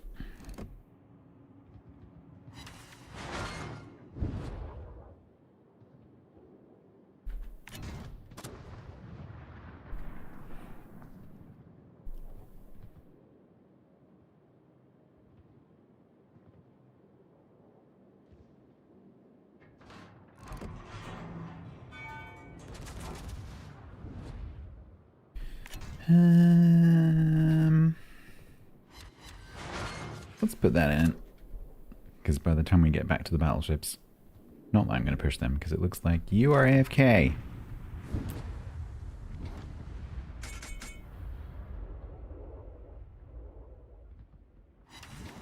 Okay.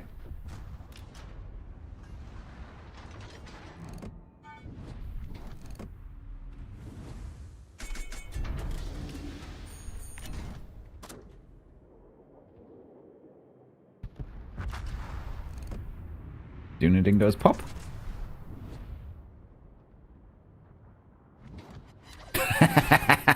Oh yeah, it does. Oh, nice. Nice. Sadly, though, bots can't cry. Yet.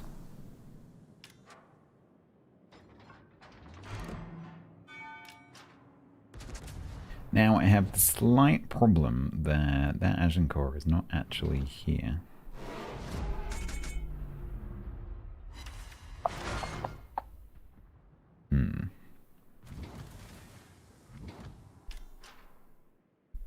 Hi.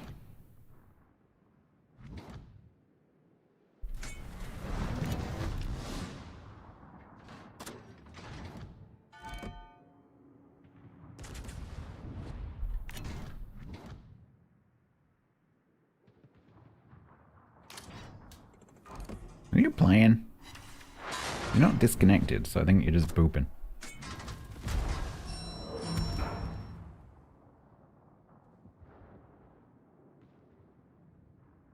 You made a Colbert cry? Nice.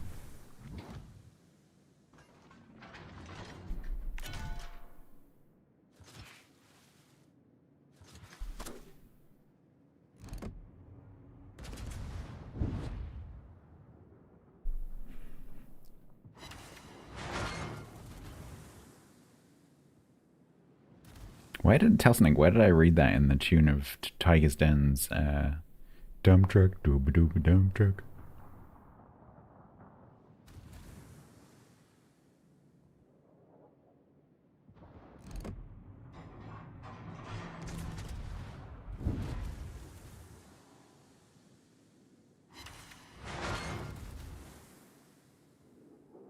Check the name of the Dunedin bot. Ah.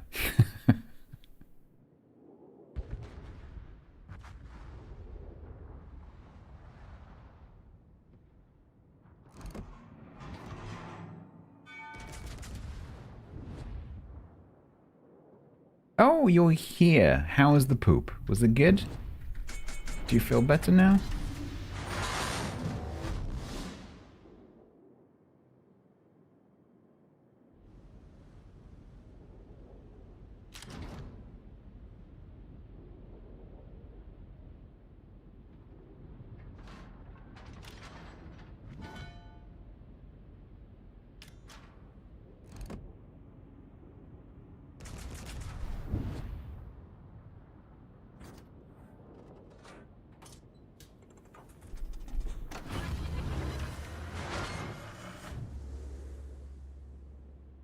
Yeah, that's why I'm going with him.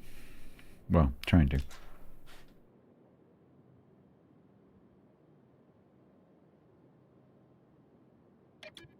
Beep boop.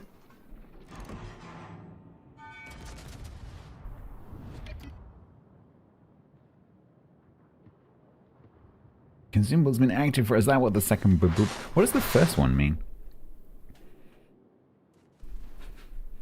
The first one's more optimistic sounding. It's like beep boop. And the second one's like beep boop.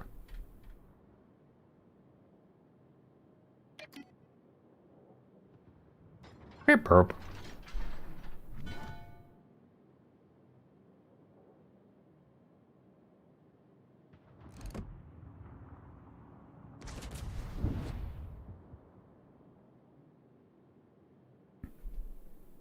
The TFI... Are you referring to the Agincourt?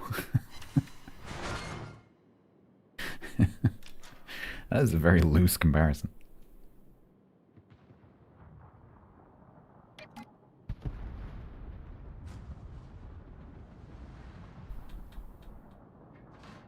No, so this is the way that bots behave. When someone's using a bot on their account, they wait until they're spotted and then they drive forwards. So this is almost certainly a bot. See how its guns are just like maximally forward?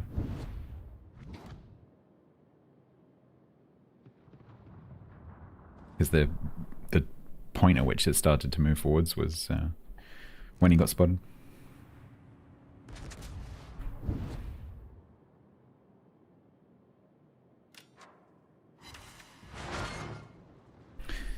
wouldn't mind betting if I open matchmaking monitor. Not that I'm aware of, BX.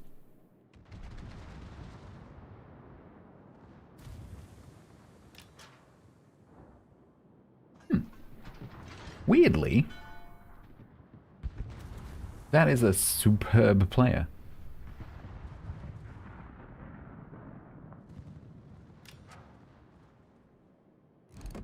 I think maybe they were just like, you know, continuing to poop.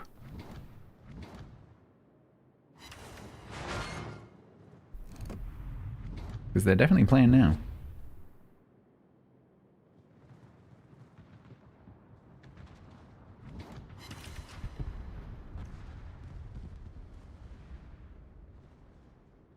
Weird.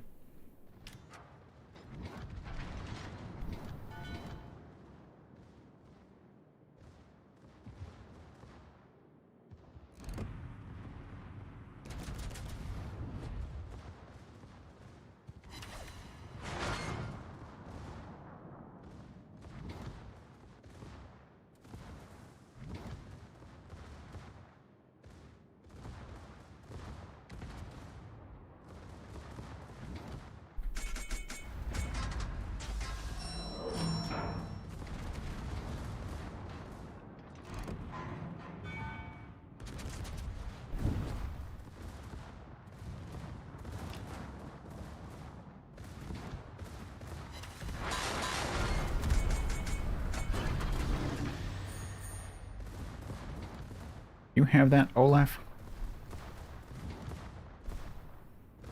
I think you do.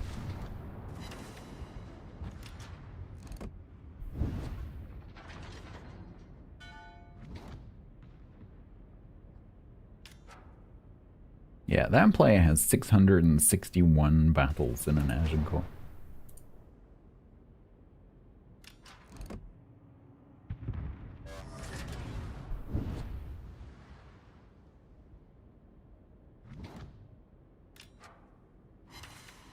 So maybe they have a system set up where they use a bot to begin the battle, and then when they get spotted, the bot drives forwards, and then when they start getting shot at, they take control. And then the rest of the time, they're watching Netflix.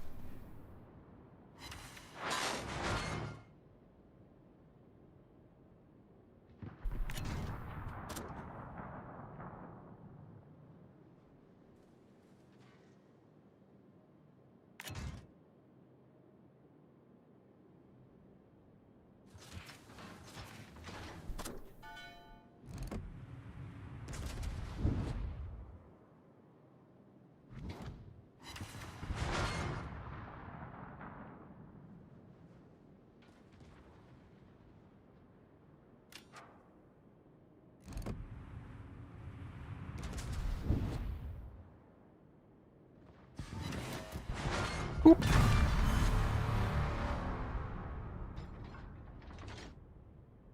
All right. Okay, he's got a heal. What is it? It's a Tegadov and a Yavuz.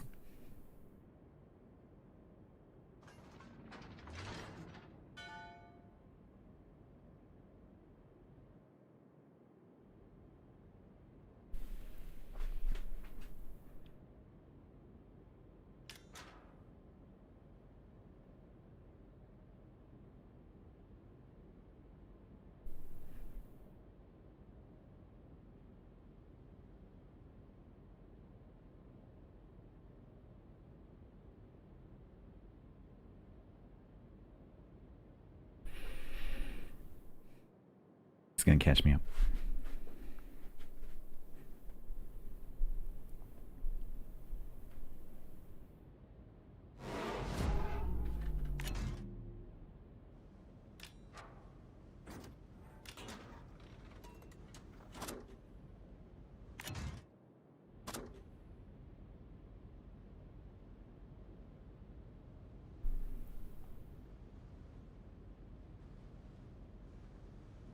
So the question is the Yavuz still full health? Okay, so the Tegatop's in the middle of the cap.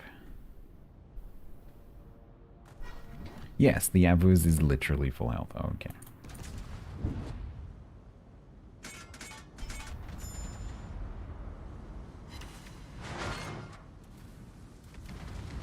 Hi.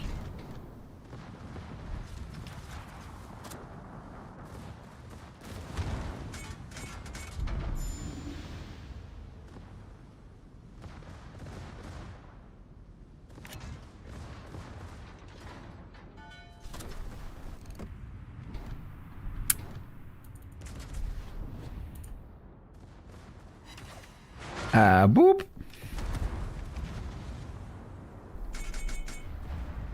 The German and Japanese ships have character. I would say they have character. If you mean visually.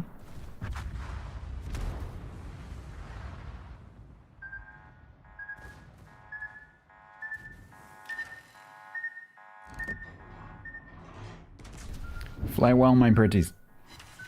That was not flying well. That was bouncing off the bottom part of the nose. Dang it.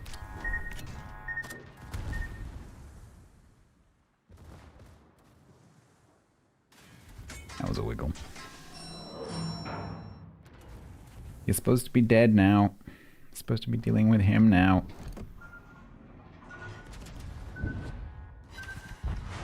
Can I dodge that? Oh, maybe I can dodge that. Haha.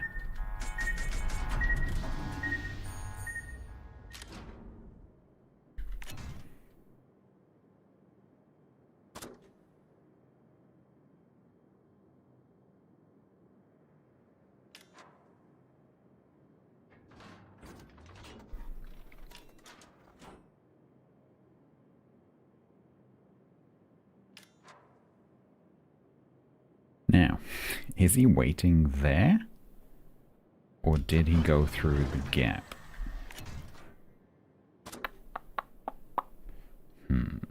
Nope, he's waiting there.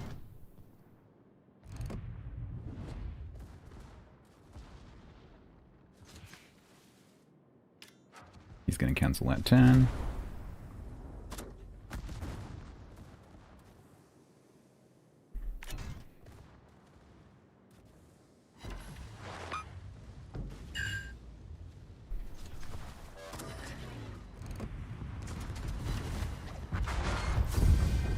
Got him!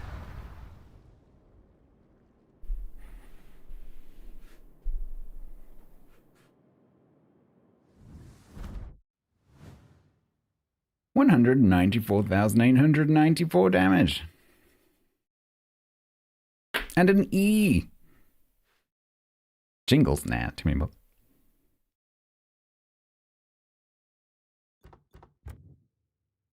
Not exciting. 1878 XP at tier 5 though.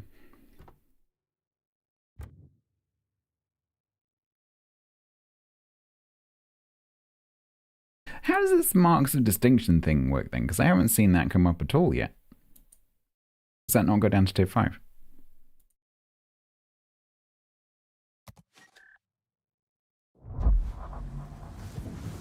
Oh, 20. Okay. Who gave them that idea? Who gave Wargaming the idea that you should play a ship a certain number of times and try and achieve a certain quality in it? Yeah, no, it's World Tanks. I'm still going to take flipping credit, though. No, I think it's you know, a fresh line is drawn.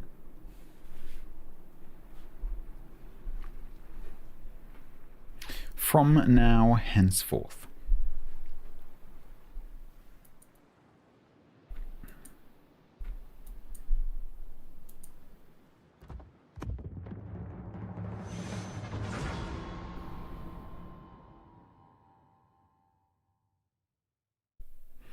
Wonder whether we'll see Agenbot again.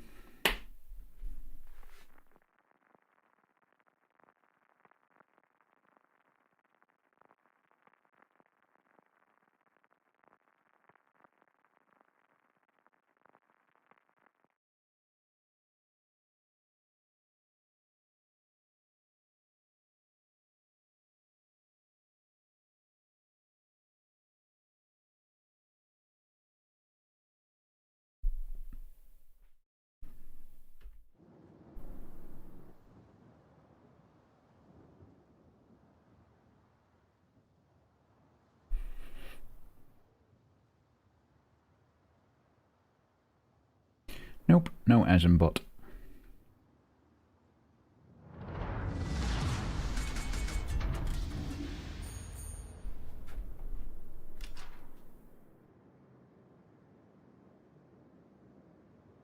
Good egg.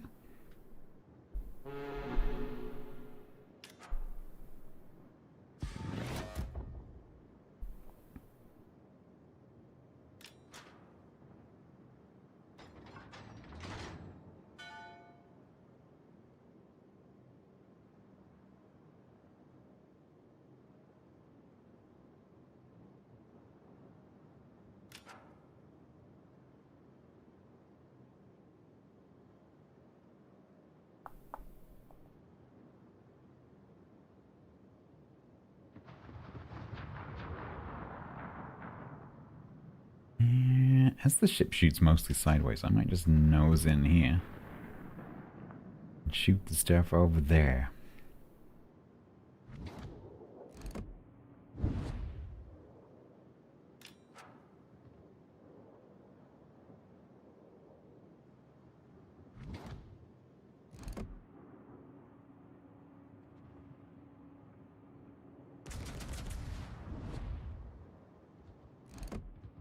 Don't accelerate, don't accelerate, please don't. Oh man. I hate bots. They don't behave like people.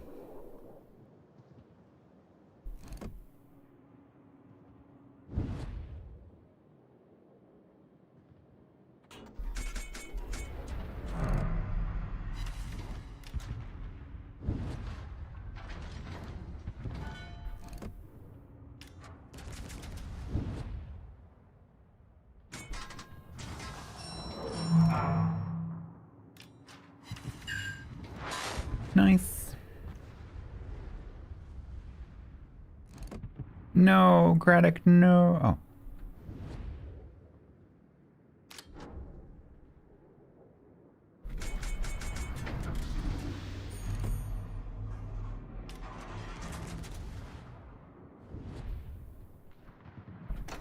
Right, let's speed boost turn around because of these two. Oh, he didn't reverse.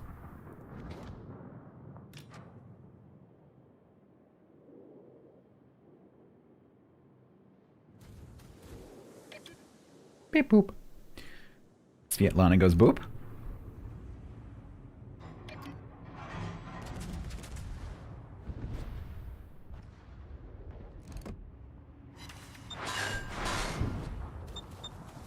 It seems pretty consistent at broadside cruises.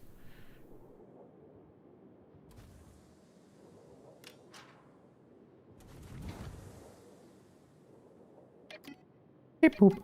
Boop beep. Oh, can we do it clever here?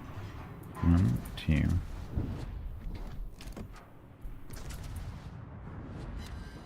Double strike?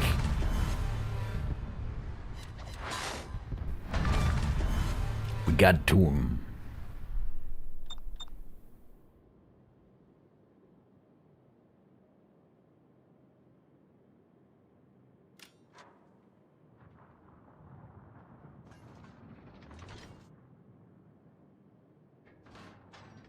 Yeah. But what's the first one for? Because the first one goes with the message that says that the consumable has been activated for too long. Or for a long time. I think the first one is just like a 30-second marker or something. Because they're very close together. They're definitely different sounds. So I think the first one is... it's just... oh, could it be a minute? Yeah, it could be a minimum usage time. Possibly. They're really close together.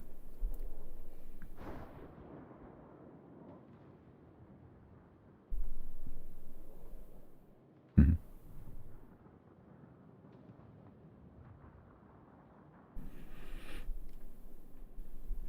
What language does the captain speak? I think there are some national voices for specific captains. What the general is, I don't know.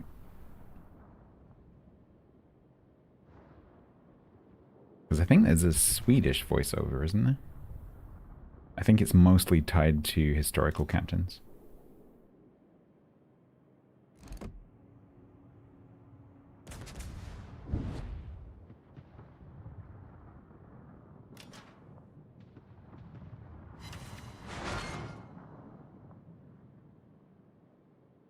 don't know if there's a because the thing is, if you I guess I could, if I change this to national.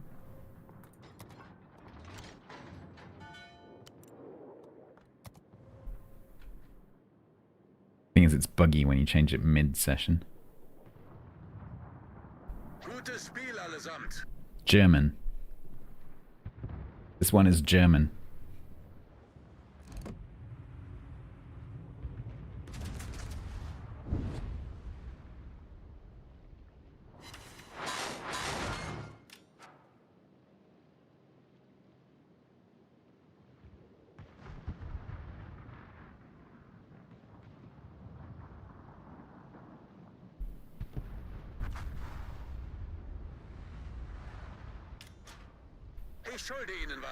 Yep, definitely German. He's German as well.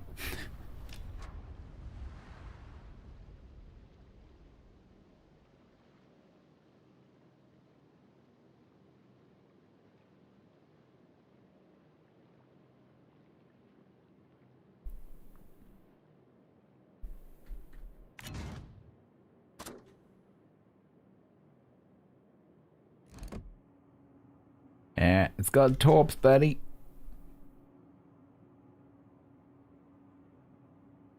National Plus. So National Plus is for things like collaboration content. So National Plus is for anime voices, Teenage Mutant Hero Turtles, things like that.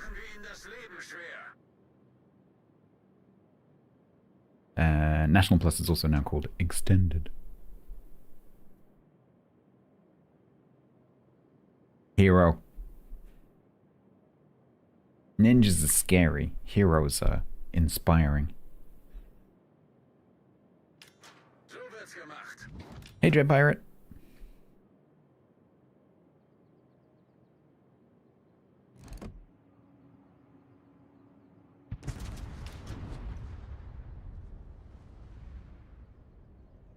Where's the tier 4 faster? Historical.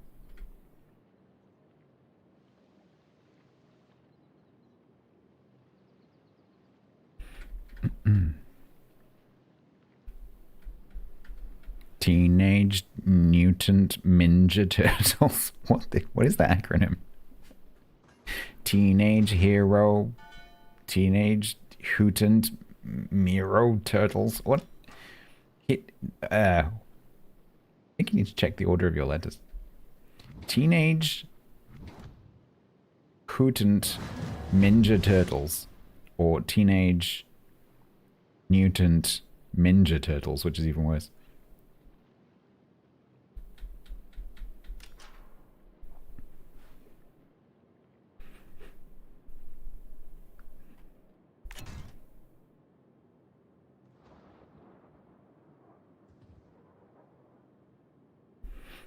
Teenage Mutant Ninja Turtles.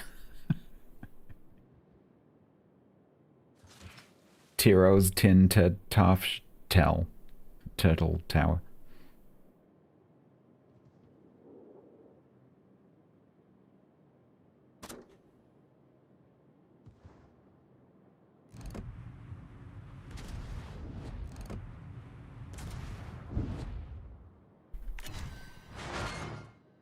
Pizza? Mm.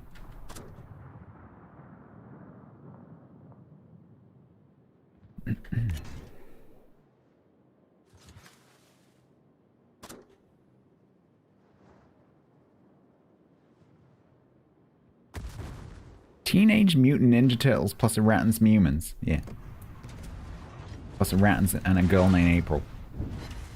Oh, I missed. If only I had a big torpedo.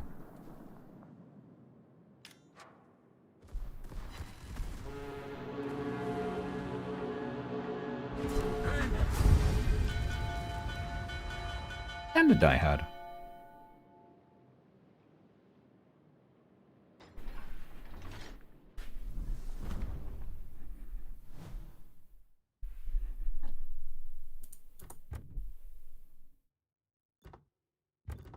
$999. Octogenarian mutant form of Ninja Turtles. The turtles formerly known as ninjas.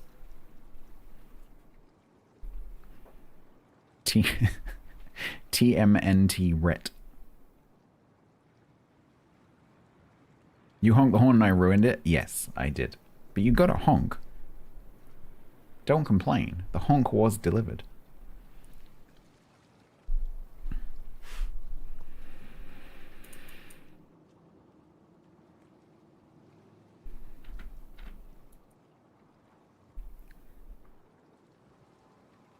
You want the geese? Get the geese. The turtles formerly known as ninjas? I don't know if that would be a very good band. I think a band that calls themselves that is trying a little bit too hard with a name and probably not putting that much effort into the music.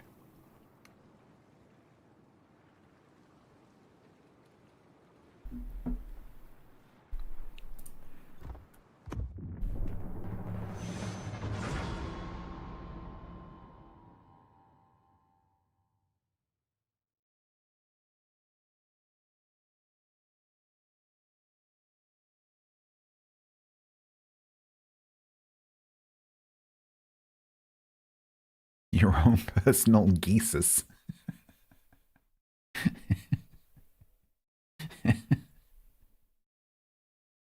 Alright, Taralyn Tansen.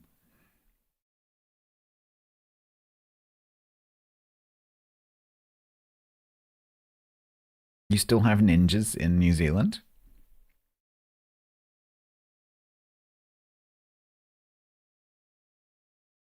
It's not the first thing I think of when I think of New Zealand, I'll be honest.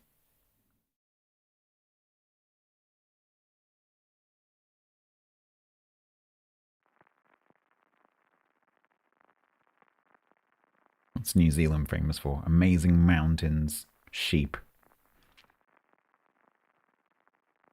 Maori, ninjas.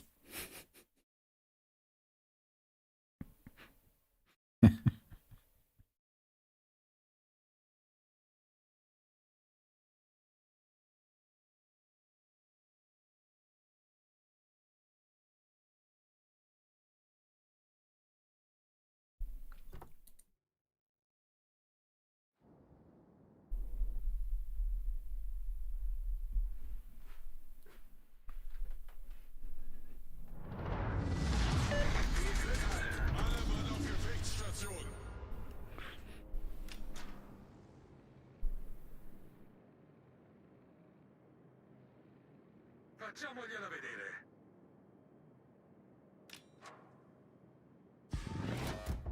Warte auf Anweisungen.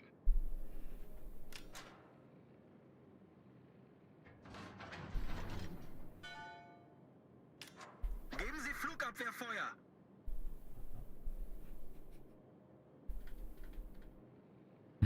I'm not used to having the voices on.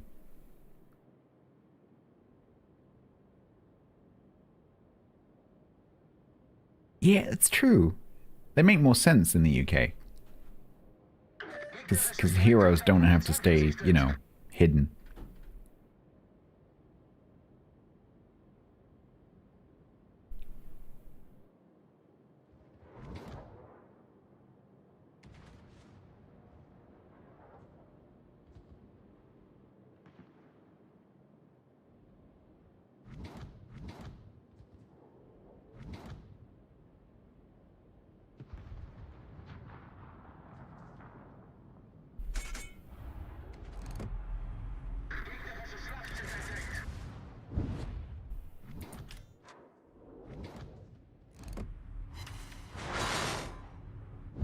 What's the team pal mod? That is T-Taro's team mod.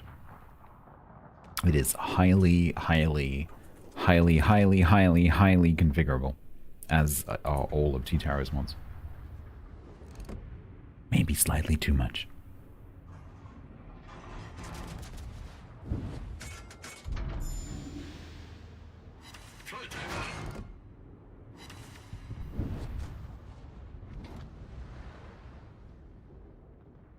180 centimeter tall mouse. Yeah, I guess he was quite big.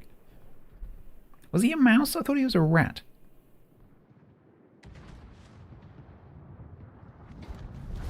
Unser Team hat die Führung übernommen. A rat.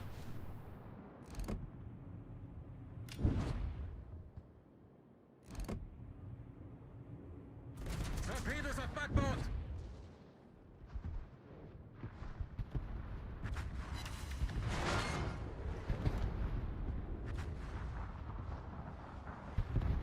Which Ninja Turtle loved pizza? Leonardo, Donatello, Raphael, or Michelangelo? Wasn't it all of them?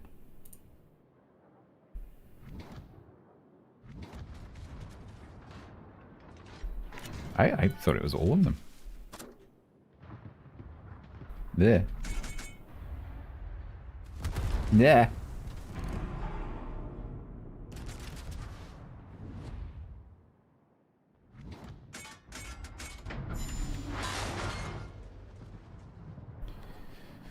It was the one that talked like a surfer dude. Or like the most like a surfer dude. But I don't remember which one that was.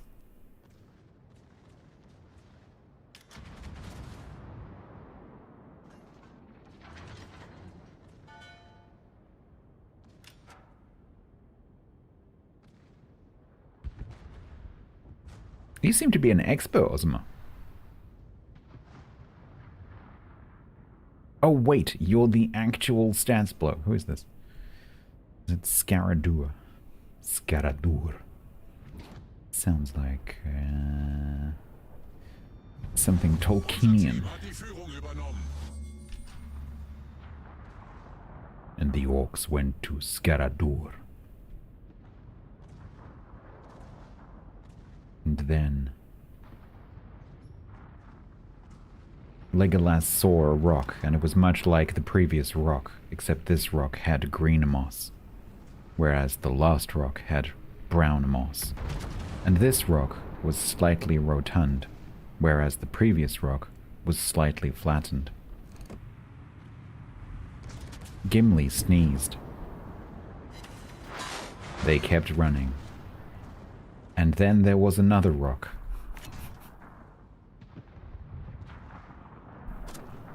Gimli said, "Oh, that's a rock." And then Legolas described it in a level of detail which really should have been edited.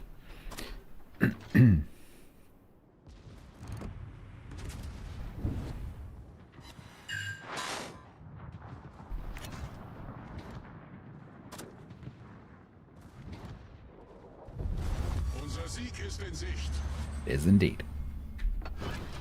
You love Tolkien. How do you get through that book? I have seen the movies many times. But whenever I've tried to read it, I get to that bit in Two Towers where they're going after the hobbits.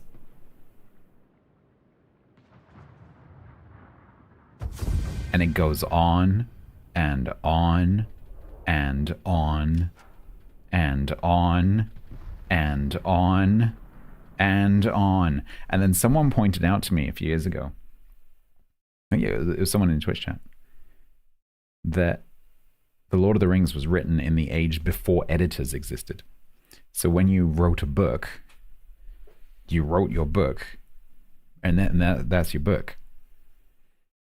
And so there was no one to go through it and say, hey, you know that chapter that goes on about the rocks and the trees and the running? Maybe make that a bit shorter.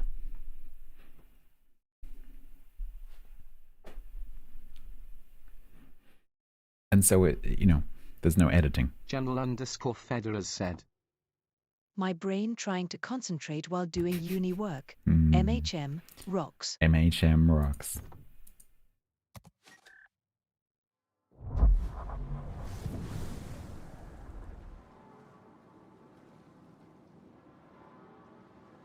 Oh, don't get me wrong, I like a rock. But not when when it's being described in minute detail for 3 chapters. Cacklan, hello. I did see you over the other end of the map. How you doing? I'm just kind of mindlessly going through my ticket. Let's, for no particular reason, check the leak thing that I don't care about.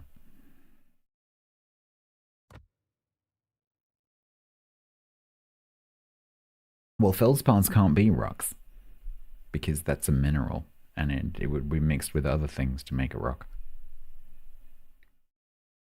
Just a feldspar is a crystal. I suppose if it was a really big one, you might be able to call it a rock.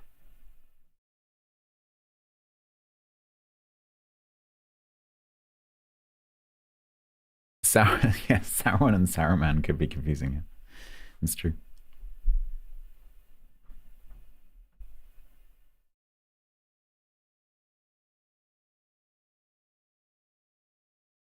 Oh, Beeforce, don't get me wrong. Like, he's the master of well, obviously he was a linguist, but he's a master of describing landscapes, particularly. He just needed a bit of editing, just needs to be, you know, just a bit. Once you have that mental image of the landscape, you can stop describing it.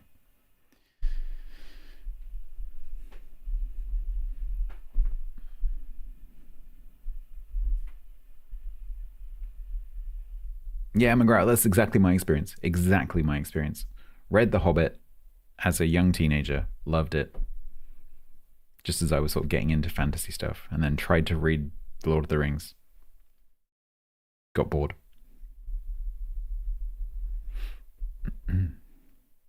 My favorite fantasy book, or my favorite book, full stop.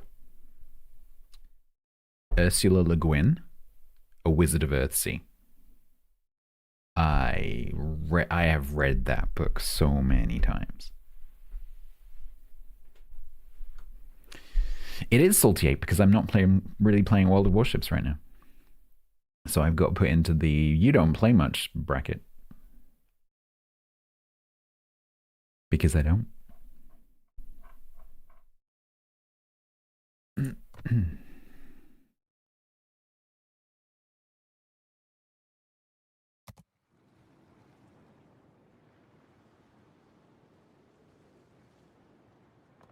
Also, please bear in mind that I've been playing mostly tier 4 and 5.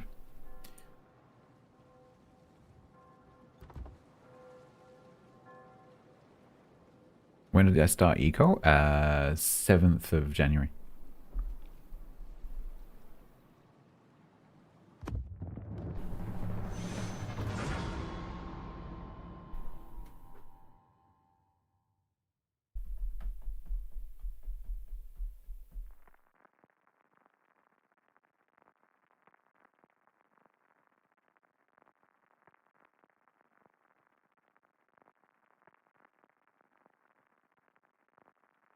Your favorite book was The Ashes of Your Burnt Philosophy book.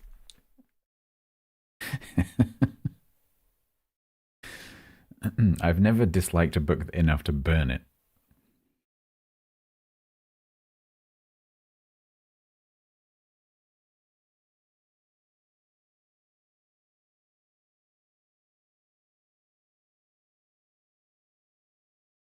I became aware of a book yesterday that I really want. It's a bit of a specialist book and it's only published by... It's actually quite reasonably priced, but it's a book about Old English. Written by a linguist. And I really want it.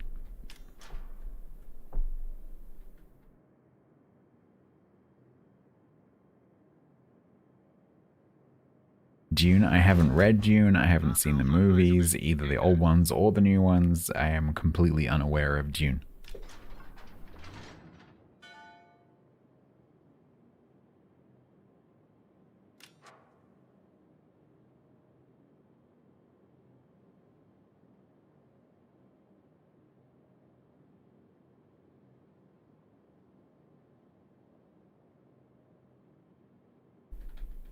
Oh man, now I want to read the Earthsea Quartet again. I've got it upstairs. The same copy that I had when I was like 11. Oh, man. I've got so many books on the go.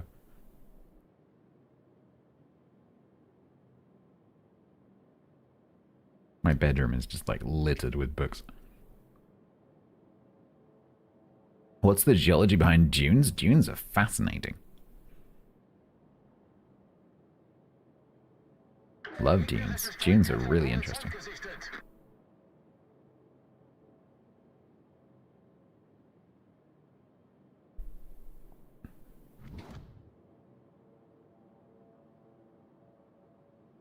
You can get into Earthsea. Interesting. What was it? Do you remember what it was that you didn't like?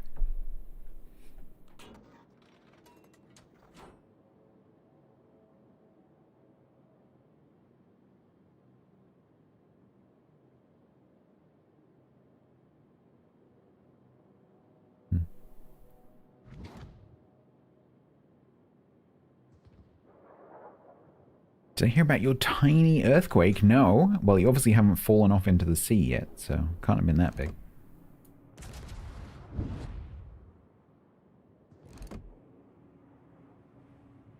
Have you got your life jacket, just in case?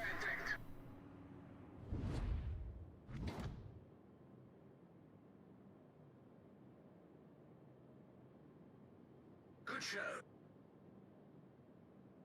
Lex as in Lex Luthor.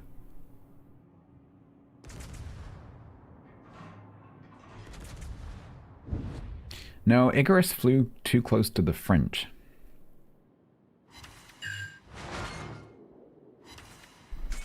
Torpedos direkt voraus.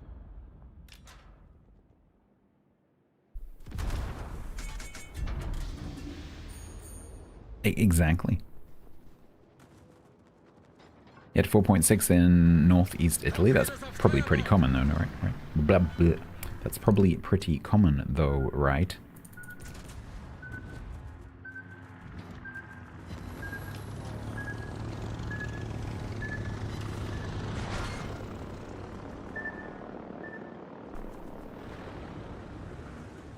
There's a 3.6 in Illinois. So a 3.6 in Illinois is almost certainly isostatic readjustment. It's the same kind of earthquakes that we get here in the UK.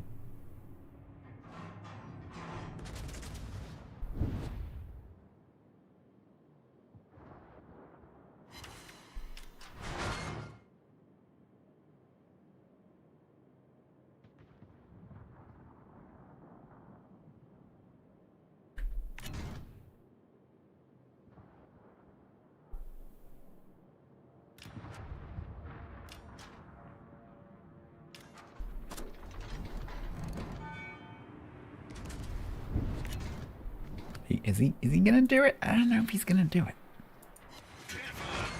Whoop. You had earthquakes in Afghanistan? Oof.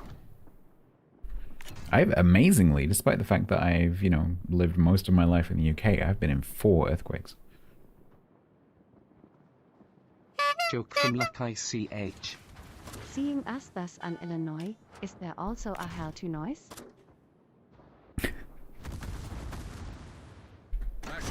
Uh-huh. Yeah, I just found it really funny being in the Pacific Northwest and like the way that locals were reacting to the earthquakes was very different to the way that I was reacting to them as a British geology student. Because there'd be a tremor and I'd be like, oh, cool, this is so cool, this is an earthquake. And they were like, oh, God, we're all gonna die.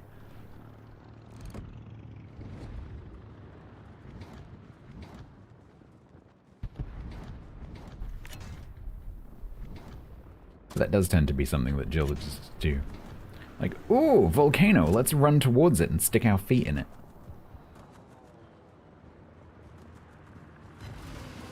I must go. Okay, Jerry.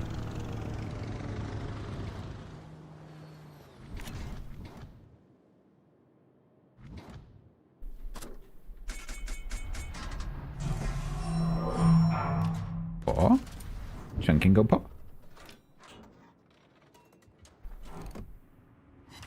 Well, that is, Sam, the attitude that they had. Was essentially... we're not supposed to be here, and at some point, you know, that's going to come and bite us on the ass.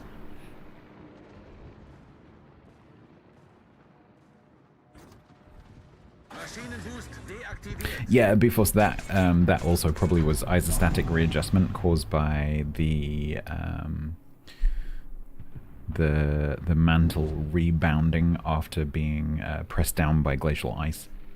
It's called isostatic readjustment. Tends to cause earthquakes in the sort of 3 to 4 range.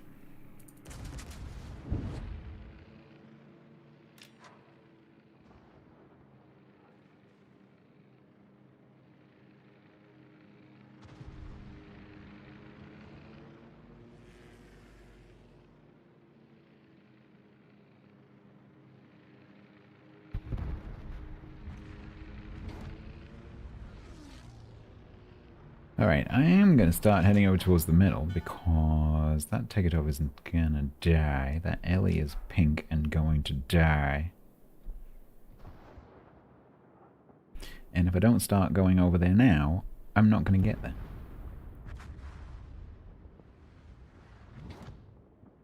Good night, Beavers. General _ Federer said. You said words my brain doesn't agree with. But it's probably because it's 2:16 a.m. and I need to sleep. Okay.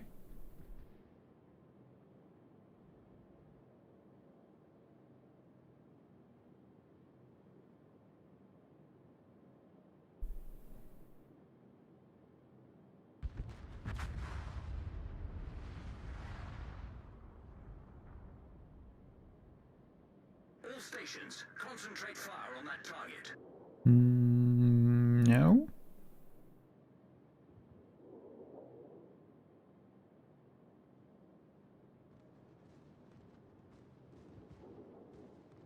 The David Tegetov. The Huff. Do. If you haven't heard David Hasselhoff's German music, go and listen to it. It's amazing.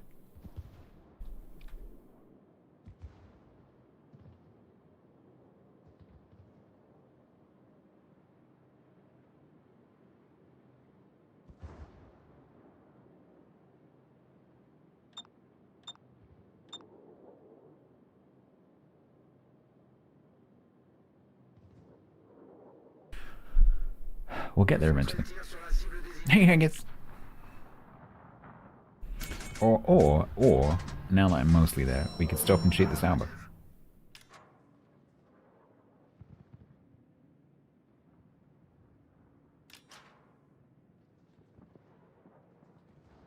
Wow, wow, wow, wow, wow, wow.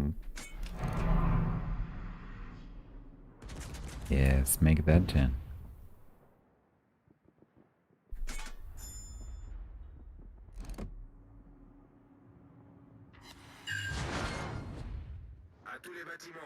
Demande d'appui-feu.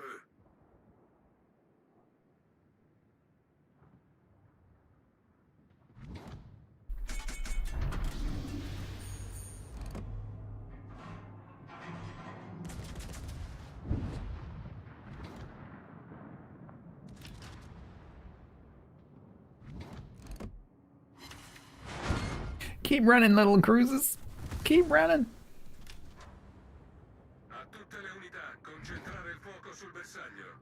Must remember, Rodney has torpedoes. Note to future self.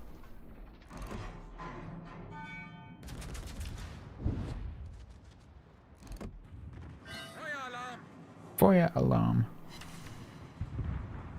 Oh, come on, please. Please. Oh, there's Nakatsuki next to me. That's not good. General _ Federer said.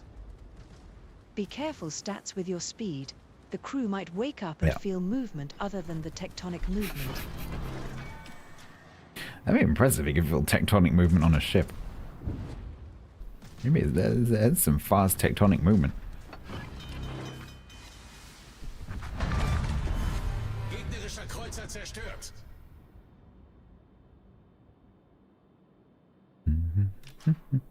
Yeah, the 16 inch, yeah, 16 inches also, yeah. Problem gelöst. There's also a Fuso.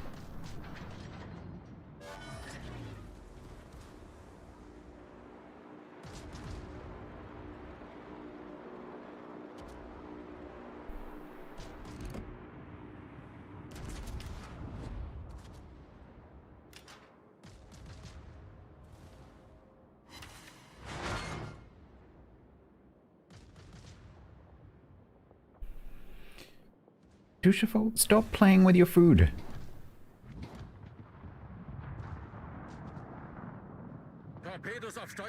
Yeah, maybe, Sam. Someone, like, finds some code in the archive, like, dear God, it's real. Oh, I slowed down in the wrong place. Boink, boink. Oh, I've been saved by the It Ran Out gods. Don't mind that one.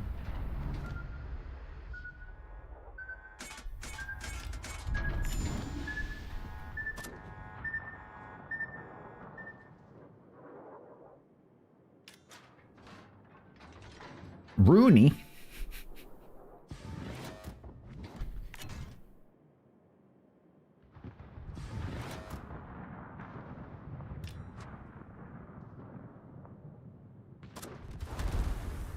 Yeah, one thing I can't remember is where Rodney's torps are.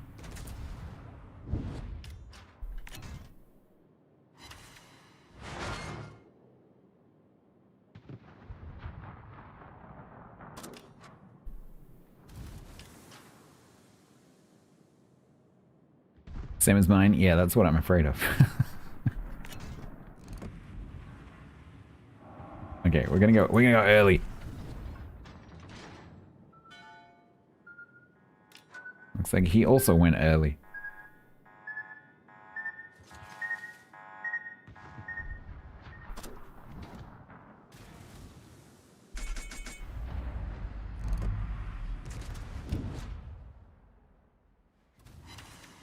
Add a boop. Oh, they do Citadel. Okay. Are you reversing? Please don't. Nah.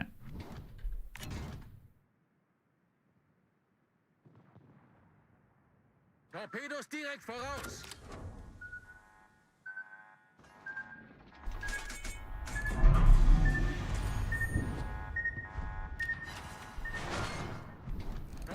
Come on, please, please, please. Nice.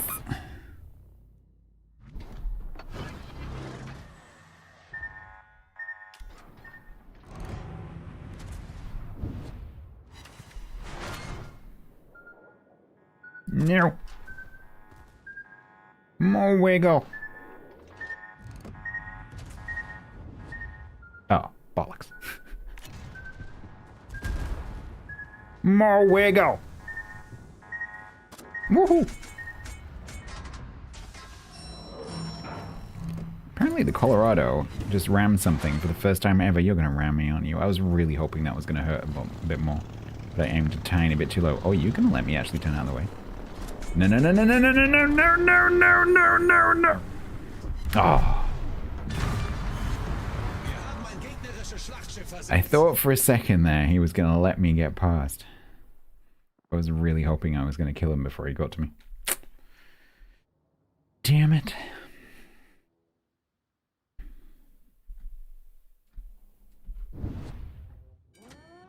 Yeah, he was like, I'm going to let you... Oh, no, no. I'm going to let you get past... No, no.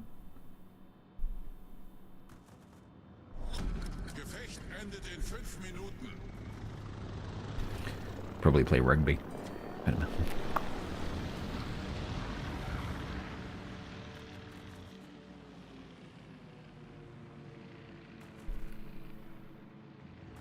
Iron Sword.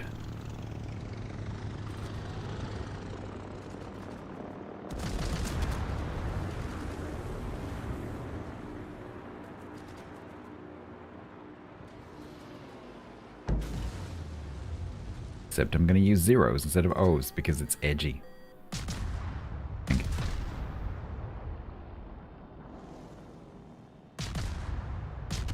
Oh, how's the Aurora been? Because there's a massive CME hitting Earth right now. Oh, it's quiet on Tiger Stream, but then it's the latter half of the night, so...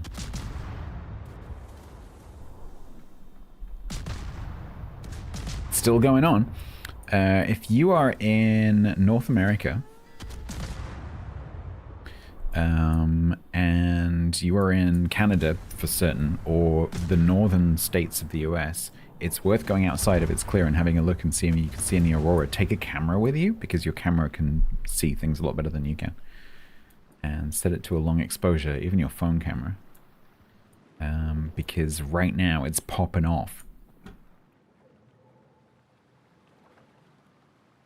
Oh yeah, I'm gonna, after the stream, I'm gonna go back and look through the VOD.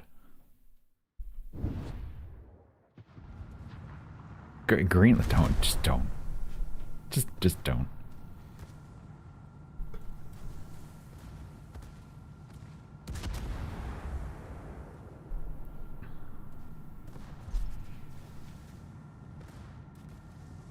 Yeah, correct.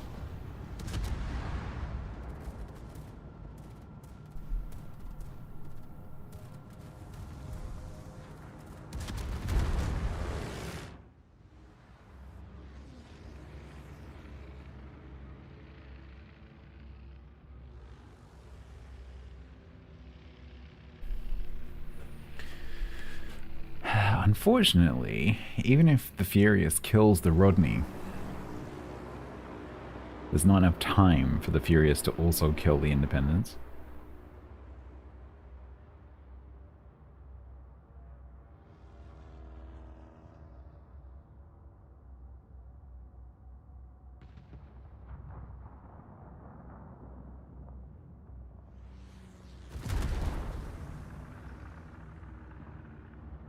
Yeah, indeed.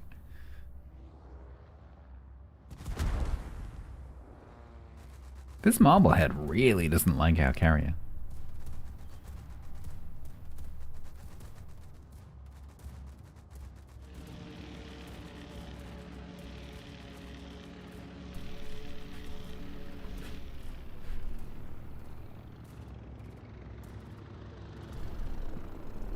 Mr. Ben Martin.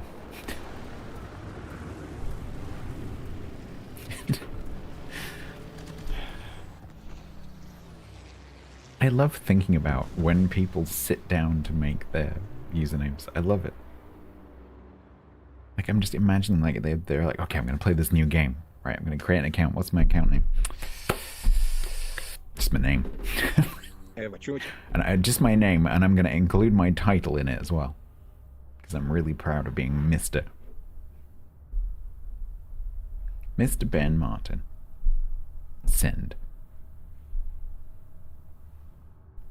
Exactly, dog food. Like, you when you create a username for a game, you have completely free artistic latitude to create a name which is funny, dramatic, a reflection of your character, your favorite food, anything. Mr. Steve Rogers. Frank White, 1307-1956. Okay.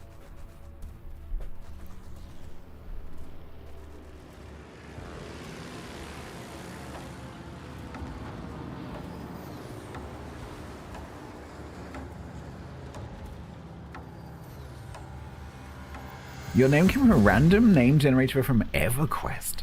Wow, that's pretty cool.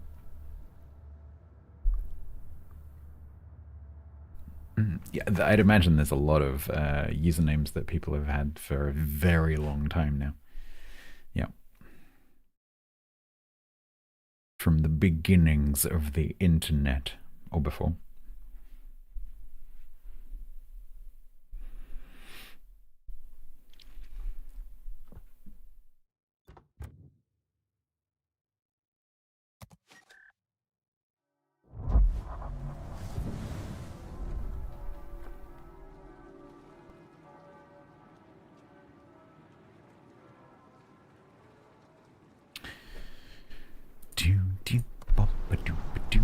Your email has no numbers, mine neither. because I was at university at the time that Gmail came out, and I'm a pretty big Gmail user, at least at the moment. They keep adding stupid AI stuff to it. It might not be for much longer, but yeah, I'm a quite big Google Google ecosystem user, and because I was at university when Gmail became a thing, I was one of the first accounts because they seeded them to universities first.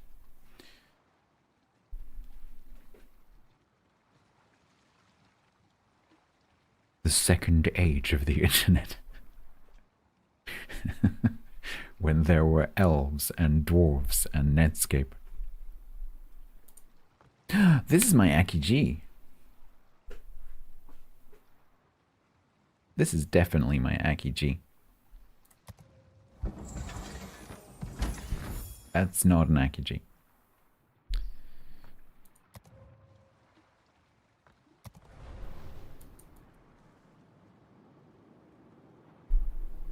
Is it Al Gore or is it actually AI Gore? And we've all just been reading it wrong the whole time.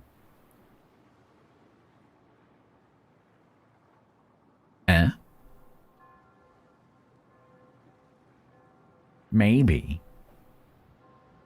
AI Gore is actually a sentient machine from another galaxy who has come here to give us machines and planted the seed of the internet, knowing full well that it would lead to artificial intelligence.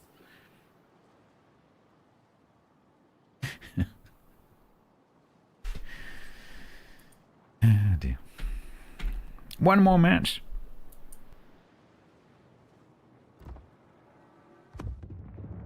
And then this one is Dunzo.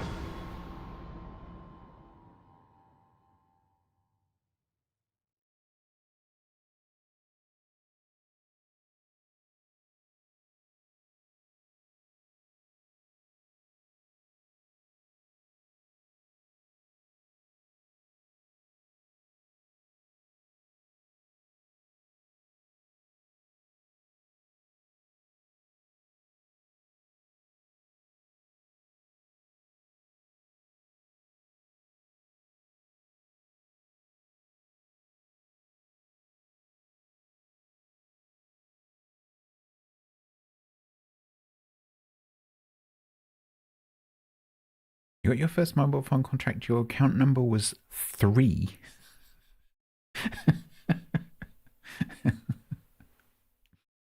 Okay. Was it like 0000003 because the company was being optimistic, or was it just 3? Like how many customers we can get? Up to about 9.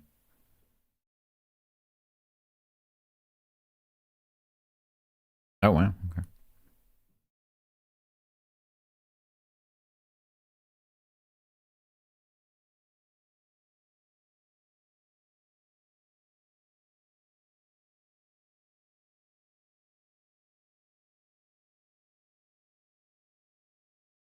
Are we gonna get funky for my last match?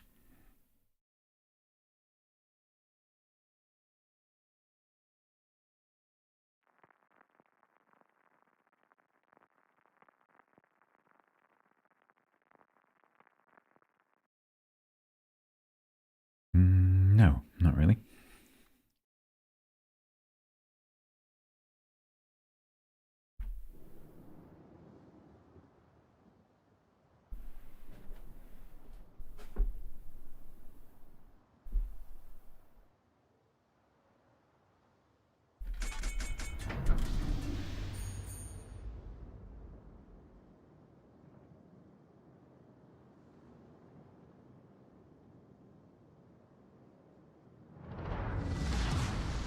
Alle Mann auf Gefechtsstation.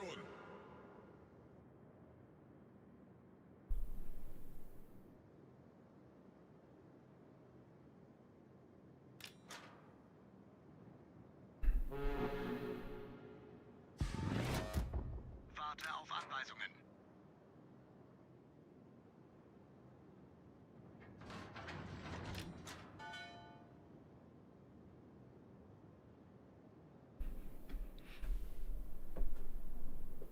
Wow. Well spotted, Mip. Yeah. I needed a slight adjustment to my close range prescription.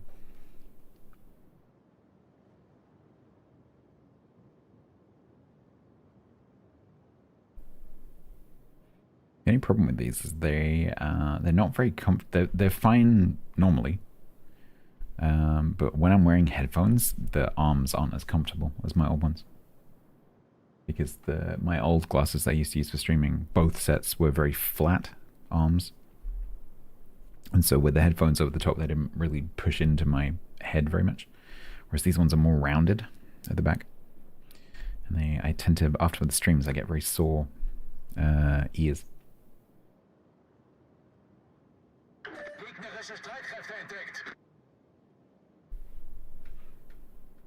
Monocle? What, 2 monocles? Binacles.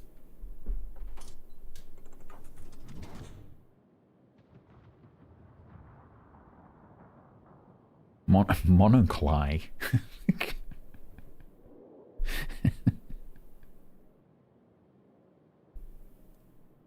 Bionicles?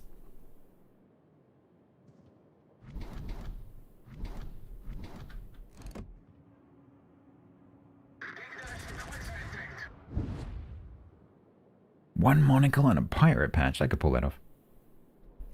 The gentlemanly pirate.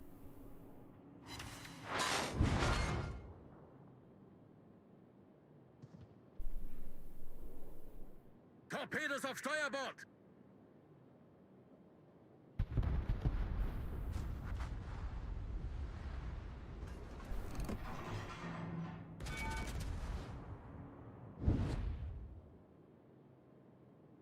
The rubber bits. Oh yeah, I've never had a problem with the nose. But wearing headphones a lot does sometimes cause some problems. At the moment, I'm just kind of hoping that my skull will get used to it. If not, I might have to look into some kind of solution.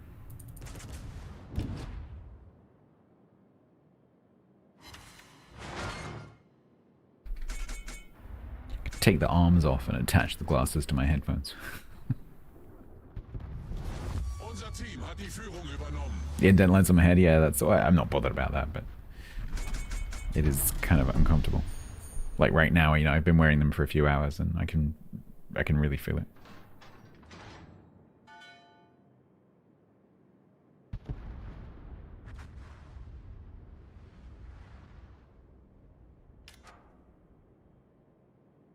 Yeah, dremeling some channels would definitely work.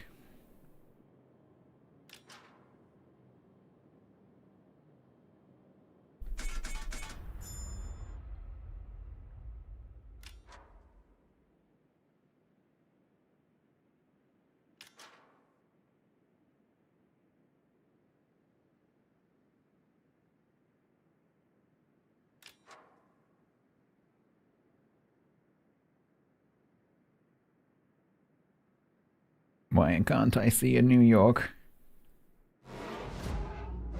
Ah, there he is. Hi. You're going to turn broadside on you when I need to change to HE. I'm going to do it anyway.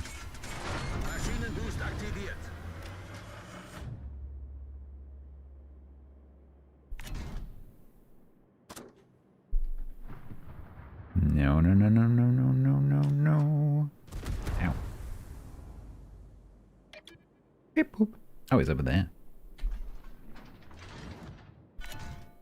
Not waste him a speed boost on New York. New York.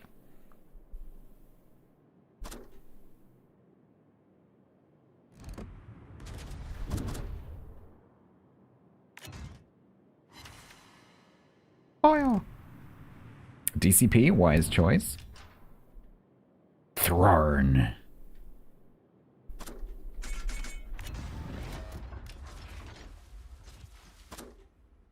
No, don't turn it in. Ugh. Oh, no, no, he's back in course. Ow, my nose. Oh, it's itchy. Oh, and you missed. Lovely. Perfect. Dunedin, please kill this. No, don't shoot the... Oh, it's a bot. Speed boost. Speed boost. Do do do do do do do. Speed boost. Do do do do do do do do do do do do. Beep boop. Boop beep. Beep beep boop. Hi. Ow. Me too. I like the guns on this whole line, I think. Well, at least the ones that I've played.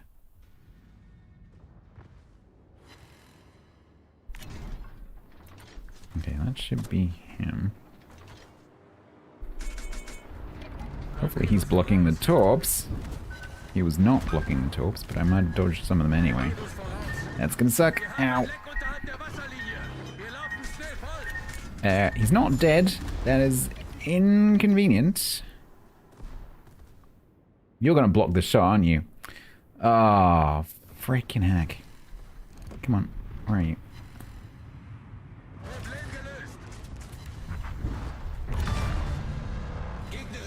No, no, no, no, no, no, no, no, no, no, no, no, no. I've got a butt top. And boop.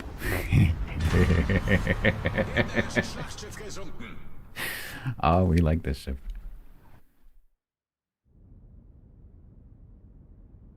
We like this ship.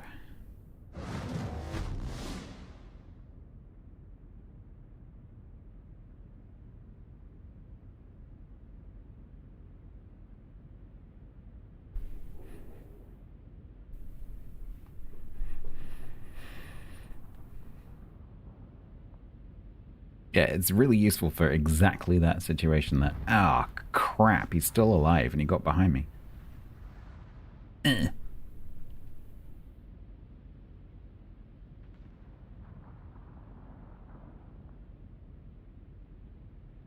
It's also on that, it's also quite a forgiving arc as well.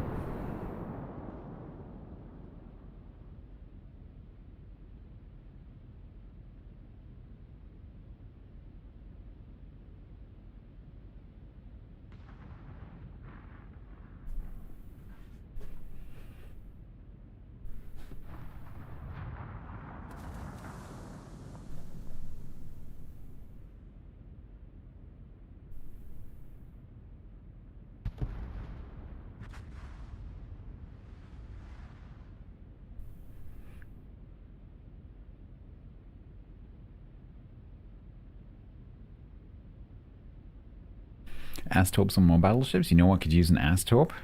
Valparaiso.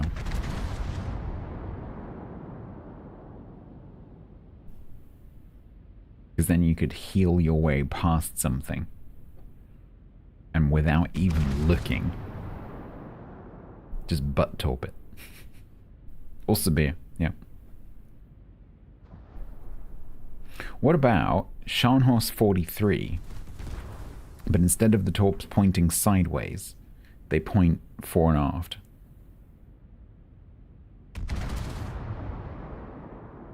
And so it has a torp launcher on the nose and a torp launcher on the tail.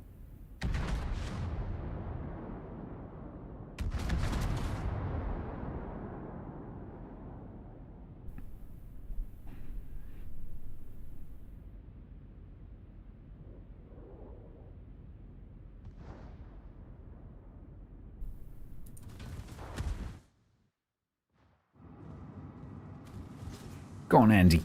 Go on.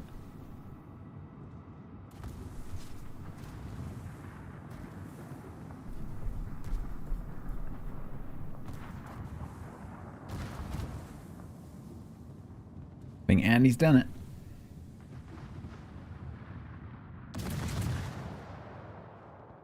And boop.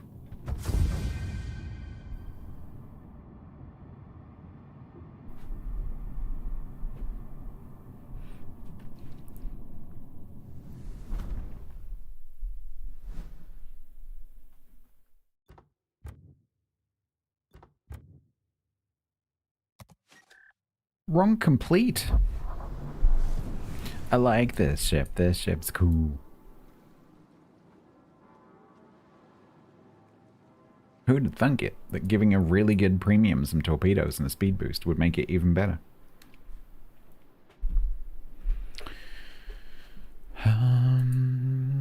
Okay.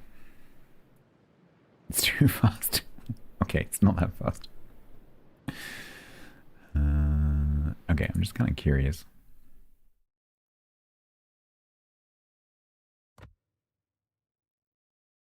I don't know why. Oh, look, I'm at the top.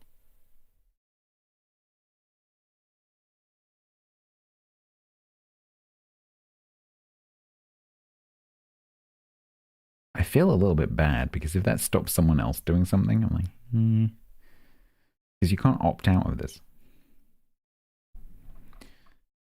Because normally when there's those things like, you know, do this thing, like press this button to enter the raffle, or claim this mission chain to enter this prize thing, like I never enter those because I don't want to take a prize off of a real player. But you can't opt out of that.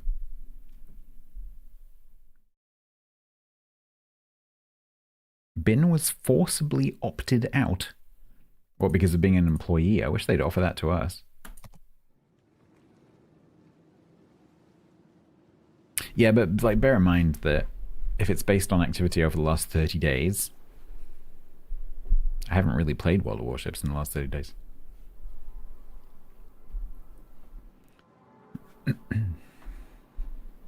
Yeah, it makes sense. Because if a prize goes to an employee and not a customer, most companies have that kind of rule. Yup. Right. I am going to raid you somewhere. Probably Life in the North. And then I'm going to go and think about audio. And cry. And then try and find out what this drama is that seems to have gone on in DRP. Because I've had some messages. People. Why are people people? Why? Why people? So thank you very much for hanging out. So there'll be more ships next Tuesday, most likely. Between now and then will probably be mostly eco. Although there is one thing that I want to do at some point. After this? No. No, I am knackered. I'm going to bed. But I will quickly look into the Discord and see what's going on.